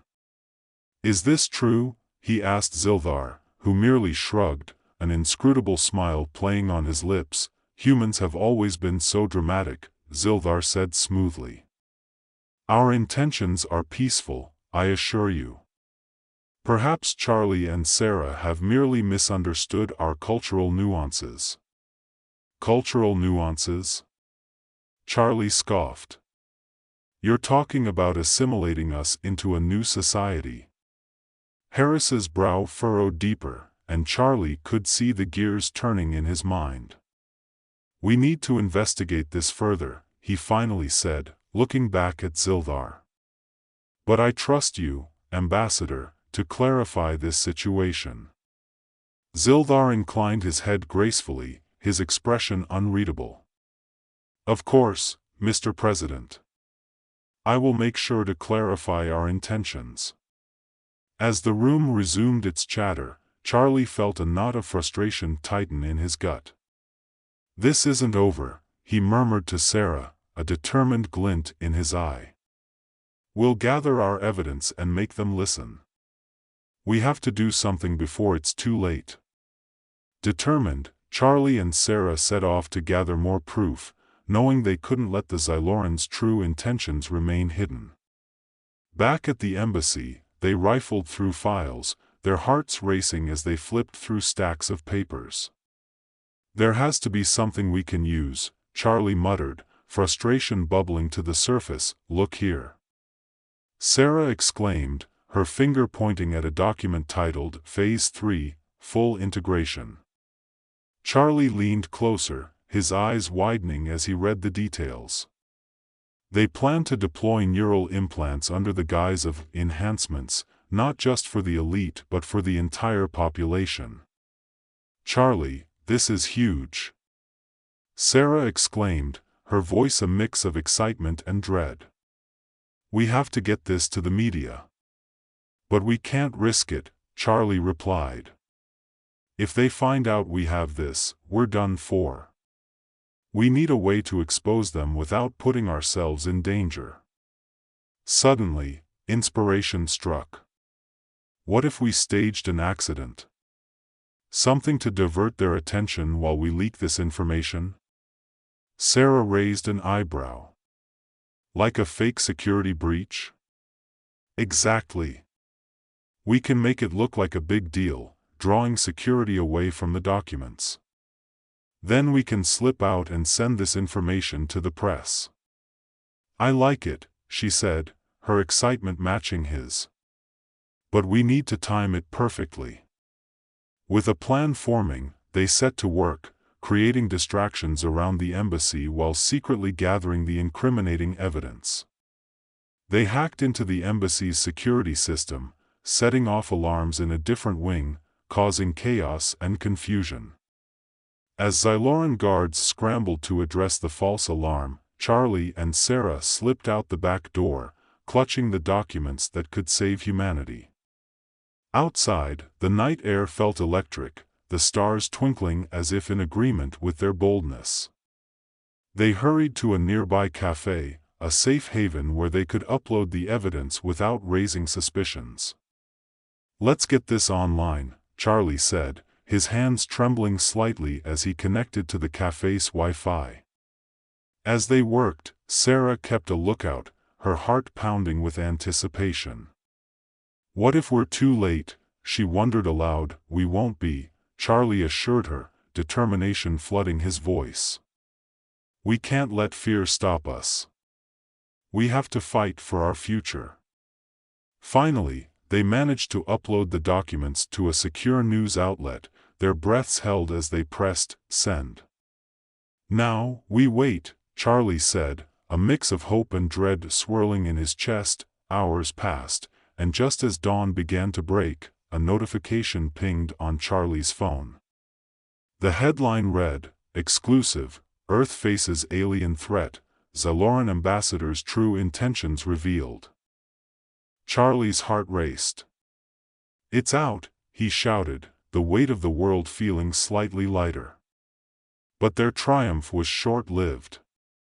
Just then, their phones buzzed with urgent alerts: embassy under siege, Xyloran guards on high alert. "Oh no," Sarah said, her eyes wide. "They found out what we did." They darted out of the cafe, their minds racing. "We need to get back to the embassy," Charlie urged. "If we're going to face them, we need to be prepared." As they approached the building, they could see Xyloran security swarming the entrance, their faces stern and focused. Charlie and Sarah exchanged a determined look. "This ends now," Charlie declared. "We have to confront Xildar and demand answers." Steeling themselves, they pushed through the doors, bracing for the chaos inside. Xylorans were shouting orders, and Charlie could feel the tension crackling in the air. "Xildar!" Charlie shouted, forcing his way through the crowd until he spotted the ambassador. "Charlie Grayson." Xildar's voice dripped with mockery. "I expected you would try something foolish." "Foolish?" Charlie retorted, anger boiling over. "You think we're just going to let you take over? We know your plan." Xildar raised an eyebrow, amusement flickering across his face. "And you believe that a handful of documents can sway an entire galaxy?" "I believe in the truth," Charlie shot back. "And the truth is out there now. The people of Earth know what you're planning." As murmurs spread through the gathered crowd, Xildar's expression hardened. "You may have caused a stir, but do not underestimate our power. We are not easily thwarted." "We'll see about that," Sarah interjected, stepping forward. "We won't let you manipulate us any longer." A tense silence enveloped the room, the balance of power hanging by a thread. Just then, a holographic display flickered to life, showcasing the uploaded documents. Gasps echoed around the assembly as the truth unfolded before their eyes. Xildar's facade cracked, his eyes narrowing. "You have made a grave mistake, humans." Charlie stood tall, heart racing. "No, Xildar. The mistake is underestimating us. We may be naive, but we're not stupid. You can't control us." A murmur of agreement spread through the crowd, and Charlie could see the tides turning. Diplomats began to voice their concerns, questioning the Xylorans' intentions. Xildar's expression shifted from anger to desperation. "You are merely pawns in a greater game. Do not forget your place." But Charlie felt emboldened. "We'll define our own place, and we'll do it together. You may have come here with an agenda, but we're not going to let you dictate our future. As tensions escalated, the crowd began to rally behind Charlie and Sarah, forming a united front. Zilthar's composure faltered, and he glanced at his fellow Xylorans, who exchanged nervous looks. The power dynamics were shifting, and it was clear that the facade of control was crumbling. "Very well," Zilthar said, his voice cold. "Perhaps we can reach a compromise." "Compromise?" Charlie echoed, skepticism lacing his tone. "You mean surrender?" "We will consider your offer of coexistence," Zilthar said, his arrogance still evident. "But know this, we are not easily defeated. We will always have a presence here." Charlie nodded, his heart still racing. "Then let's make sure that presence respects our autonomy. We're not here for you to assimilate us." With the crowd rallying behind them, Charlie and Sarah felt a surge of hope. The Xylorans may not be gone, but they had managed to shift the narrative. As the dust began to settle, Charlie took a deep breath, a sense of victory coursing through him. They had stood up against a formidable force, revealing the truth and pushing back against the tide of alien manipulation. "Let's keep fighting," Sarah said, a determined smile breaking through her earlier tension. "We have a planet to protect." "Absolutely," Charlie replied, ready for whatever came next. "This is just the beginning." And with that, they turned to face the crowd, ready to lead Earth into a new era of vigilance, unity, and determination. Dr. Max Carter was having a day. The sun blazed down on the dusty archaeological site in the middle of nowhere, which was usually a bad sign for any fieldwork, but Max had a knack for turning bad signs into good stories. Today, however, the only story brewing was one of heatstroke and indecision. He squinted against the sun, his tattered fedora perched at a precarious angle, and surveyed the crumbling ruins of what he optimistically called the next big archaeological find. The locals just called it that pile of rocks. "Max! Over here!" Zoe, his ever-enthusiastic assistant, waved from a shaded area where the team had set up camp. She was young, bright-eyed, and had a smile that could outshine the sun, especially on days like this when it was fighting hard to do its job. Max trudged over, boots crunching on gravel, half expecting her to reveal yet another broken pottery shard or something equally underwhelming. "I think I found something," Zoe exclaimed, her voice bubbling with excitement. "And it's not just another ancient coffee mug." Max approached, his heart racing.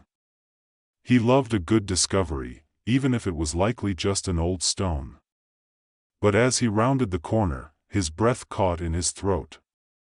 There it was, a massive stone structure, unlike anything he had seen in his years of digging. It was intricately carved with swirling patterns that seemed to pulse under the sunlight, almost like it was alive. "Is that a sundial?" he joked, eyeing it skeptically, "more like an ancient intergalactic message board." Zoe laughed, her eyes shining with the thrill of possibility. As they began to examine it, Colonel Harris, the military liaison who had been assigned to keep an eye on the archaeologists, and keep the government from getting too nervous, strode over with his arms crossed. He was a no-nonsense guy, his uniform starched and pristine even in the heat. "What have you two found?" "I hope it's something we can use," he said, the skepticism oozing from every word. Max shrugged, adopting his best casual posture. "Just a sundial, Colonel. Maybe the ancient inhabitants were really into telling time."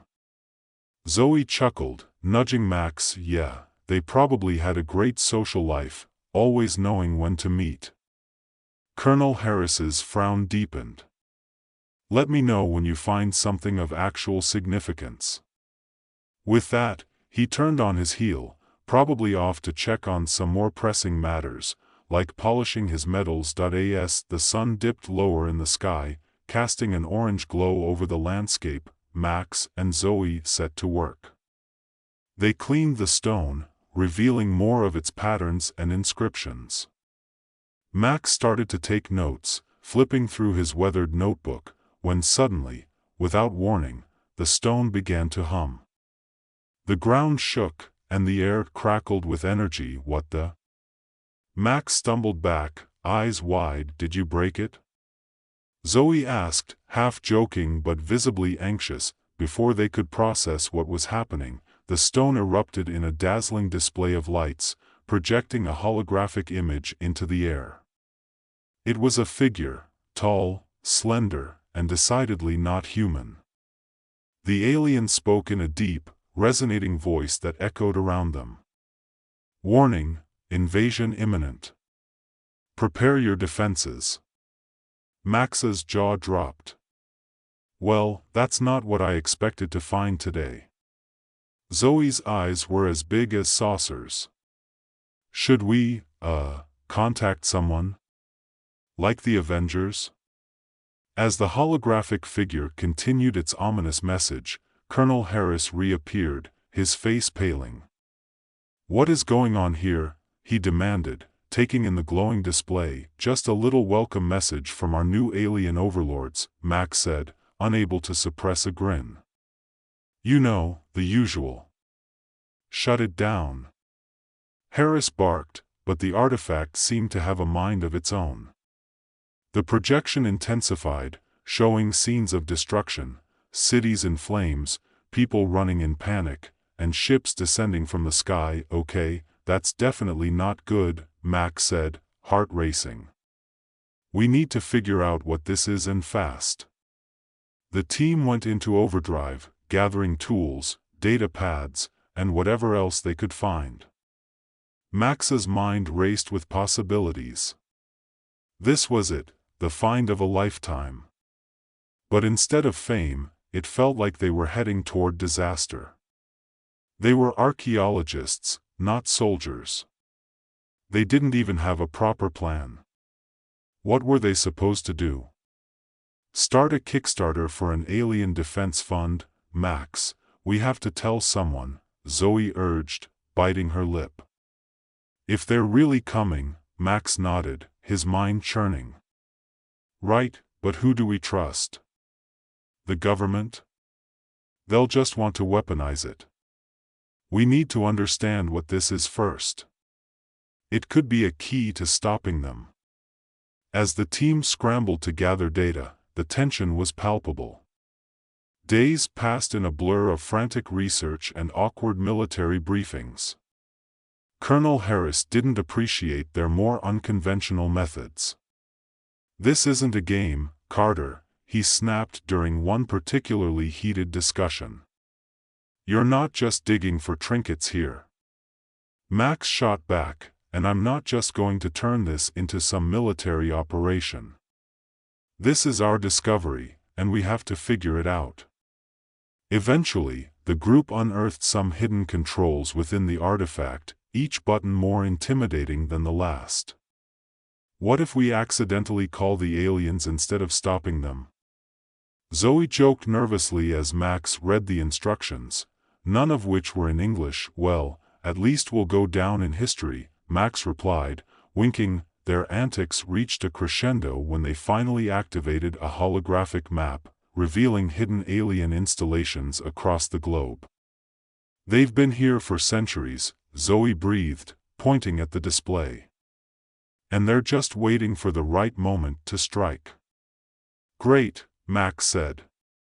It's like finding out the universe's worst-kept secret. But amidst the chaos, he felt a flicker of excitement. This was bigger than he'd ever dreamed. But then things took a turn for the absurd. While attempting to access more of the artifact's data, Max accidentally triggered a holographic projection of an alien training manual. The room filled with images of aliens doing exercises, balancing on one leg, and practicing their best, menacing looks. The team erupted in laughter, breaking the tension. Maybe they're not so tough after all, Max chuckled.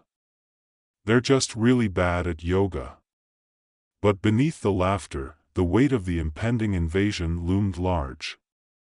They had mere weeks to prepare, and Max knew they had to find a way to leverage the artifact's secrets into a defense mechanism. The days turned into a whirlwind of frantic planning, late-night strategy sessions, and hilariously awkward attempts to communicate with the aliens via their still-functioning holographic interface. It was during one of these late-night brainstorming sessions that they stumbled upon a pivotal discovery. Dr.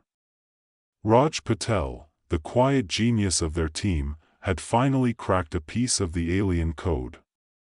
If we can integrate this technology with our own, he said, excitement creeping into his voice, we might create a countermeasure. Max couldn't contain his grin.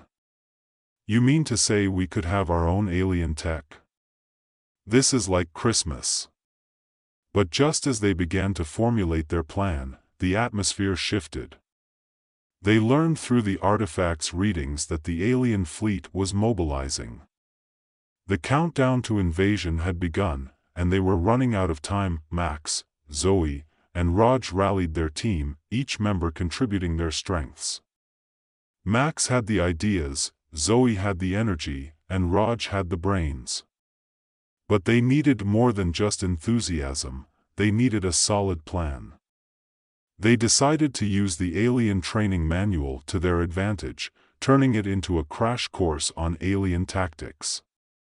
Max was sure that if they could anticipate the aliens' moves, they might just stand a chance. As the invasion date loomed closer, Max and his team faced their most significant challenge yet. A group of alien scouts had arrived to assess the situation. The sight of the sleek, ominous ships in the sky sent a wave of dread through the team. Okay, folks, time to put our training to the test, Max said, trying to muster a bravado he didn't quite feel. We've got to show them that Earth isn't just a bunch of sitting ducks. More like a bunch of sitting dodos, Zoe quipped, which earned a snort of laughter from Raj. They devised a plan to use the alien artifact to create a pulse that would disrupt the scout ship systems long enough to give them time to gather intel. It was risky, and Max couldn't help but feel a flutter of nerves. But as they prepped, he caught Zoe's eye, and they exchanged a determined nod. This was it. They were going to fight for their home. When the time came, the team set the plan into motion. Max, wearing a makeshift suit they'd cobbled together from the artifact's technology and some military gear, stood at the forefront. Let's show them what Earth can do, he shouted, and with that, the pulse was activated. A brilliant flash lit up the sky, and the alien scouts faltered. They scrambled in confusion as the pulse disrupted their systems. Max watched in awe as his plan worked. Briefly, now. Get the data, he yelled, sending Zoe and Raj into action. The chaotic scene erupted into a mix of laughter and shouts, the absurdity of the situation heightening the tension. Max couldn't help but feel a rush of exhilaration. They were actually fighting back. As they hacked into the scout systems, a flurry of information flooded in. They discovered not just the location of the main alien fleet but also a weakness in their technology, a chance to exploit it. Who knew aliens were so predictable? Raj said, grinning as he downloaded the data. But just as they celebrated, a larger alien ship appeared in the sky, its ominous silhouette blotting out the sun. We may have alerted them, Zoe said, pointing upward, panic rising in her voice. Time to go. Max shouted, rallying his team. They dashed back to their base, the alien ship hovering ominously overhead. The stakes had never felt higher. In the chaos that followed, they made a last-minute decision to deploy the alien technology they had harnessed to create a powerful defense mechanism. As they worked furiously to put everything together, Max felt a mix of fear and exhilaration. With a sudden crash, the alien ship descended, and the team braced themselves. The world felt like it was teetering on the edge of something monumental. But as Max activated the device, a pulse surged from the artifact, and the ship trembled, its systems failing, yes. Max cheered, the absurdity of the situation flooding him with a rush of adrenaline. We did it. But just as quickly, they realized that the fight was far from over. The alien fleet was still approaching, and the countdown to the invasion was ticking down fast. They needed to do more than just defend. They had to launch a counteroffensive with the data they had acquired. They worked tirelessly to create a weapon that could turn the tide. It was a chaotic mix of alien tech and earthly ingenuity, and they laughed and shouted as they pushed each other to the limit. It was all hands on deck, and every idea was met with enthusiasm. As the alien ships began their assault, Max and his team launched their counterattack. They aimed the weapon at the incoming fleet, and the pulse surged, sending a wave of energy across the sky. The first ship faltered, then exploded into a dazzling display of light, followed by a chain reaction that set off a spectacular cosmic fireworks show. Take that! Max hollered, his laughter echoing in the chaos. They were winning, but they were also doing it in a way that felt entirely absurd, like a bizarre dream where the unlikely heroes were outsmarting their oppressors. As the battle raged on, they continued to innovate and adapt, using the alien technology against its creators. Max felt a sense of camaraderie growing between them. This ragtag team of archaeologists, scientists, and military personnel was proving that brains, humor, and a dash of chaos could make a formidable force. With every ship they disabled, the morale soared. Max couldn't believe how far they'd come, from a group of researchers uncovering ancient ruins to defenders of Earth facing an extraterrestrial invasion. It felt like something out of a bad sci-fi movie, but they were living it, finally, as the last of the alien ships spiraled out of control, crashing into the desert. Max and his team cheered. They had done it. They had not only survived but fought back against the invaders with an uncanny blend of ingenuity and a touch of chaos. As the dust settled and the last remnants of the alien force disappeared, the team stood together, breathless and exhilarated. Colonel Harris, his stern demeanor softened by disbelief, shook Max's hand. "I have to admit, Carter, you surprised me." Max laughed, a wave of relief washing over him. "Just another day in archaeology, right?" Zoe nudged him playfully. "More like a day in absurdity." But as they reveled in their victory, the holographic artifact flickered back to life, a new message illuminating the night. "Warning, other species are now aware of your capabilities. Prepare for further encounters." Max and his team exchanged glances, a mixture of excitement and apprehension brewing. They had won this battle, but the war was far from over. And if aliens were really watching, they might just have more adventures ahead of them. "Looks like we're not done yet," Max said, his heart racing with anticipation. "But let's make sure we have some snacks this time. Fighting aliens is hard work." Laughter erupted among them, and as they turned back to their makeshift base, the night was filled with a newfound sense of hope and camaraderie. They were more than just a team, they were a family, ready to face whatever the universe threw their way. And as the stars twinkled above, Max couldn't help but think that perhaps this was just the beginning of a wild and wondrous journey, one that would forever change their lives and the fate of Earth. The following weeks brought a whirlwind of media attention, government inquiries, and plenty of unintended consequences.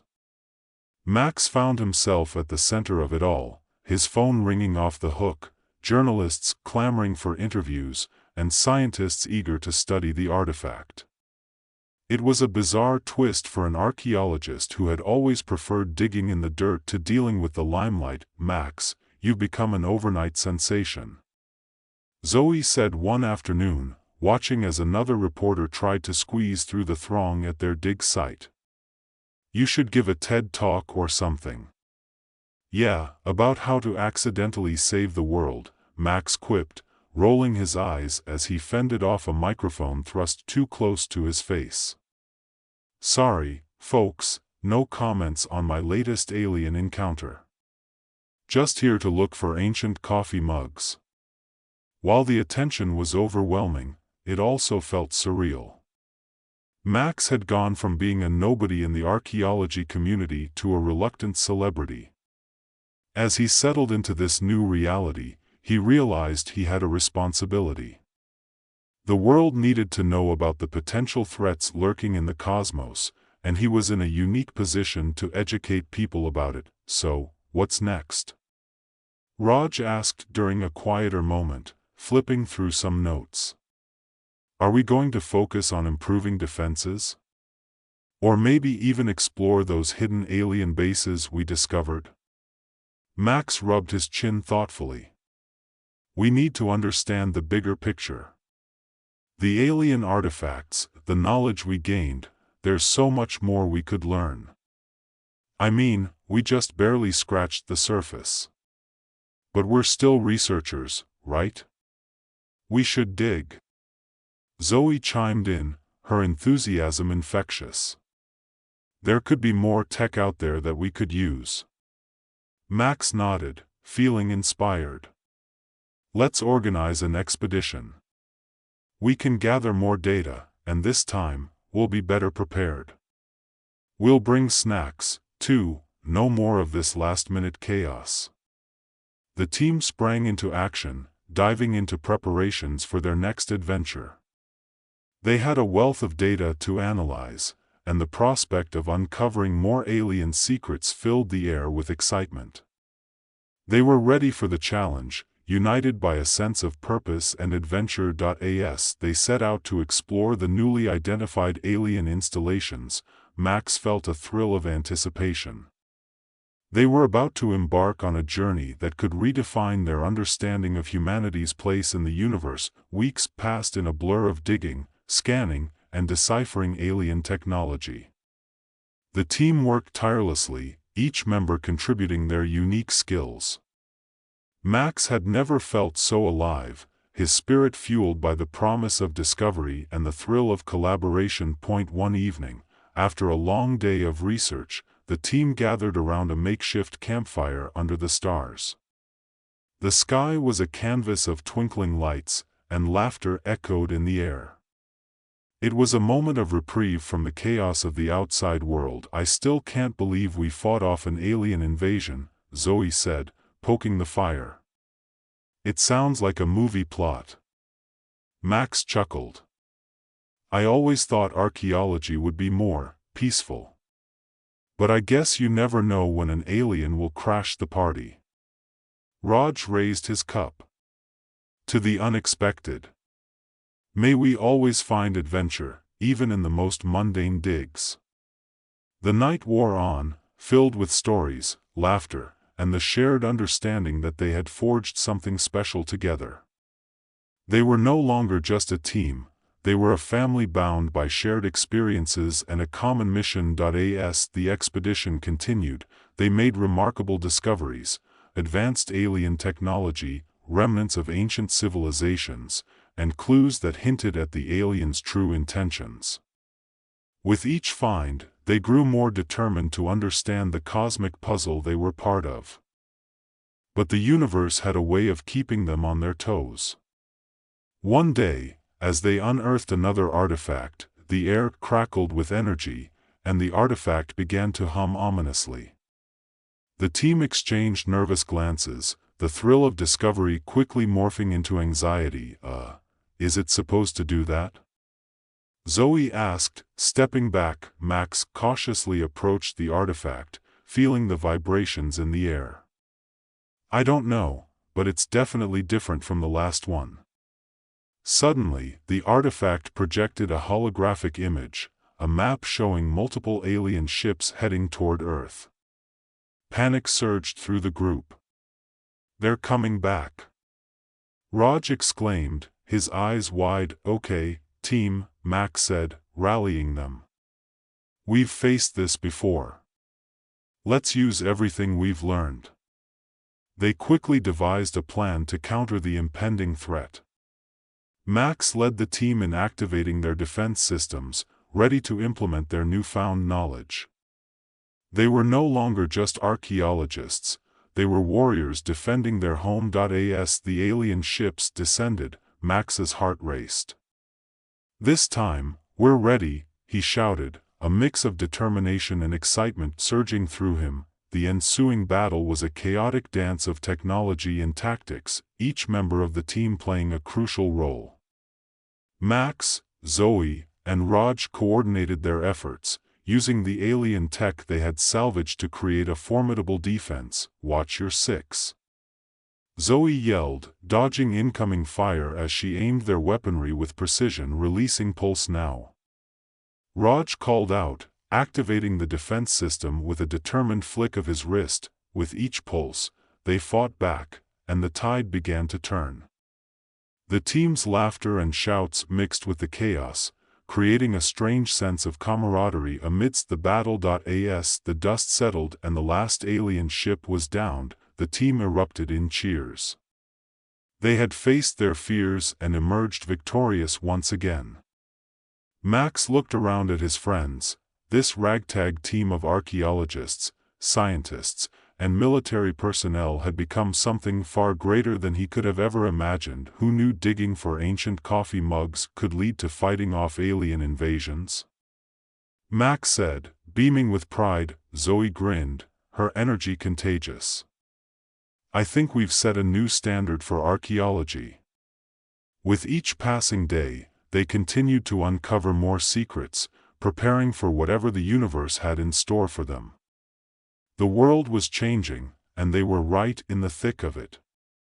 Max couldn't help but feel a sense of purpose, knowing that their adventures were only just beginning. And as they gathered around the campfire once more, the stars twinkling above, Max realized that their story was one of resilience, humor, and the power of teamwork. They were explorers, warriors, and friends, ready to face the unknown, armed with laughter and an unbreakable bond. "Here's to us." Max raised his cup, his heart full. "May we always find adventure, no matter how alien it may be." With cheers echoing into the night, the team embraced the journey ahead, ready to explore the mysteries of the universe, armed with wit, determination, and an unyielding spirit. Max felt a surge of optimism as they gathered around the fire, but he also knew the universe had a way of keeping them on their toes. The team had successfully fought off an alien invasion twice, but the specter of further attacks loomed over them like a dark cloud. They were beginning to establish themselves as defenders of Earth, but the weight of responsibility settled heavily on their shoulders. "Next time, we need to up our game," Max said, leaning forward with a determined glint in his eye. "We've already encountered 2 different alien factions. Who knows how many more are out there?" Zoe, her expression a mix of excitement and worry, nodded. "We've got the artifact, and we've learned a lot. But we need to figure out how to communicate better with other species, not just defend ourselves." "Right," Raj added, rubbing his chin thoughtfully. "If we can establish some kind of dialogue, maybe we could avoid future confrontations. We've got to figure out what they want." Max took a deep breath, considering their options. What if we used the holographic interface from the artifact to send out a message? Something inviting, like a galactic peace summit? Zoe raised an eyebrow, her curiosity piqued. "You mean, like an intergalactic potluck?" Raj chuckled.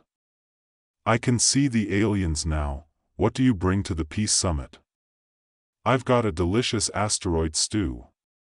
Laughter erupted around the fire, easing the tension that had built up during the battles.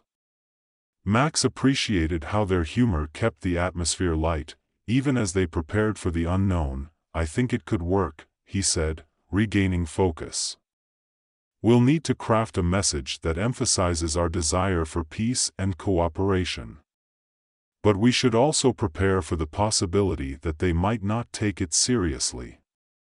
So, we put together a backup plan, Zoe suggested, her enthusiasm returning. We can have our defenses ready, just in case. Exactly, Max replied, feeling the team's energy shift back to determination. Let's get to work. The following days were a whirlwind of brainstorming sessions and strategic planning. They gathered data from the alien artifacts they had unearthed, attempting to decode more of the alien language.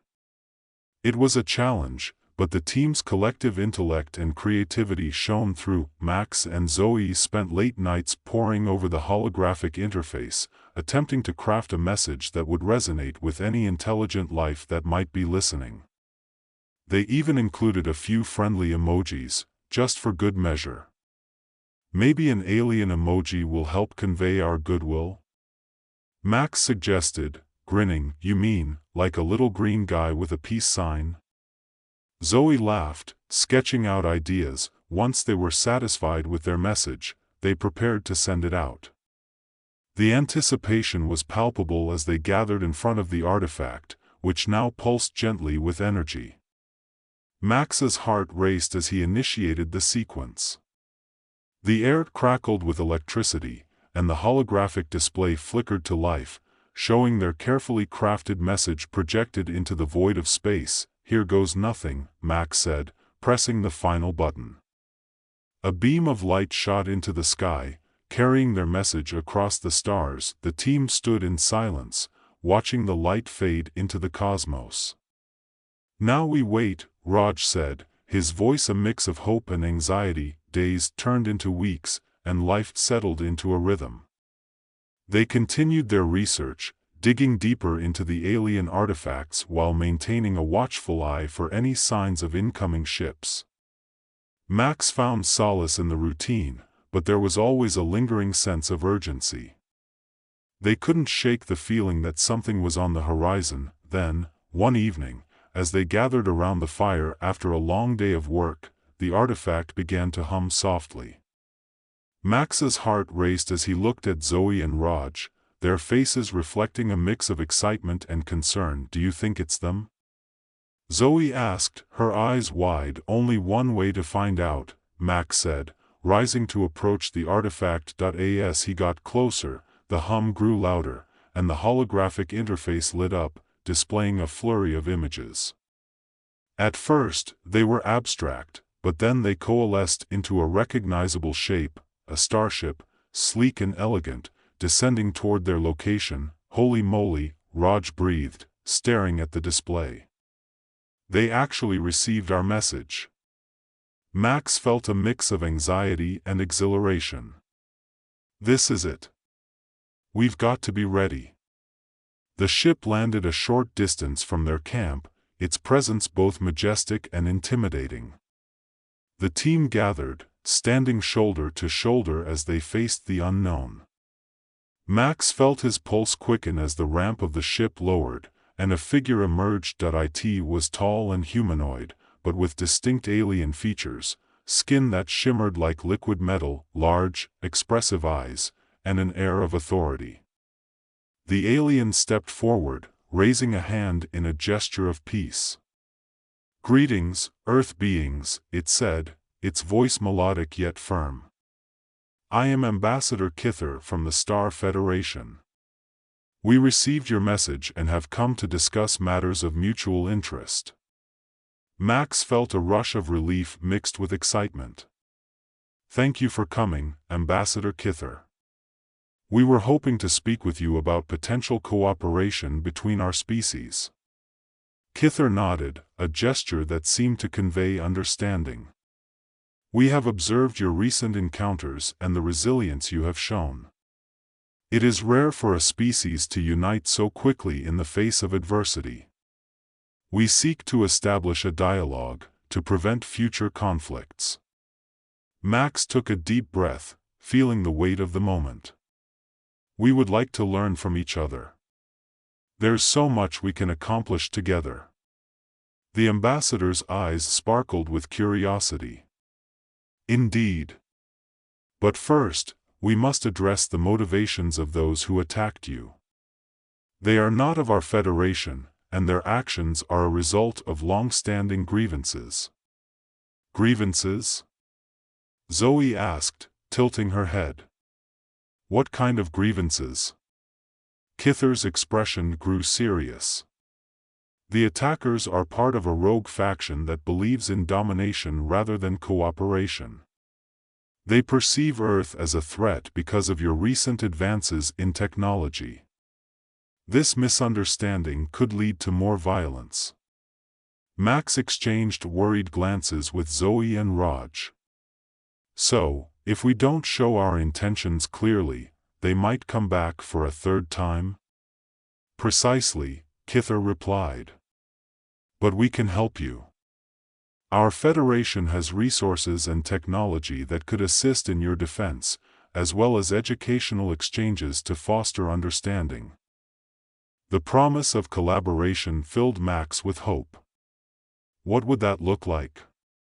We want to ensure peace, but we also need to be prepared.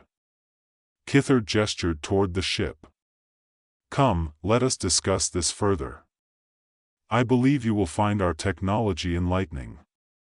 As they followed the ambassador into the ship, Max couldn't shake the feeling that they were standing on the brink of a new era for humanity. This wasn't just about defending against threats anymore, it was about forging alliances, about becoming part of something much larger than themselves. Inside the ship, they were greeted with a stunning array of advanced technology. Holographic displays flickered to life, showing maps of the galaxy, advanced weaponry, and educational programs designed to share knowledge between species. Max felt a thrill of excitement wash over him. This was a glimpse of the future. Kither began to explain the intricacies of their technology, weaving stories of distant worlds and civilizations. The team listened intently, their earlier fears slowly replaced by a sense of wonder. If we can establish a training program, Raj suggested, we could learn how to communicate better and develop a shared understanding of our cultures. An excellent idea, Kither replied. We have much to teach, and much to learn in return. As discussions deepened, Max found himself envisioning a collaborative effort that could change the trajectory of humanity. He could see students from Earth learning about alien cultures, sharing their own, and building bridges that would ensure peace for generations to come. Days turned into weeks as they worked alongside Kither and the Star Federation. They trained together, sharing knowledge and expertise, learning about alien technologies while teaching their own history and culture. Max felt a sense of fulfillment he had never experienced before. The artifact that had sparked this entire journey now served as a symbol of unity, bridging the gap between two worlds. They used it to enhance their communication systems, ensuring that all parties could stay in touch and work together effectively. But the rogue faction still loomed over them like a shadow, and Max knew that they couldn't fully relax until a plan was in place to deal with the potential threat. The ambassador and the team formulated a strategy, incorporating defenses while also reaching out to other civilizations to bolster their collective strength. We need to send a message, Kither explained one evening, the stars twinkling through the ship's viewing port. A show of unity against those who would disrupt peace. Max felt a rush of determination. We could host a summit, gather representatives from different species, make it clear that we stand together. With Kither's assistance, they set to work organizing the summit.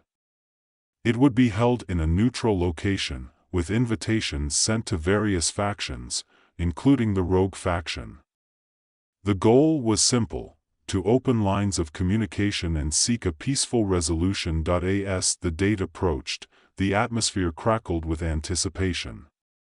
Max, Zoe, and Raj worked tirelessly, ensuring everything was in place for their first intergalactic summit. They wanted it to be a success, a turning point that would define the future of Earth's relationships with other species. Finally, the day arrived. Representatives from various species, each more unique than the last, arrived at the summit location, a vast space station orbiting Earth. The diversity of the attendees was astounding, and Max felt a swell of pride as he surveyed the gathering. "Welcome, everyone," he began, standing at the podium. "Today marks a new beginning for all of us. We are here to forge a path of cooperation and understanding, to ensure that our worlds can coexist in harmony." The room buzzed with energy, and Kither stepped forward, his presence commanding attention. "Together, we can create a future free from fear and misunderstanding.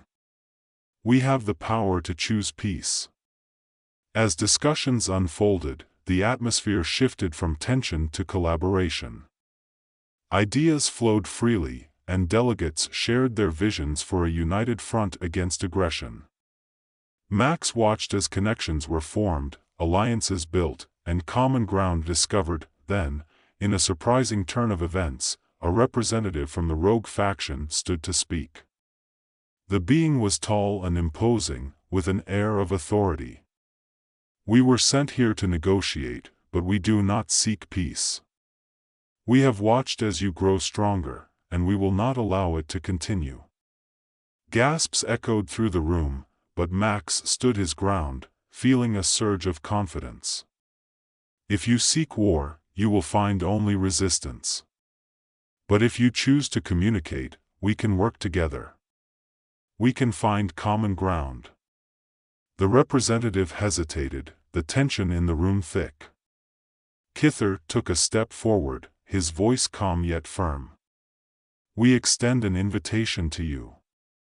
Join us in dialogue, or face the consequences of your actions." For a moment, silence reigned. Then, slowly, the representative nodded. "We will consider your offer. But make no mistake, we will not back down easily." As the summit progressed, Max felt a flicker of hope. They had opened the door to dialogue, and that was a victory in itself. With Kither's support, they established a coalition, laying the groundwork for continued cooperation. The event concluded with a shared meal, a feast that celebrated their newfound alliances. As they shared stories and laughter, Max realized how far they had come. They were no longer just archaeologists, they were ambassadors of Earth, forging connections across the stars. After the summit, life took on a new rhythm. The team continued their research and training, strengthening the bonds they had formed. They were more than a team, they had become a family, united by their shared experiences and aspirations, but Max also knew they had to remain vigilant. The rogue faction was still out there, and the threat wasn't over.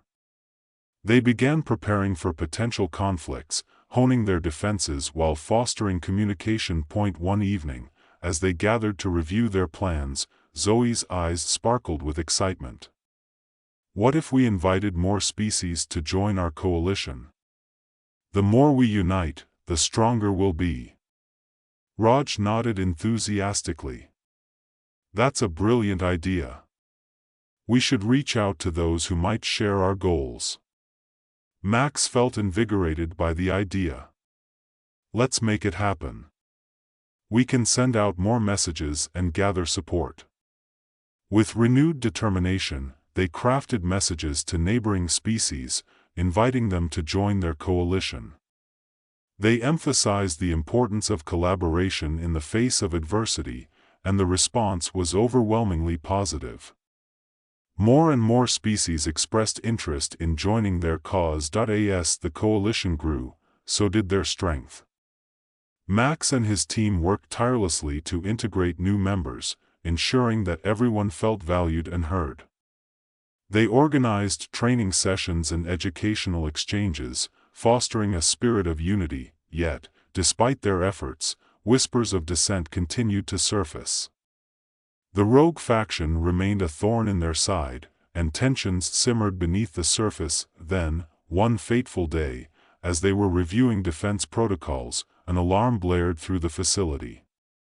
Max's heart sank as he rushed to the control room, where Raj and Zoe were already monitoring the situation. "It's the rogue faction," Raj exclaimed, pointing at the screen. "They're mobilizing. They're planning an attack." Max felt a chill run down his spine.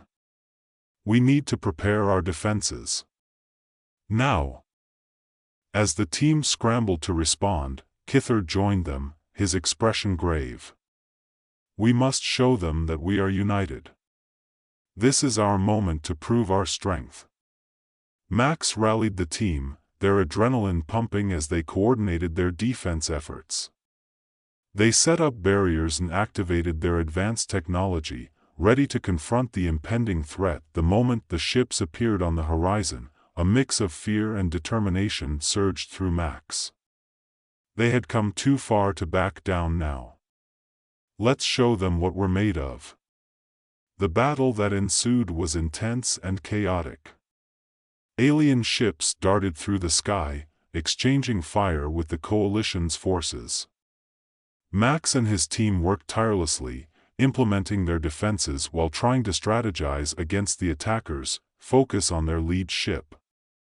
Zoe shouted, her voice ringing out over the chaos. "We need to take down their command structure." Raj activated the weapon systems, sending a pulse toward the lead ship.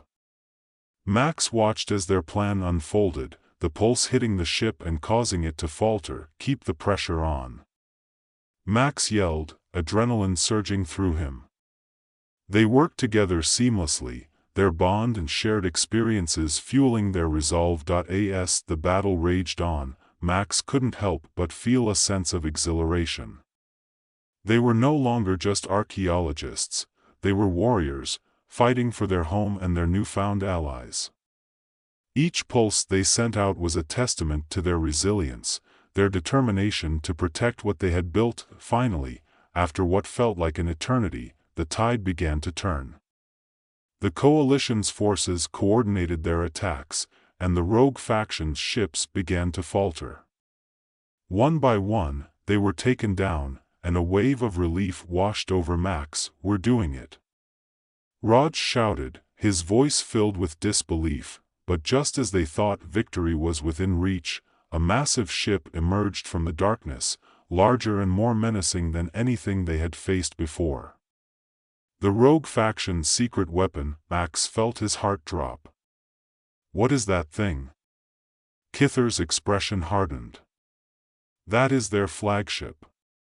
If we don't take it down, they will decimate our forces."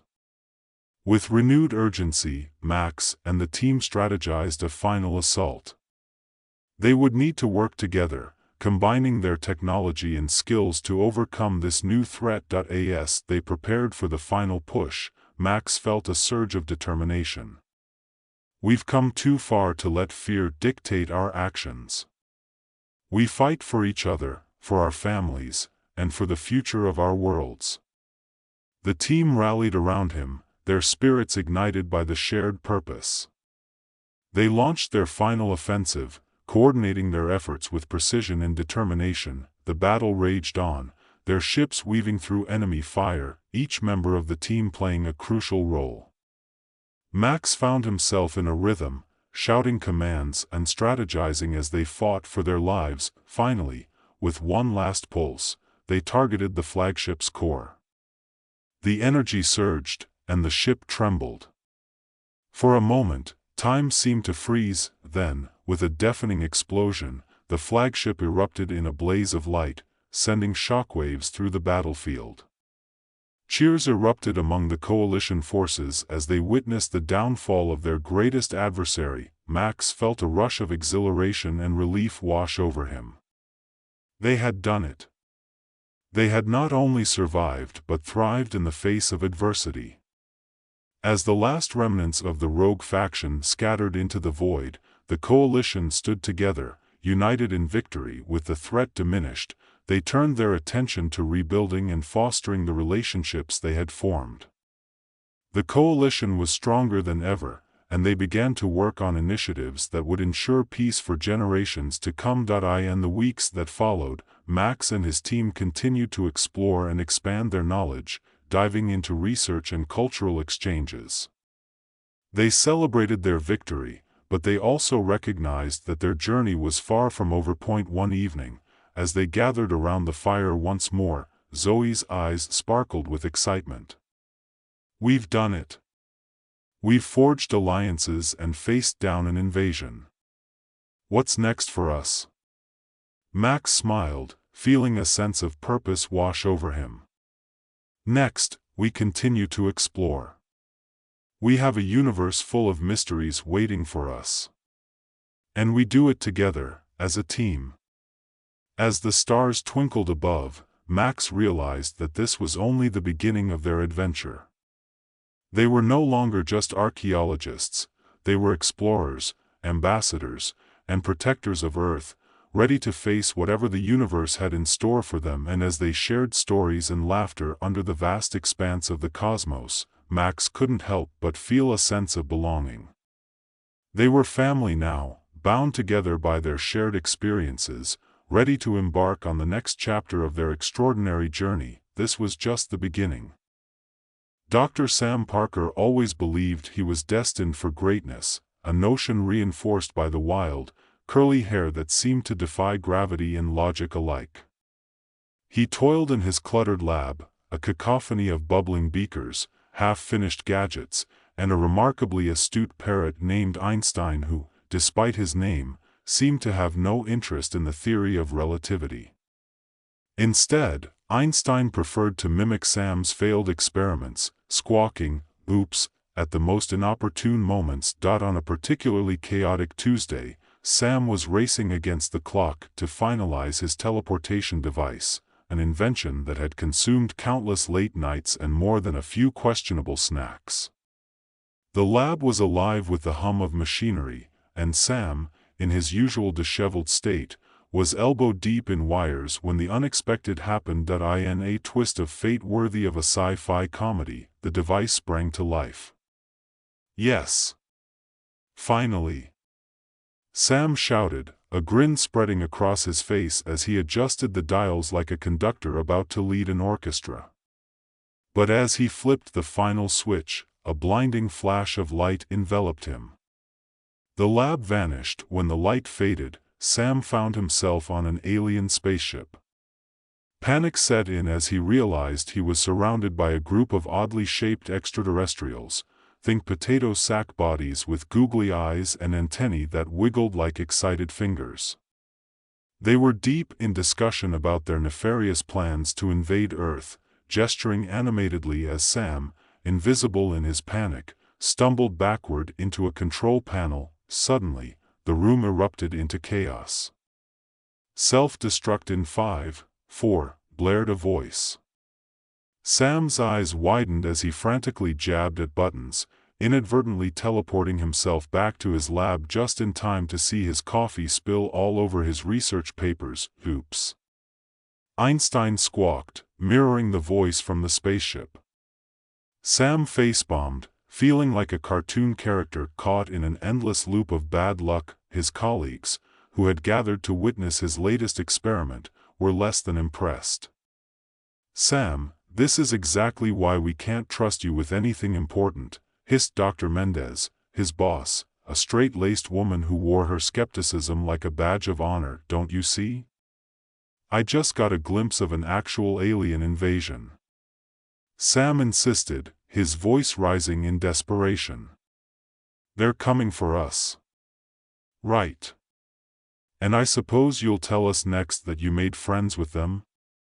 Mendez shot back, rolling her eyes, deflated. Sam sank into a chair, his dreams of intergalactic heroism evaporating like steam from his now cold coffee. Maybe he was just a bumbling scientist with wild ideas and an even wilder hairstyle. But that night, as he lay in bed, a flicker of something, perhaps hope, began to stir. What if he was meant for more? After all, someone had to protect Earth from these bizarre invaders. Determined, he delved into research, poring over ancient texts and obscure scientific papers about a mysterious protective force that had thwarted previous alien attacks. Days turned into weeks as Sam pieced together the puzzle, each new discovery more fascinating than the last. Yet, amidst the thrill of learning, he found himself wrestling with doubts. What if he wasn't the chosen one? What if he was just a failure destined to mess things up again?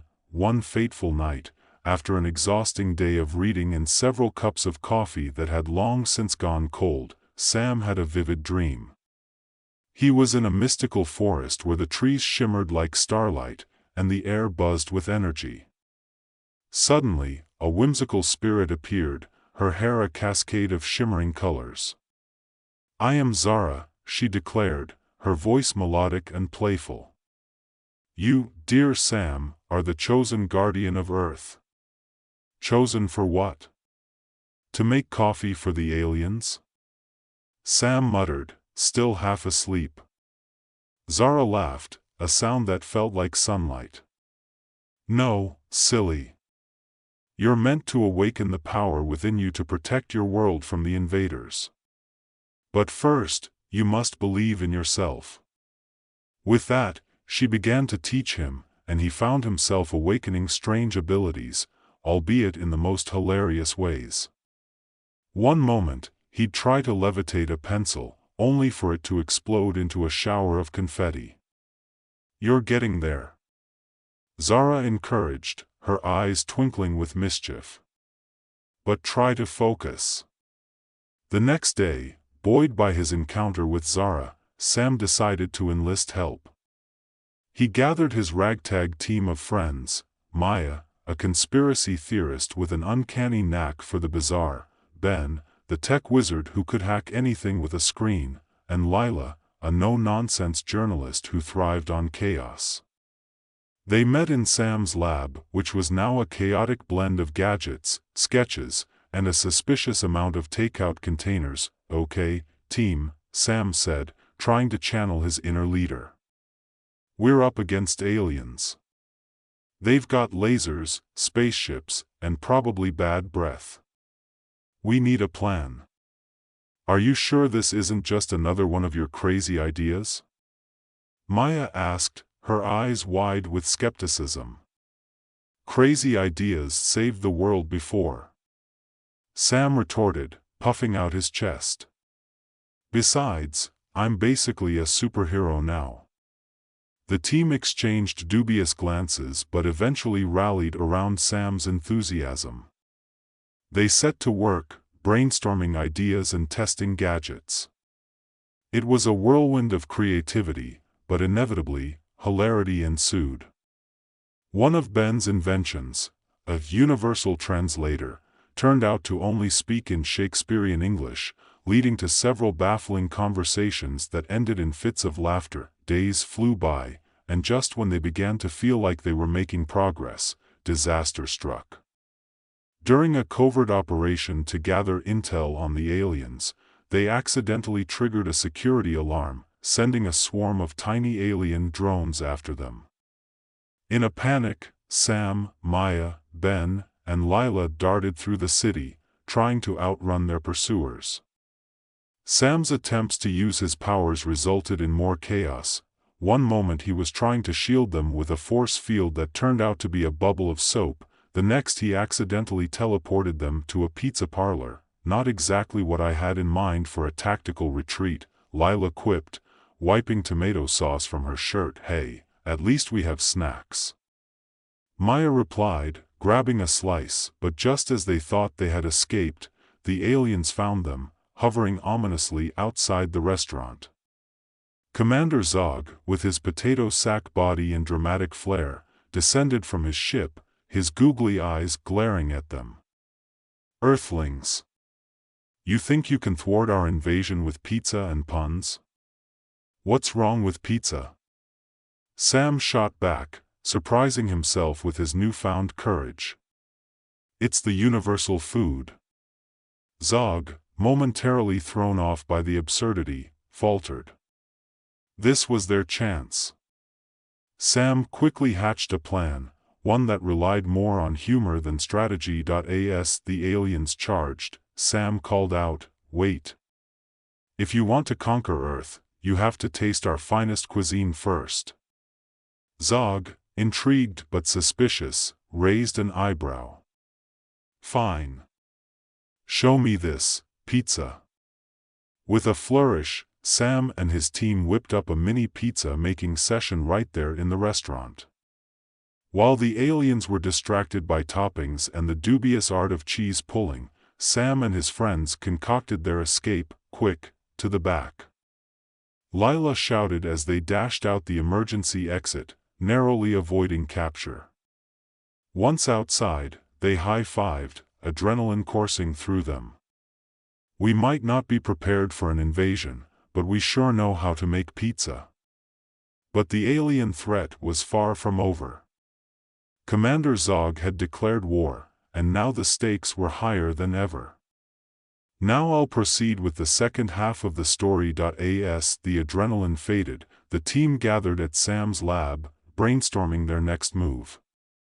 The atmosphere was a blend of fear and exhilaration, each of them bouncing ideas off one another, their minds racing with possibilities.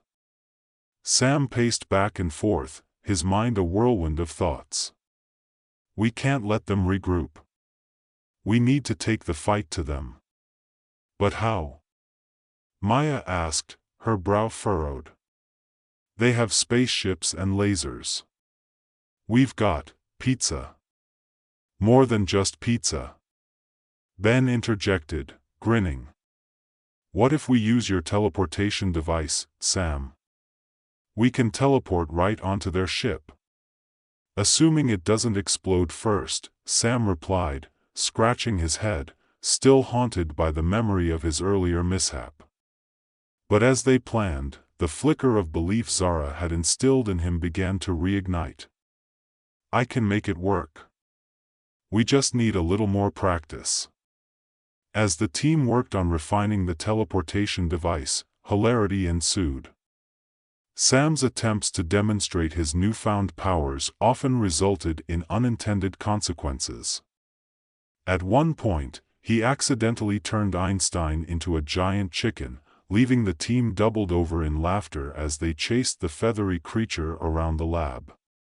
Sam realized that even in the face of danger, humor could be a powerful weapon. After what felt like an eternity, the device was finally ready.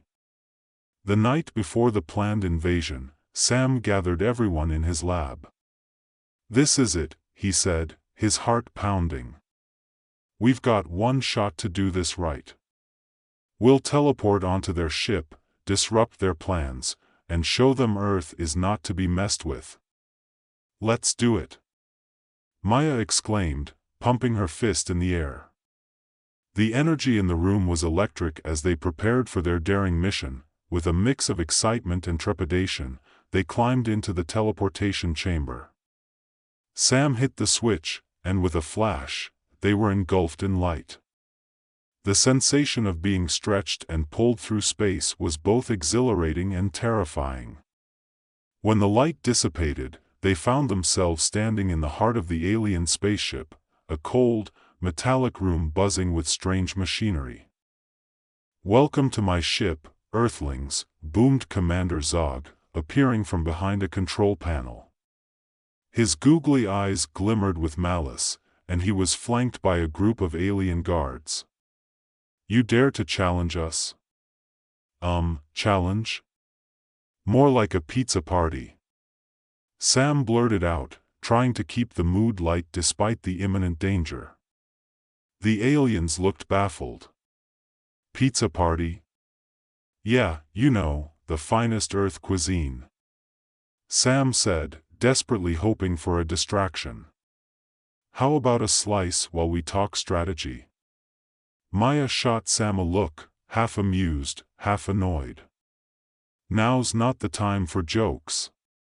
But to everyone's surprise, Zog paused, curiosity overtaking his menace. "I am intrigued by this, pizza. Show me." "Perfect," Sam said, seizing the moment. just follow me to the kitchen." As they led Zog and his guards away from the control room, the team snuck glances at each other, their expressions a mix of disbelief and excitement. They reached the spaceship's makeshift kitchen, a bizarre array of odd instruments and unidentifiable ingredients. "Okay, everyone, let's whip up a cosmic pizza," Sam shouted, rallying his team. Under the guise of preparing a pizza, they quickly devised a plan. While Sam engaged Zog with tales of Earth's culinary wonders, "This is how we twirl the dough." Ben and Lila worked on disabling the ship's main controls, using a combination of tech-savvy hacking and old-fashioned mischief. "Do you have any idea how hard it is to spin dough with 8 arms?" Zog complained as he attempted to mimic Sam's dough twirling technique. Sam just grinned, sweat beading on his forehead as he worked to keep Zog occupied. "Just a little more time, guys," Ben whispered, tapping away furiously at the control panel. "Almost there." Finally, Lila spotted the main power switch and grinned. "Got it. On 3, wait. Let's make sure it's the right switch first." Maya cautioned, "Oh, come on. What's the worst that could happen?" Lila said, barely containing her excitement. 1, 2, 3.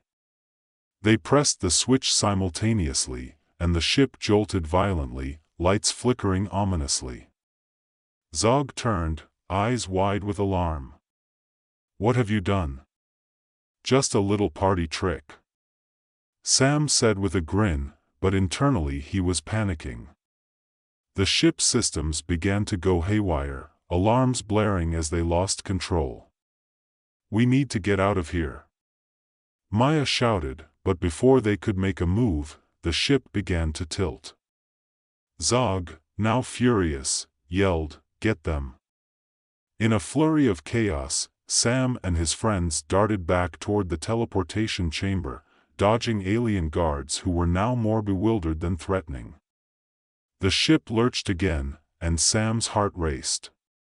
They had to teleport back to Earth before the ship self-destructed. "Quick!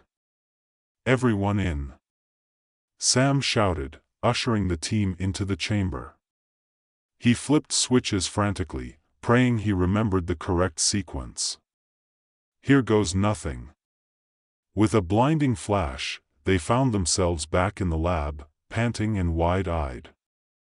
The familiar smell of pizza filled the air as Einstein perched on Sam's shoulder, squawking proudly, "We did it!"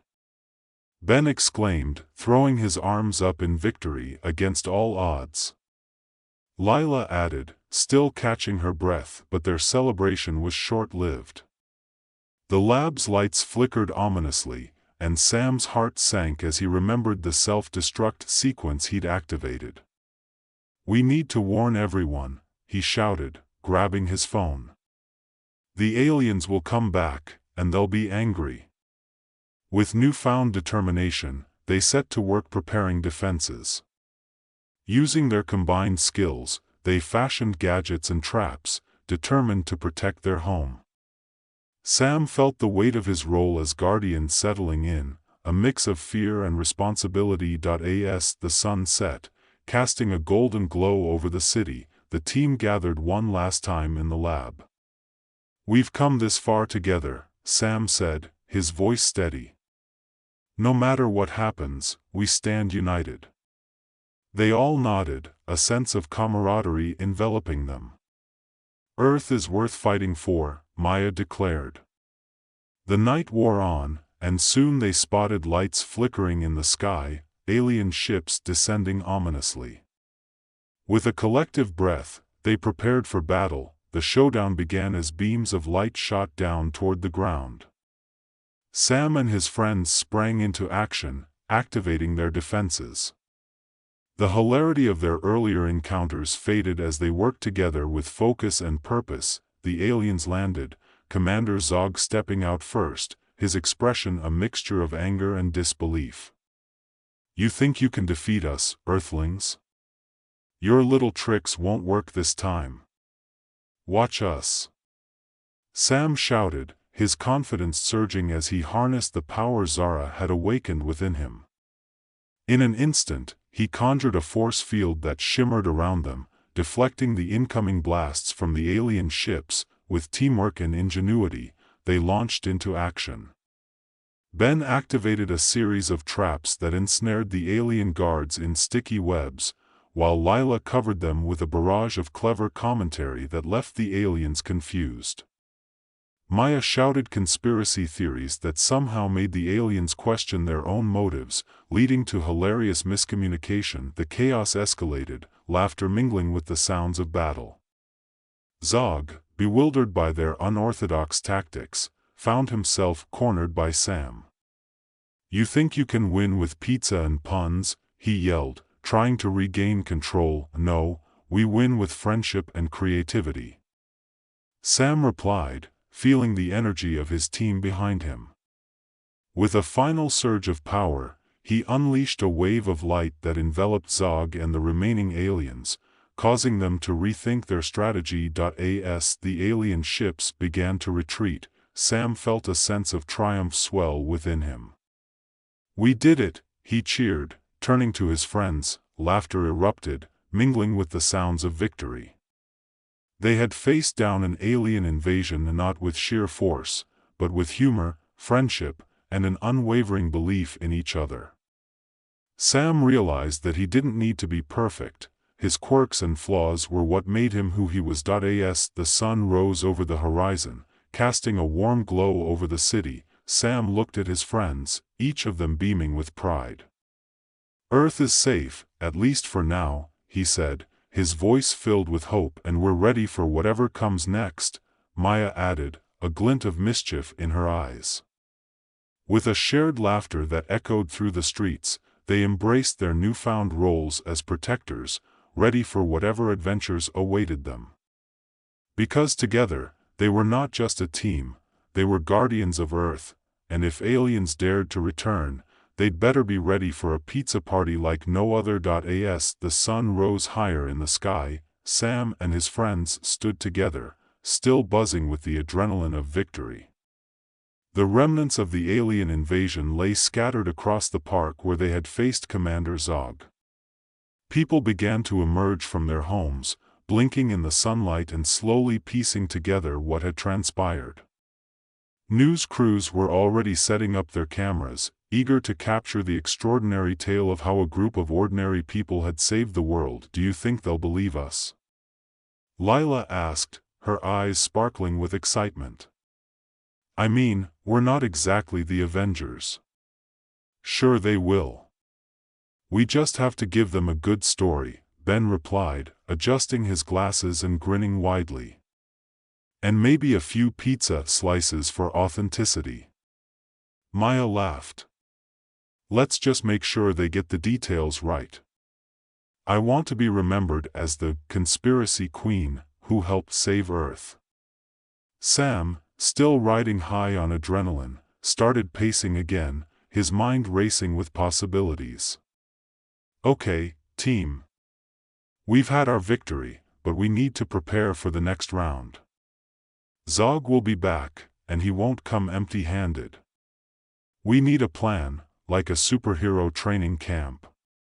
"Superhero training camp?" Ben echoed, laughter bubbling up. "What does that even look like? Is there a curriculum for that?" "Absolutely.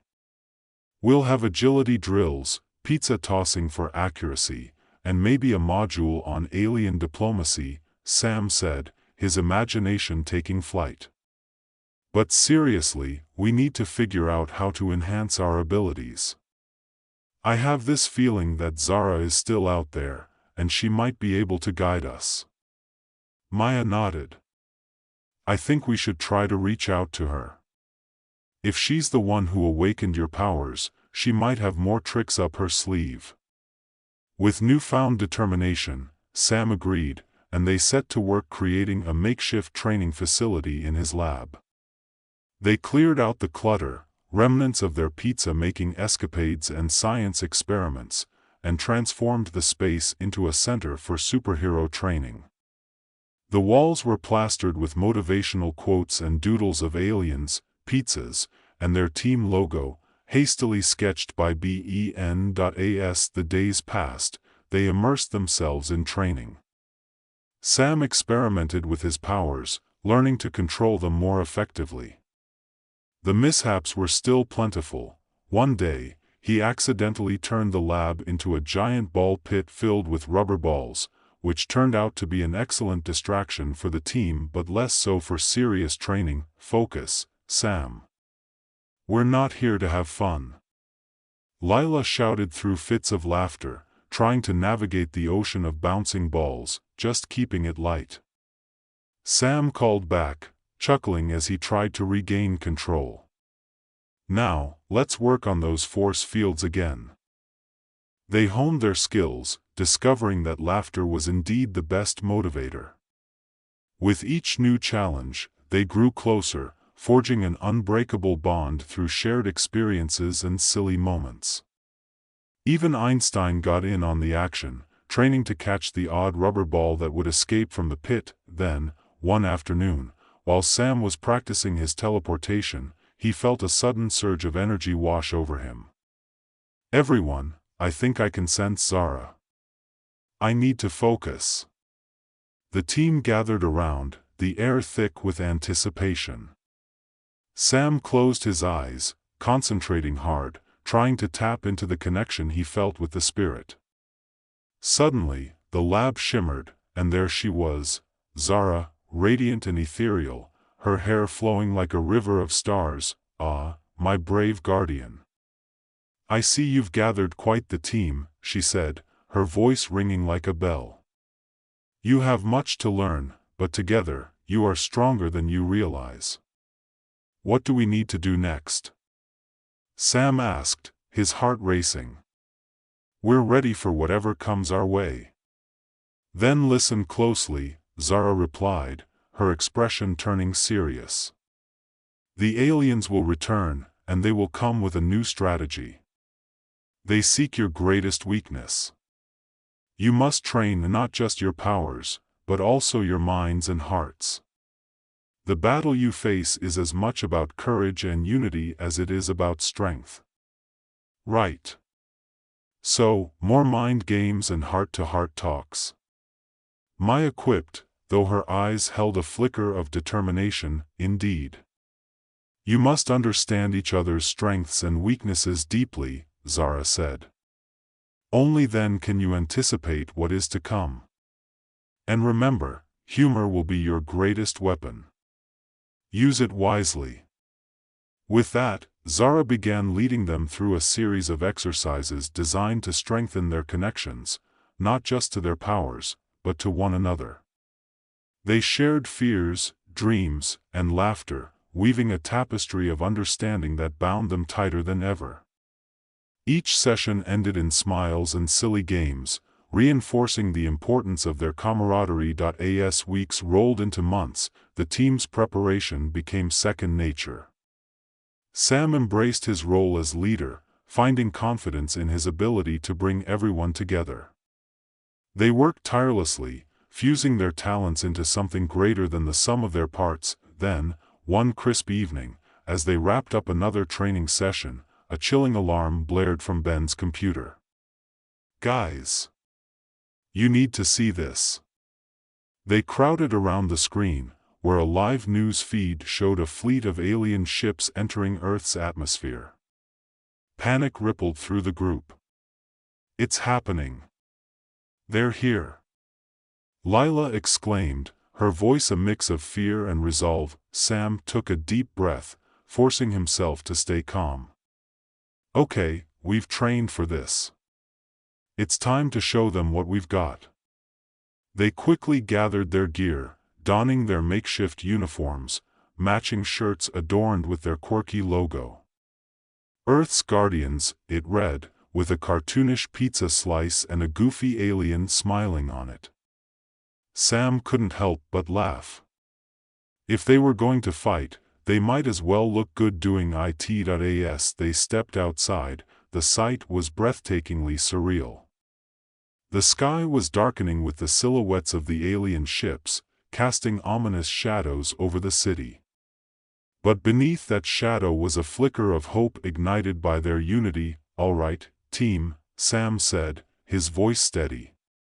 "This is our moment. Remember what Zara said, stay united, stay strong, and use humor to your advantage. We can do this together." With a roar of agreement, they set off, ready to face whatever challenges lay ahead.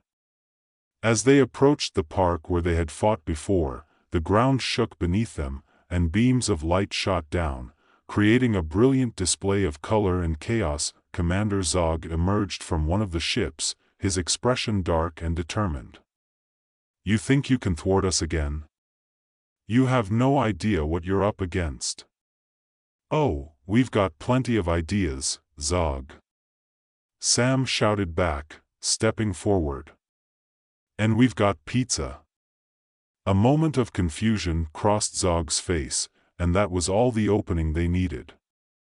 With a synchronized effort, Sam and his friends unleashed their powers.